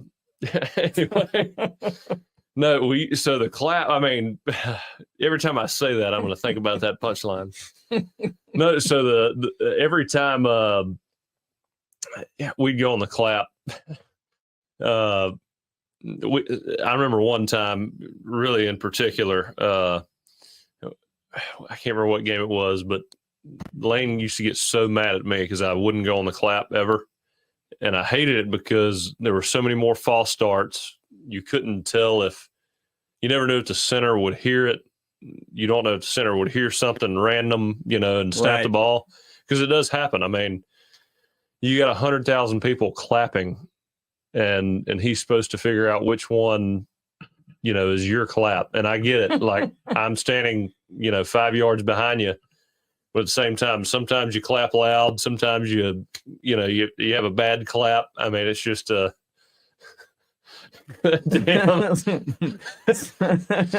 not going to say anything. So how do you do it? So we used to go on the leg, and so Lane, I remember that game. He was like, we're going on the clap. We're going the clap, and I was like, all right, yeah, we'll go on the clap. We get in the huddle, and me and Ryan Kelly look at each other, and we're like, yeah, we're not going on the clap. No, we're going on the leg. Because the center looks through his legs. You lift your leg. He knows you want it. Then you snap it. Yeah. It's a visual indication rather than having to hear it. Yeah. And when you're playing at Auburn, Auburn's loud. It's It's crazy how loud that stadium is. And if you got a safety coming up and clapping 5 yards away, well, they know that. How do you know it's here? How do you know it's there? They picked the time to do it. Like hell. I mean, what do you care? Half the distance isn't even going anywhere. Yeah. You know? And I know it sounds crazy. Like, I mean, a lot of guys forget when you in the huddle you say on two. I mean, a lot of guys forget because they're thinking, okay, here comes safety's rolling down. Who do I got? They're moving around. They missed the first one. I've done this before. Oh yeah. I just didn't hear the first one. Well, or you're so focused on who you got to block, and you forget that it's on two. You've been going on one every day in practice. Yeah, no, I know. I've made that mistake. I know exactly what you're talking about. But anyway, or you're just thinking about what you got to do on this play. Yeah. You're kind of looking at it, not as quarterback, but I'm just saying as tight end or wide receiver or whatever. I mean, you're looking and you're thinking, I got to go do this, and then all of a sudden you miss the first one, and you jump off. Yeah. Whatever. I mean, So they need to fix that. Oh yeah, because it's not working. I mean, well, it's gonna it almost cost us. It should have cost you the game Saturday. Yeah, but again, I mean, and the positive of the clap is that you can fake the clap. God dang it, you can fake the clap, and see what the defense is doing if they're timing up pressures on the clap. But you can do that with the leg too. We're going to move on from the clap. Let's get past it. I've ruined the clap. I've ruined the clap for all. I hope somebody out there watching is at least laughing as hard as we are. At least it doesn't ruin you. No. I used to live next door to I shouldn't even tell this, but Hayden Stockton and William Watts. I've probably told you this before when I was in college. Oh yeah, and I'm like hearing like this sound like on the side of my door, like room. It'd be like, and I'm like, what? I'm good, and I'm like, I'm going next door. I'm gonna straighten these guys out, Go in, and I forget what the snapper's name was. I mean, this is back in the 90s. Like the guy snapping the bar, and the sound was them when they missed it, and it hitting the side of the wall where my room was. And instead of they invite me in for a beer, I just became friends with them. I hear that sound, and I'm like, they're just practicing. And they used to appreciate that. They used to talk about the bullheaded clap. I'm like, I don't even know what this is. Is that even real? Is that something from Coleman or Op or somewhere? I never. So that happens, and then this was the other thing, and maybe you noticed something I didn't notice. I thought that Jaylen wasn't running because it felt like somebody told him not to run, but maybe he was protecting something. But he runs, and he's got, the guy's got 10 yards, right? And instead he goes past the line of scrimmage and then comes back and throws the ball. Now, have you ever seen that many scenarios where a quarterback runs past the line of scrimmage? But I will tell you this. It was a flaw in the Super Techno Bowl back in the day. You could actually run your quarterback out and then run him back and throw the football. So I'm sure, hopefully Lance Taylor gets that. Well, you'd run him around and then you could go back but that's not the rule. Once you go past, you can't throw it. You can't throw it anymore, And so we did that, and that was a penalty. And then that sets us up for 4th and goal from the 31. And I'm in this studio, and I'm getting ready to do a post-game show. And honestly, I was just like, I'm getting ready to go on. And I mean, I've been doing post-game shows forever, but they're never fun when you lose. Yeah. But to lose to those guys, it sucks.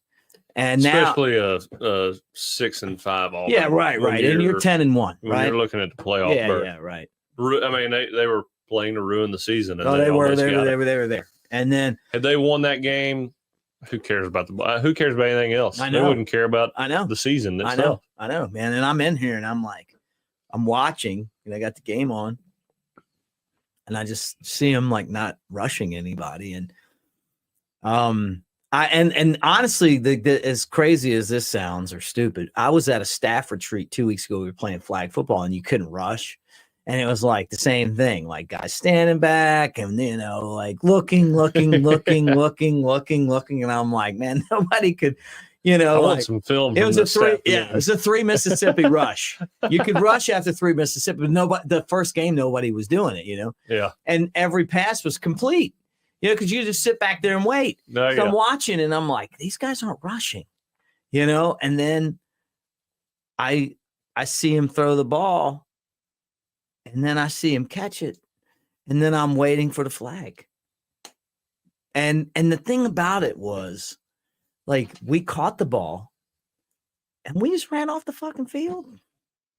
It wasn't like I just, Isaiah Bond wasn't even like, you know what? I caught this ball, which is Daniel Moore print worthy, which is, this historic rivalry. It's Iron Bowl gold. It's what we talk about. I mean, I sit here, and my first game was the 96 Iron Bowl. I still see Dennis Riddle running in from the pass from Freddie. I mean, we talked about it. This game is so significant. Coker to our Darius Stewart, like he's getting, you know what I'm saying? Like these plays, like we remember all of them. But this is like, 10 years of listening to the kick six, and now we have the most significant catch we've ever had in this game. No, yeah. I watched. Think about that. Oh, I remember I was sitting there just, 4th and 31, and I was sitting on the couch, and I'm watching it with my, my wife, my father-in-law, my brother-in-law, and his in-laws, and we're sitting there, and I mean, I'm just ready to just, go drink a beer and sit on the back porch. Like, I'm just done. And which is way better than answering calls on a post game. We lost to Tennessee, and a guy named Peanut from Nashville. He didn't hear from him this year, but he trolled me for a while. Just to throw that out there. Well, we're sitting there. I'm filling my beer up. We're sitting there, and I'm sitting on the couch by myself, and everybody's kind of standing up, and that ball goes in the air, and he catches it, and it's like, I mean, 2 or 3 seconds go by. My brother-in-law's like, "Oh my God, he caught it!" And then we all realized he caught it, and it was like 10 seconds after the actual touchdown. And then the whole room erupts, and we're like tackling each other. Oh, yeah. It's like, holy shit. I know. I was yelling and screaming. I'll never forget that. It was crazy. I can't watch, like, I went to a party 2 years ago here in Fairhope for the Iron Bowl, and then I was going to come back here and do the post-game show. Yeah. And then about halftime, like the Albs were just, I had to go. Oh yeah. And you know me, I mean, that's not me, like I'm not one of these Alabama fans that like is like that, but there's one game.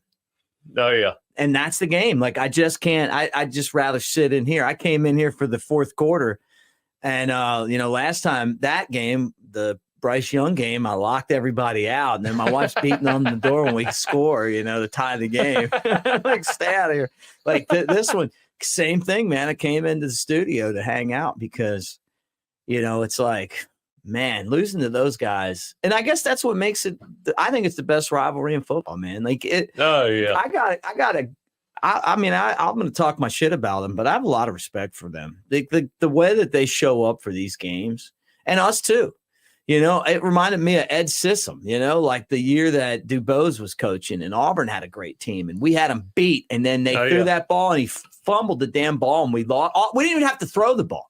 All we had to do was run it, and even if we punt it, they're not going to score. Do you remember that one?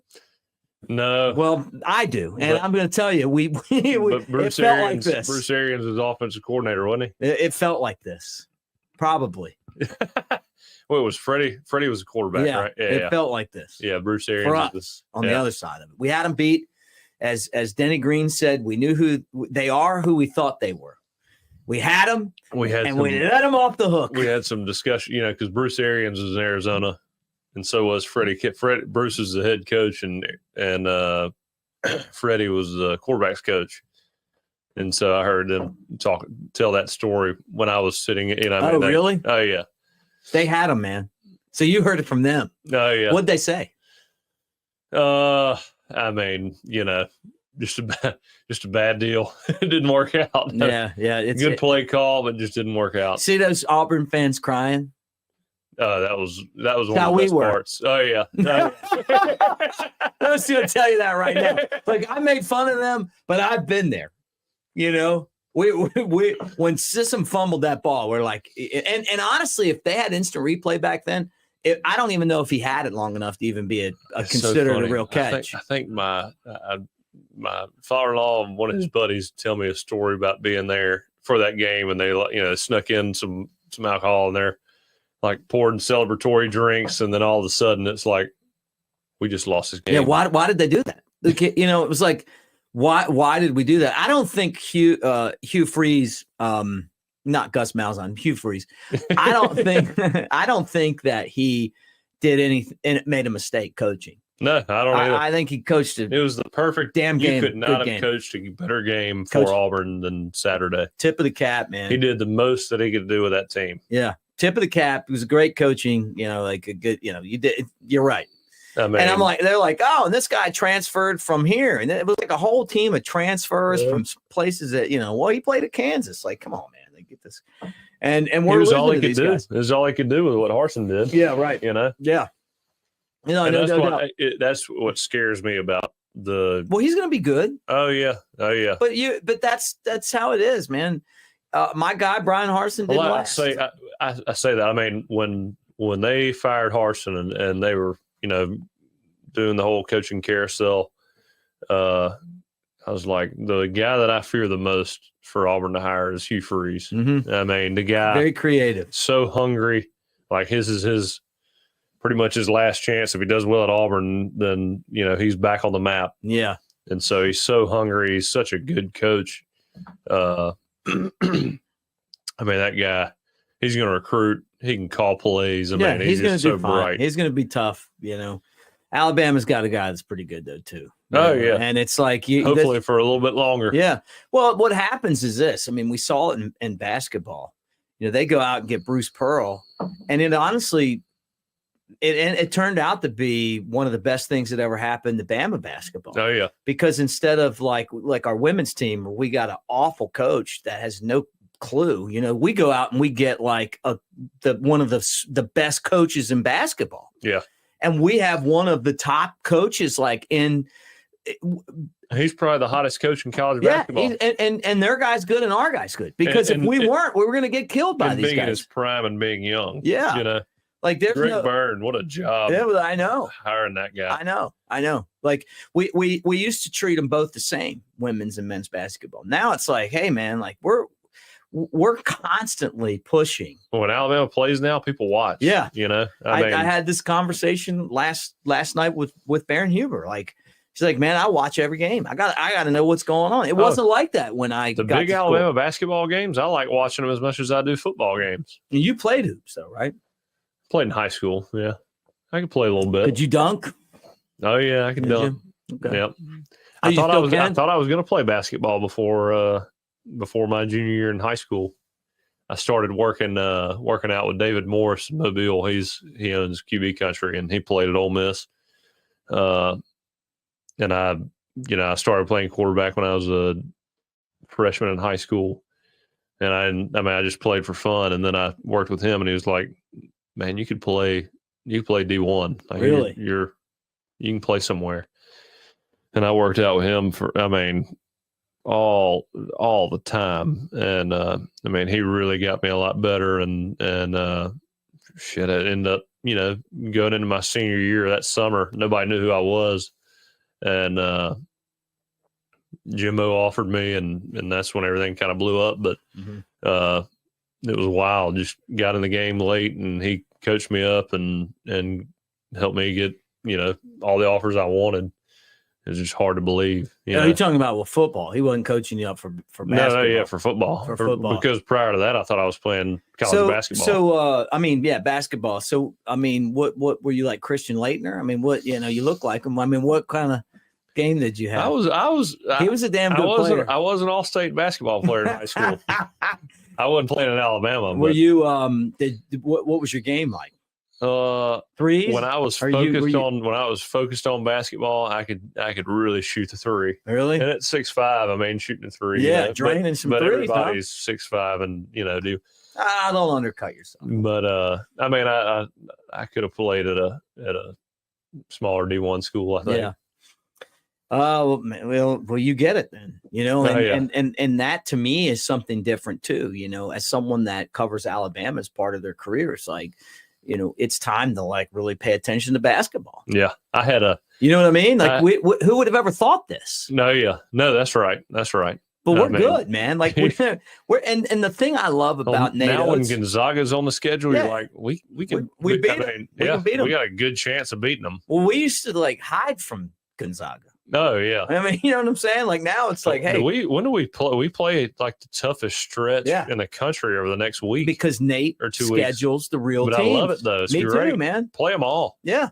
I mean, if you're good enough, you're good enough. If you're not, you're not. Yeah. Don't protect yourself. That is exactly it. Well, when you're confident, that's what you do. And grow the brand. That's how you grow the brand. Well, look at football. I mean, are we running from anybody in football? Yeah. That's right. Who did Georgia play outside of conference this year? We played Texas, and if they can keep on holding that against us, that loss. But you know what? True. We could have played somebody that sucked, and then they always claim that we could have played Michigan schedule. Yeah, right. Yeah, you're exactly right, and that's something that needs to be kind of pointed out too. Refill. Yeah. Same thing. Yeah. Give you a new good stuff. Get you a new. A new Satsuma. That's what we have down here on the coast. All right, so I'm going to throw this out at you and let you chew on it. So we scored the touchdown, and Isaiah Bond. I loved him in the post game. He's like, I didn't see that. He's like, oh yeah, I'm a playmaker. I make big plays.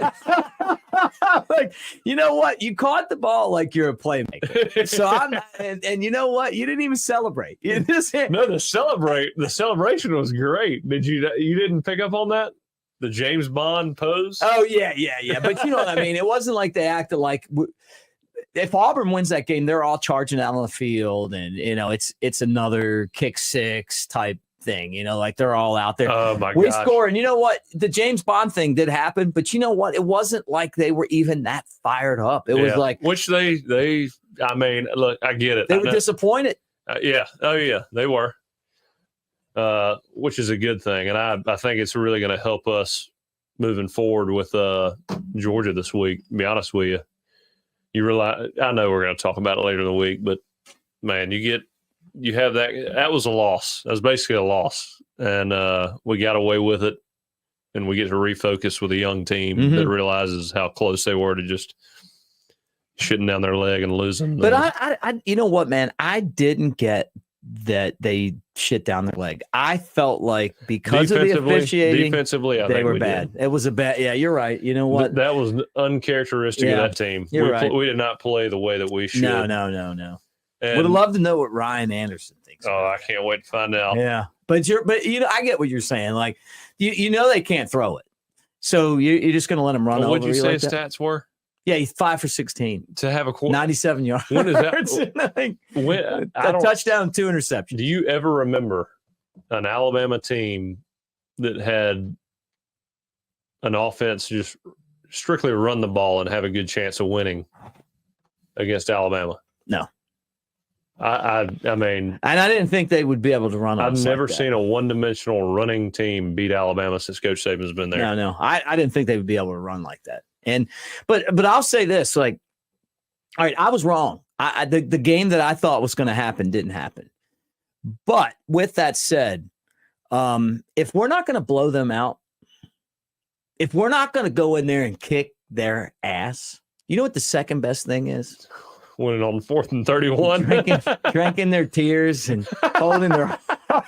You know what I'm saying? Like, it's like, Okay, you know what? If I was an Auburn fan and I'm at that game, there's no way we're losing that. Like, can you imagine leaving there? Like, you know how many times those players are going to see that play?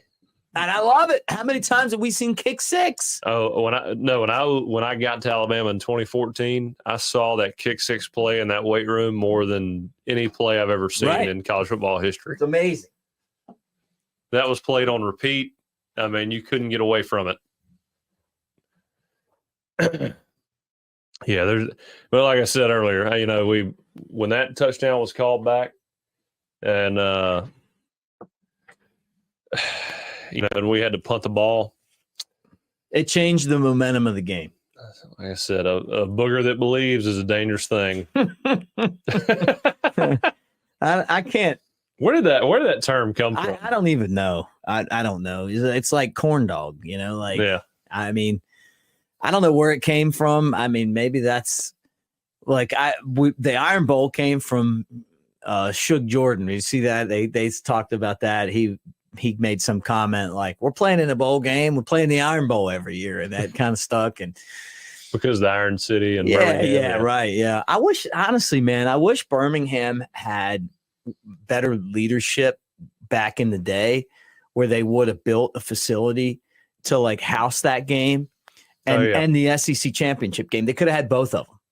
They did have both of them. Can you imagine that? But I mean, like, SEC's headquartered there. Right. And that's where it started, but they didn't have the stadium. And Legion Field, as much as we might like the nostalgia of it, it's a dump. I mean, like, when I was there in 96, I was kind of afraid that the stands were going to fall in on the people below. Like, my dad was the biggest Redskins fan, like loved the Washington Redskins and RFK. And I'm not a Redskins fan or whatever they're called now, but they used to talk about RFK Stadium like it would like wave, and I never saw it. I just heard about Sonny Jurgensen talking about it on the broadcast or whatever, and I'm there for that game and we score that touchdown and I'm watching and I'm like, oh my God, like going crazy. But then I'm like, these stands might cave in on us right now. And, and so you can't have like big time football there. And I mean, look, they tore down the old dome to build a new dome. Yeah. You to have these sporting events, you got to have the facilities for it. But there is something that's missing from this game, not having it in Birmingham where it's like 50-50 right See, down. when I growing up, that game was always in Tuscaloosa or Auburn. So I never really got to see the Legion Field days. Here's my picture. So this guy he went to high school with me. He's actually is that you on the right? Yeah. He is you look like Morgan Wallen. I know. I was Morgan Wallen before he was. Maybe I'm his real dad. But Justin's actually lives in Athens. He's a psychologist in Athens, Georgia, and his son's an Alabama fan because of me. So you spread the Alabama spirit. I may have to text him today, but yeah, that's us, man, at that game. Doesn't say $4 for the ticket. Hey, think about that, dude. $4. Well, that's why they couldn't build a new stadium. Look at the ticket. $4. I just noticed that. What was Alabama and Auburn ranked back then? I don't know. Honestly, I don't even know, but $4. That was me in college. Jeez. Yeah. Yeah. I don't know, man. Like I don't, and as much as I'm cracking on Auburn, I do respect them a lot. Like I got to tell you, you can't have a great rivalry if your rivals like they try to compare us to Michigan and Ohio State. Yeah, no one's ever won like 10 straight games. I mean, yeah, the crazy thing about this is the Alabama-Auburn rivalry is better than Michigan-Ohio State because to me there's more passion there. Yeah, I mean, they think they're passionate about football, but it's nowhere near the level of Alabama-Auburn. I mean, you got that's the only show going in Alabama is Alabama-Auburn football, and then I mean Alabama and Auburn basketball are picking up steam, but they'll still never be there with Alabama and Auburn football, Yeah. It's such a big deal, man. I say that. Nate Oates. It's where he's going to get us. I mean, it's going to be. It's good, but it could be, those two teams could be number one in the country and number two in the country, but it's still not going to be the football thing, man. It's not going to be in the blood and culture of Alabama. Yeah, you know what I mean? Like, it's just like, there's so like much Kentucky passion. Basketball, Kentucky football, Yeah, man. Kentucky basketball is it. I know. Man, I can't even tell you. I'm in here screaming when we scored that touchdown. I'm screaming. It took, like I said, it was like a 10-second delay, and then all of a sudden we're just throwing each other around like. Yeah. At least you watched it with somebody. Like, I got invited to 3 parties and didn't go to any of them because we had a room full of Alabama fans, and usually I give the Auburn fans shit because they usually don't want to watch Auburn games with Alabama fans. And I mean, it was we had one Auburn guy there right about kickoff. He hit the road. I appreciate Which I that. wouldn't have minded. I wouldn't have cared if he'd have stayed. I'd love for him to stay. Yeah, but I would have got out of there.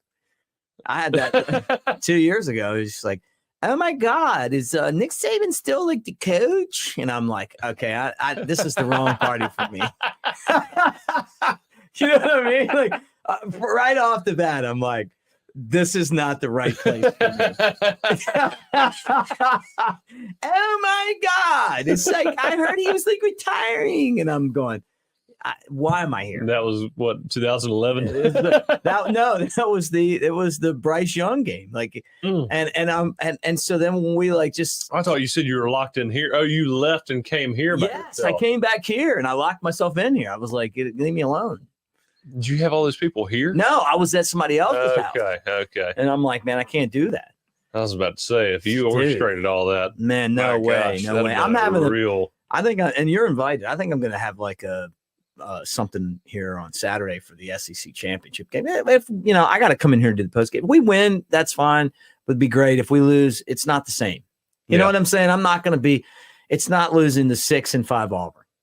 Mm-hmm. You know, I mean, they beat you, they beat you. You know, but if they don't, they don't. People were kind of like, "Hey, we want to come over." So I'm like, "It's fine. You know, get the deck out there. You know, I got the spot for it. Kegs. We'll do what we got to do." Oh yeah. But losing to Auburn to me is just like, man, I don't think there's anything worse in sports. It would kill the whole season. You know, I mean, outside of, I guess 2017 we lost Auburn and still won the national championship. Isn't that right? I guess because we didn't win the SEC championship due to losing to Auburn. We got in anyway. What was that 2017. one? Oh, because you're right, because we didn't play Georgia in that game. That was our only loss. They won, and then we got to the playoff. We two-ed them. Yeah, that's right. Yeah, this one right there. I was at that game, and I was sitting right next to John Parker Wilson. Were you? And it was us and a sea of Georgia fans. I mean, and I remember. Was that by coincidence or on purpose? It was an organized event. A bunch of former players went. Okay. A lot of the Alabama guys didn't show up for some reason outside of me and John Parker Wilson. What about Mike Johnson? Was he in that area? Because he did a show with me. I didn't see him up there. So I wonder if where he's at. I wouldn't be surprised if he was up there though. I wouldn't be surprised if somehow he didn't orchestrate a 50-yard line ticket.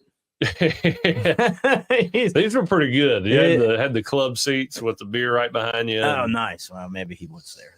And we did the show and then he went, you know. Yeah. Or maybe he sold his I remember it was like halftime and Georgia's, beating us. And it was so damn funny. I'm sitting in line and it's literally the bright red Georgia all over the place. And, a lot of them are talking shit. And this, again, the worst fan base as far as just talking trash. Yeah, they do. And there was one guy just in the stall. He was like, guys, remember, we're still Georgia. And I was like, there he is. Yeah. That's my guy. Because, for or however long it was, they were just like, they'd be winning and then just blow it. Yeah. And they blew it. Oh, I was like, he said it, not me. Yeah. And then they blew it. They blew it so bad. Time, man. God, I hope we get them. Well, we'll get there on Thursday. Give us something to talk about. So we can't let Georgia win 3 in a row. No, we can't. Like, they're due to lose one, too. Especially after Jamison Williams and John Mechie don't get hurt. I know. We beat them anyway. It'd been just like the SEC championship. The Jai Hall. Throw me the ball. Where is he now? Who knows, man. Shane. That's one of those What guys a waste of that talent, man. What a waste of talent. That's one of those guys that just doesn't understand the opportunities he got in front of him. Yeah. And he's probably a good kid, but I don't know. I mean, he went to Texas, and who knows where he is. Sad story.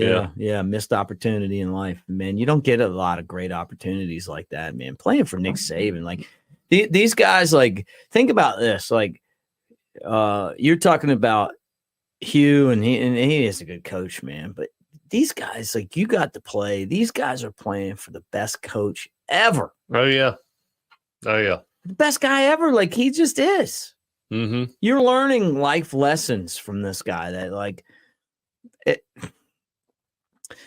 just watching his press conferences every week and watching the success. How many millionaires has this guy made?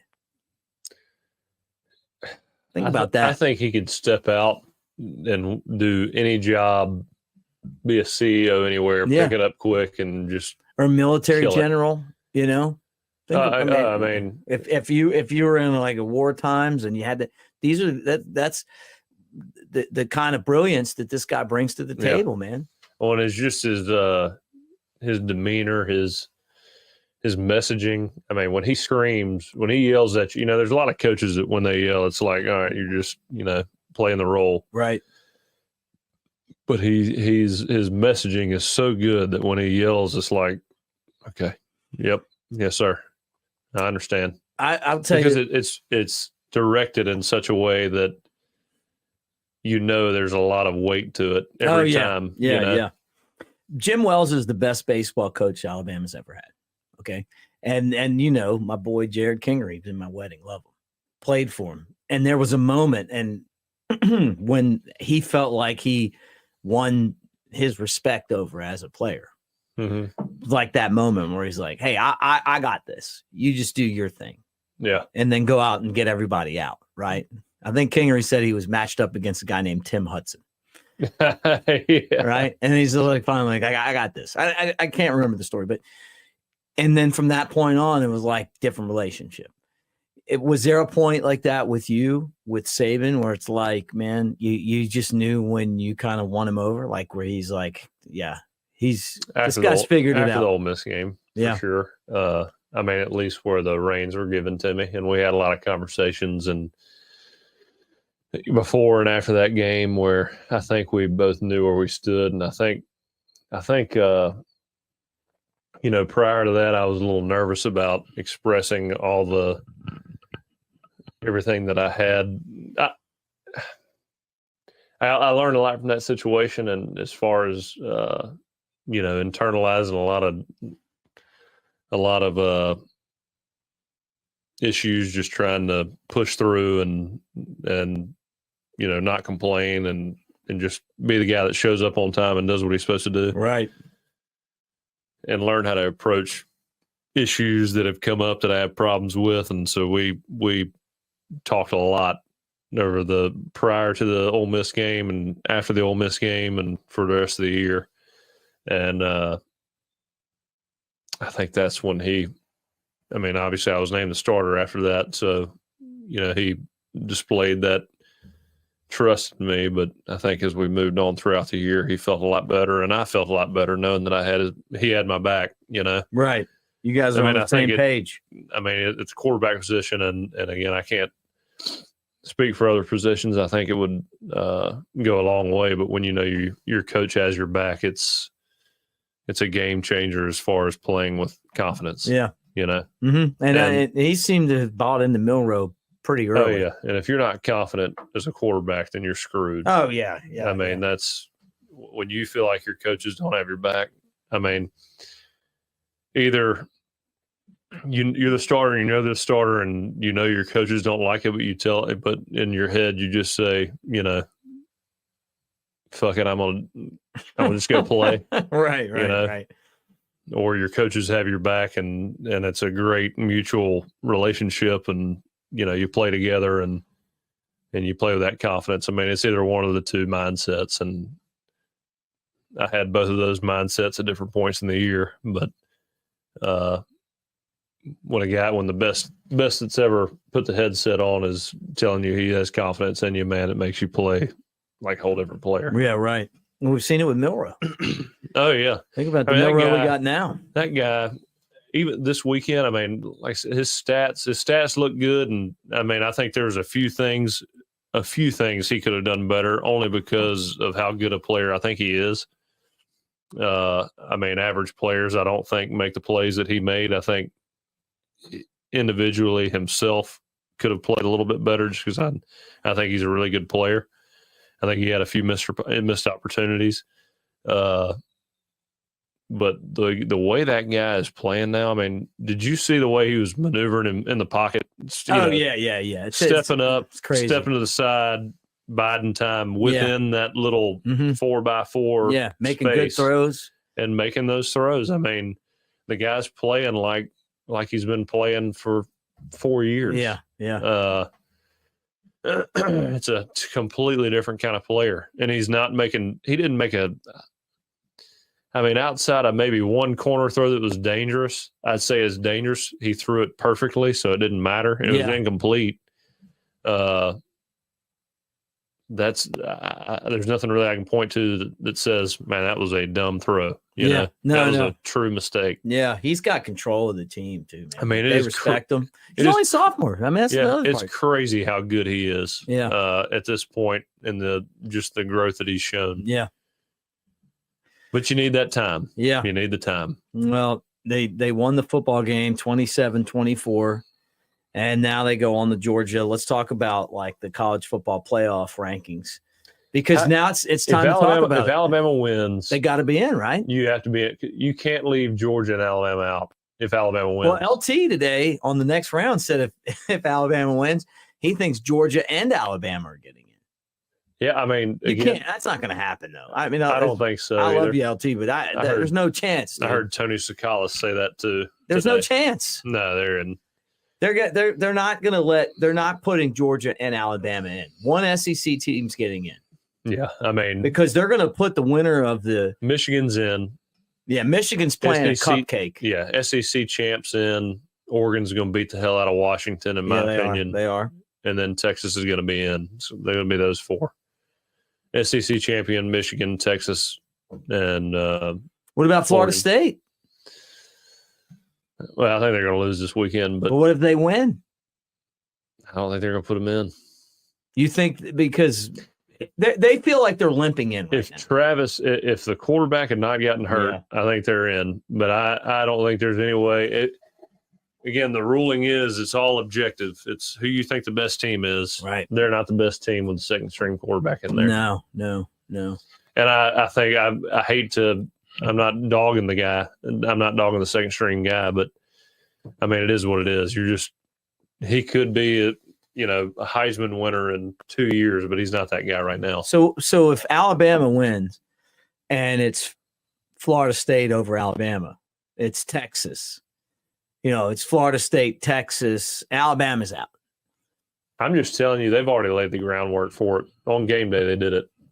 So you think 2 weeks ago they did it. But I mean the first off, we get the AP and we get the college, the AP and the coaches poll, and we're still number 8, which to me is complete. Can I say shit? Ohio State doesn't even have a chance to do anything. Ohio State's not making it. You got to move them back just to get them out of the way, and they're still ranked ahead of us. Yeah. That's not. But you don't even think that matters. Do we see something different in the? It doesn't matter the poll yesterday and tomorrow when they announce the. But it doesn't matter to you because you beat Georgia, and I still don't think it matters. I think you got to beat Georgia. You beat Georgia, you're in. I mean, you can't be the 4th seed. Out. A dangerous 4th seed. Oh yeah, I mean, do you remember that guy that had the mustache? He used to race NASCARs, black, number 3. You've seen that guy before? They used to do this at Talladega. You're about to say, never mind. You go ahead. And they're driving around. you know, and then all of a sudden at Talladega, it'd be like, oh, man, Earnhardt's 20th. No, he's 15th. He's 10th. Last lap, like he's third. And he's putting a move on your guy to the front. Yeah. You know, is that Alabama? Could they be in that spot right now? It always. I remember we got on the bus after losing in 2014 to Ole Miss, first year at Alabama, and Derrick Henry. We were sitting next to each other on that bus, and he goes, "You think we still got a chance to get in the playoff?" I was like, Derrick, if we win every game, I don't think it matters. I think it's the same. As long as you lose a game early, you're good. You know, and end up strong at the end of the year. Win the SEC championship, and there's no way they're not putting an SEC champion that's got one loss and just beat a team that won 29 straight. Yeah, there's no way you're keeping them out of the playoff. Yeah. That's the strongest win of anybody in the country. Yeah. Ohio State.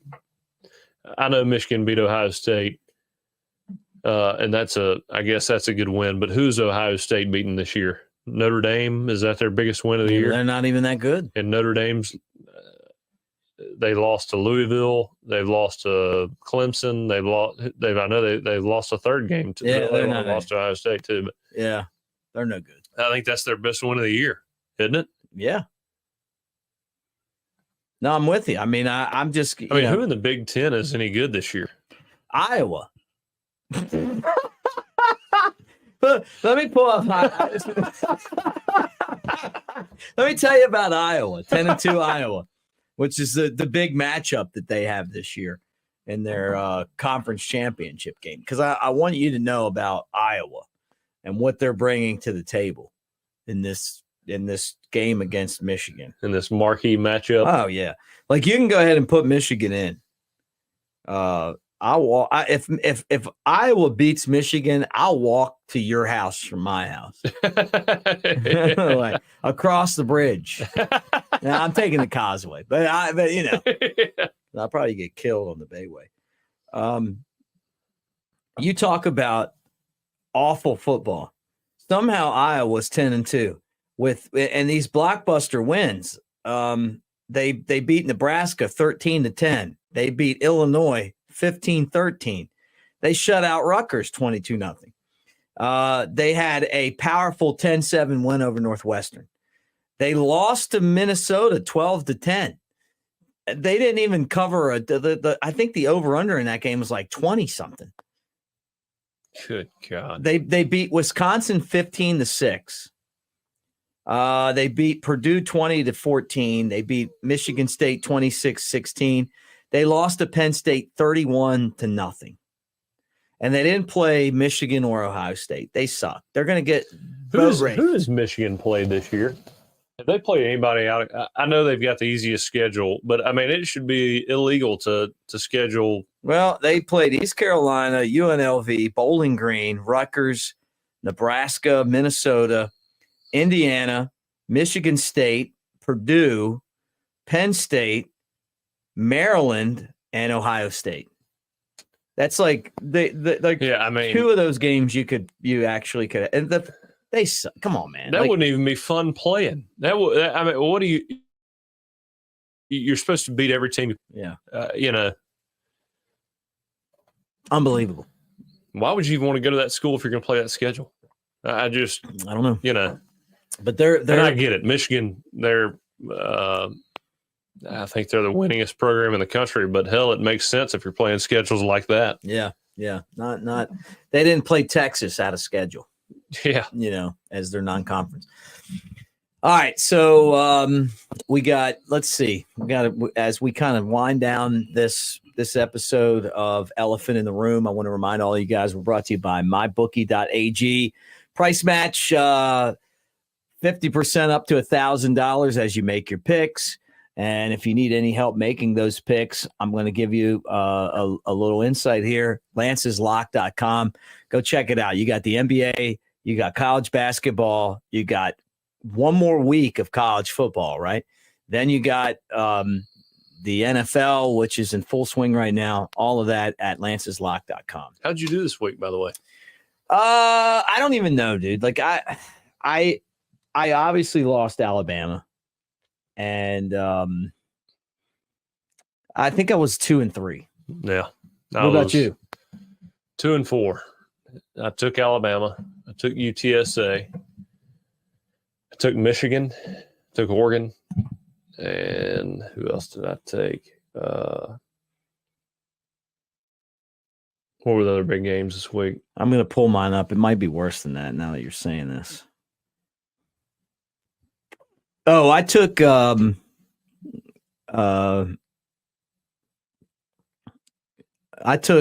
Oregon State and got 13.5, so I won that one. And then did you tease it or something? No, it was the final score. It was close, right? Oh no, I lost that one. Oregon they got beat blown the hell out. out of them, yeah. Okay, so I'm thinking Washington. So I lost that one. I took Ohio State plus 3.5. Lost that one. I took Florida, so I won that one. That was close, right? Yeah. I won that one. Yeah, I took Florida too. And then That's right. I took Bama and 14.5, so I lost that one. So yeah, it wasn't a great week. After that 5-0 week, I've just shit down my leg. I should have asked Lance. I should have just went to Lance's lock. And so what did you? So I guess that makes me 1-3. What about you?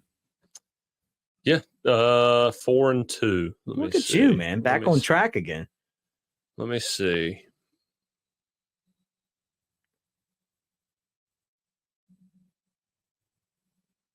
I took Oregon, Michigan, LSU, Mississippi State. That's what it was. Okay. And Alabama. Yeah. And UTSA. So 4-2. Mississippi State hired a new coach. Who they hire? Levy. Yeah. Jeff Levy. Pretty good hire, right? Those Lane tweets are going to be really good. Yeah, he had him as instead of it being Kirby is on Nick Saban's shoulders, Lane had Levy on his shoulder. Which is pretty good. Levy's a much better coach than Arnett. Arnett just it was going to be bad. You kind of tell. It was, yeah. Well, look, the worst thing you could have done was come in there that your first season and then dismantle the air raid and get rid of all those coaches. Yeah. Like that's what your roster was built for. Mm-hmm. And you had Will Rogers, and he looked terrible. That's what Will Rogers was built for. Yeah, right. Like that awful. You got a new coach at Texas A&M, Mike Elco from Duke, who actually did a great job. Should we expect not Austin Riley? What about that Riley? What's his name? Riley Leonard. Riley Leonard. Yeah, from Fairhope. Is he? Do you think he's going to transfer to A&M? What do you think about that Mark Stoops deal?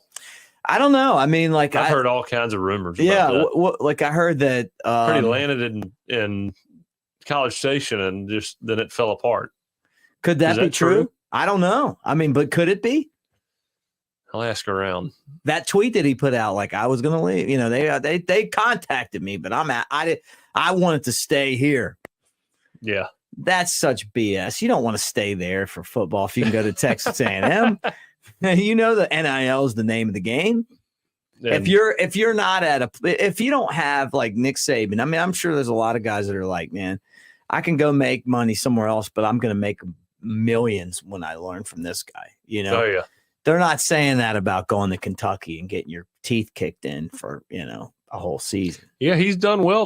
He's a good coach, but I'm not. Don't get me wrong. You know what I'm saying? He has hit the ceiling, though. Yeah, right. Like, yeah, you have to have the NIL to be able to like get the guys to be able to make. That's right. You know what I'm saying? Yeah. So I don't know. I was surprised by that.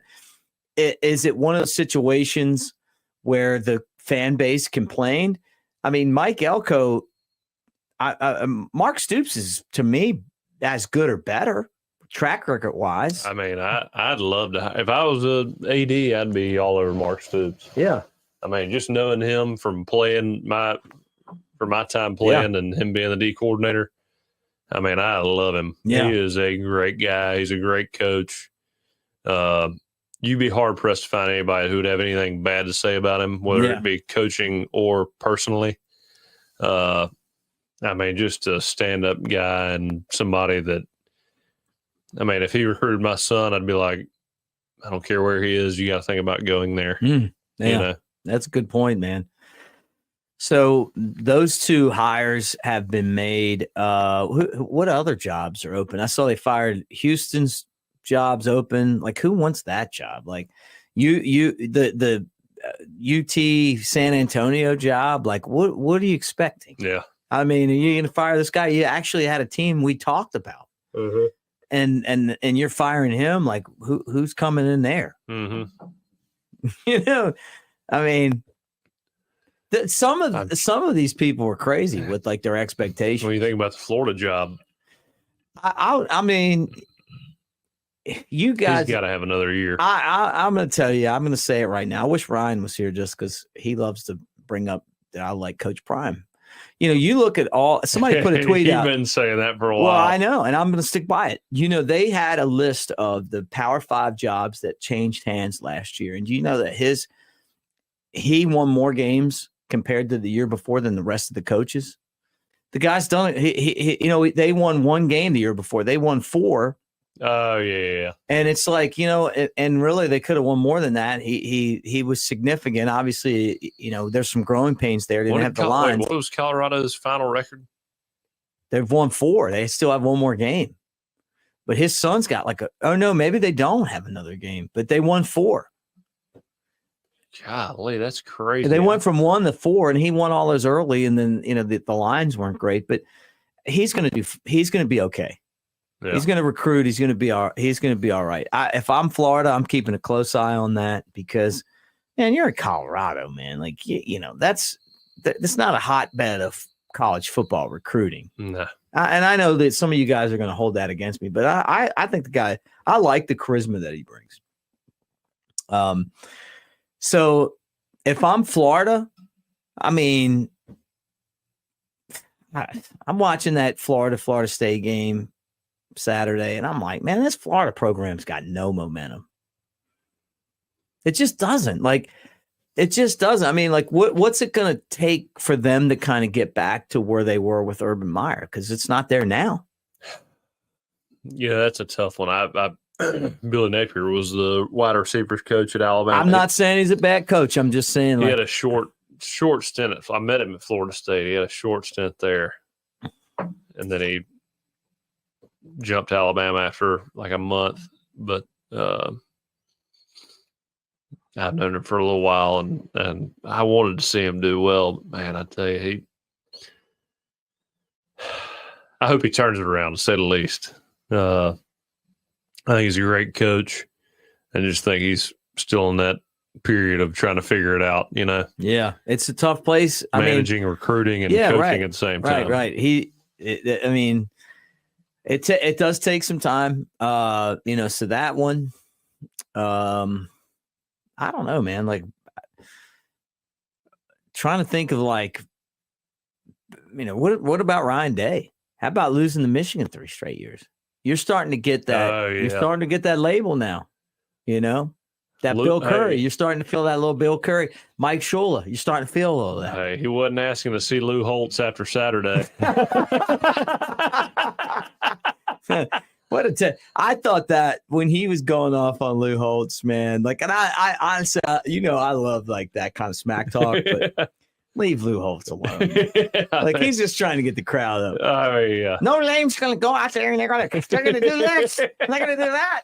No, they're not, man. Well, I don't know what's worse, him or that the interim Michigan coach saying, he's like, I love y'all. Michigan University. Yeah. How about when he was crying? It's like, what?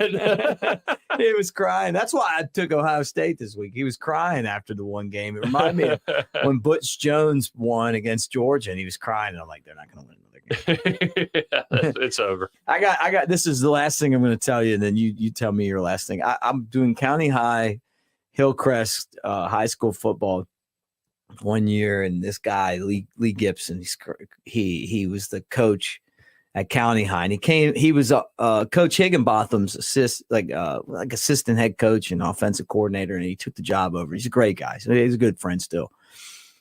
And I'm like the broadcaster. I'm friends with him. Like, he's one of my boys, you know? And County High beats Hillcrest on like crazy, like last second play to tie it, overtime, like field goal, some freshman kid, you know? And I'm running down the field like, Coach, like, wow. And he's like, Mick, we expected to win this game. I'll never forget that. Like, he wasn't even that excited. Like, you know, cool, Mr. Cool, Calm, and Collected. So if you guys know Lee, you can tell him I said that. But, man, great dude. Like, he's so right. Like, I'm all like, you know, Now we came here to win. Like, this is what we do. So, all right, final thoughts before Thursday. What do you got for me? Before Thursday, proud of the win. Glad we always beat Auburn. Kind of like you said, we expected to win that game. So like Lee Gibson. Yeah, you know, it was one of those where I'm not too excited. I'm more relieved than excited we won that game. And anyway, I honestly, I think it's a good thing going into this Saturday. Love Alabama. Love the spread on that. Got a few texts saying Georgia's the bet of the century, so that makes me feel really good about picking against Georgia. I know you really like that. Yeah. So, hell of a weekend coming up. Can't wait. Yeah. All right. Well, we'll be talking all Alabama, Georgia on the Thursday edition of Elephant in the Room. And we appreciate you guys for being in the room with us. Keep the comments coming. Roll Tide to you guys. Thanks for hanging out. Make sure you subscribe to Roll Tide Pods, part of Disrupt the Media. I'm Mick Gillespie. That's Jake Coker. Roll Tide, everybody.